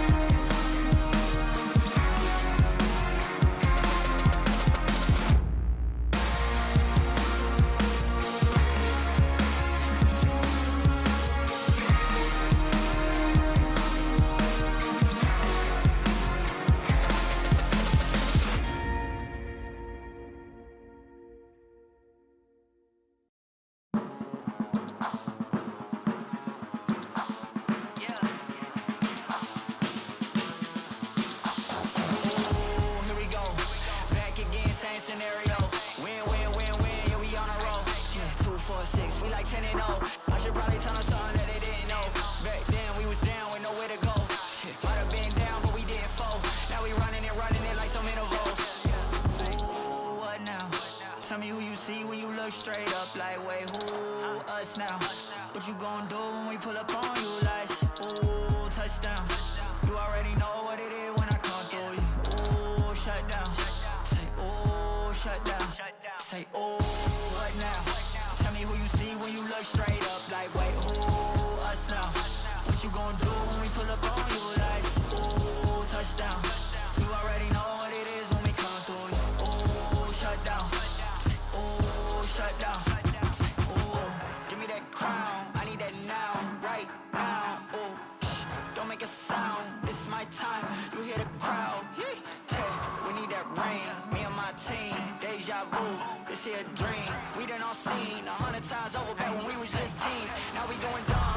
Told them we the one. They would count us out. Now we counting up the fun.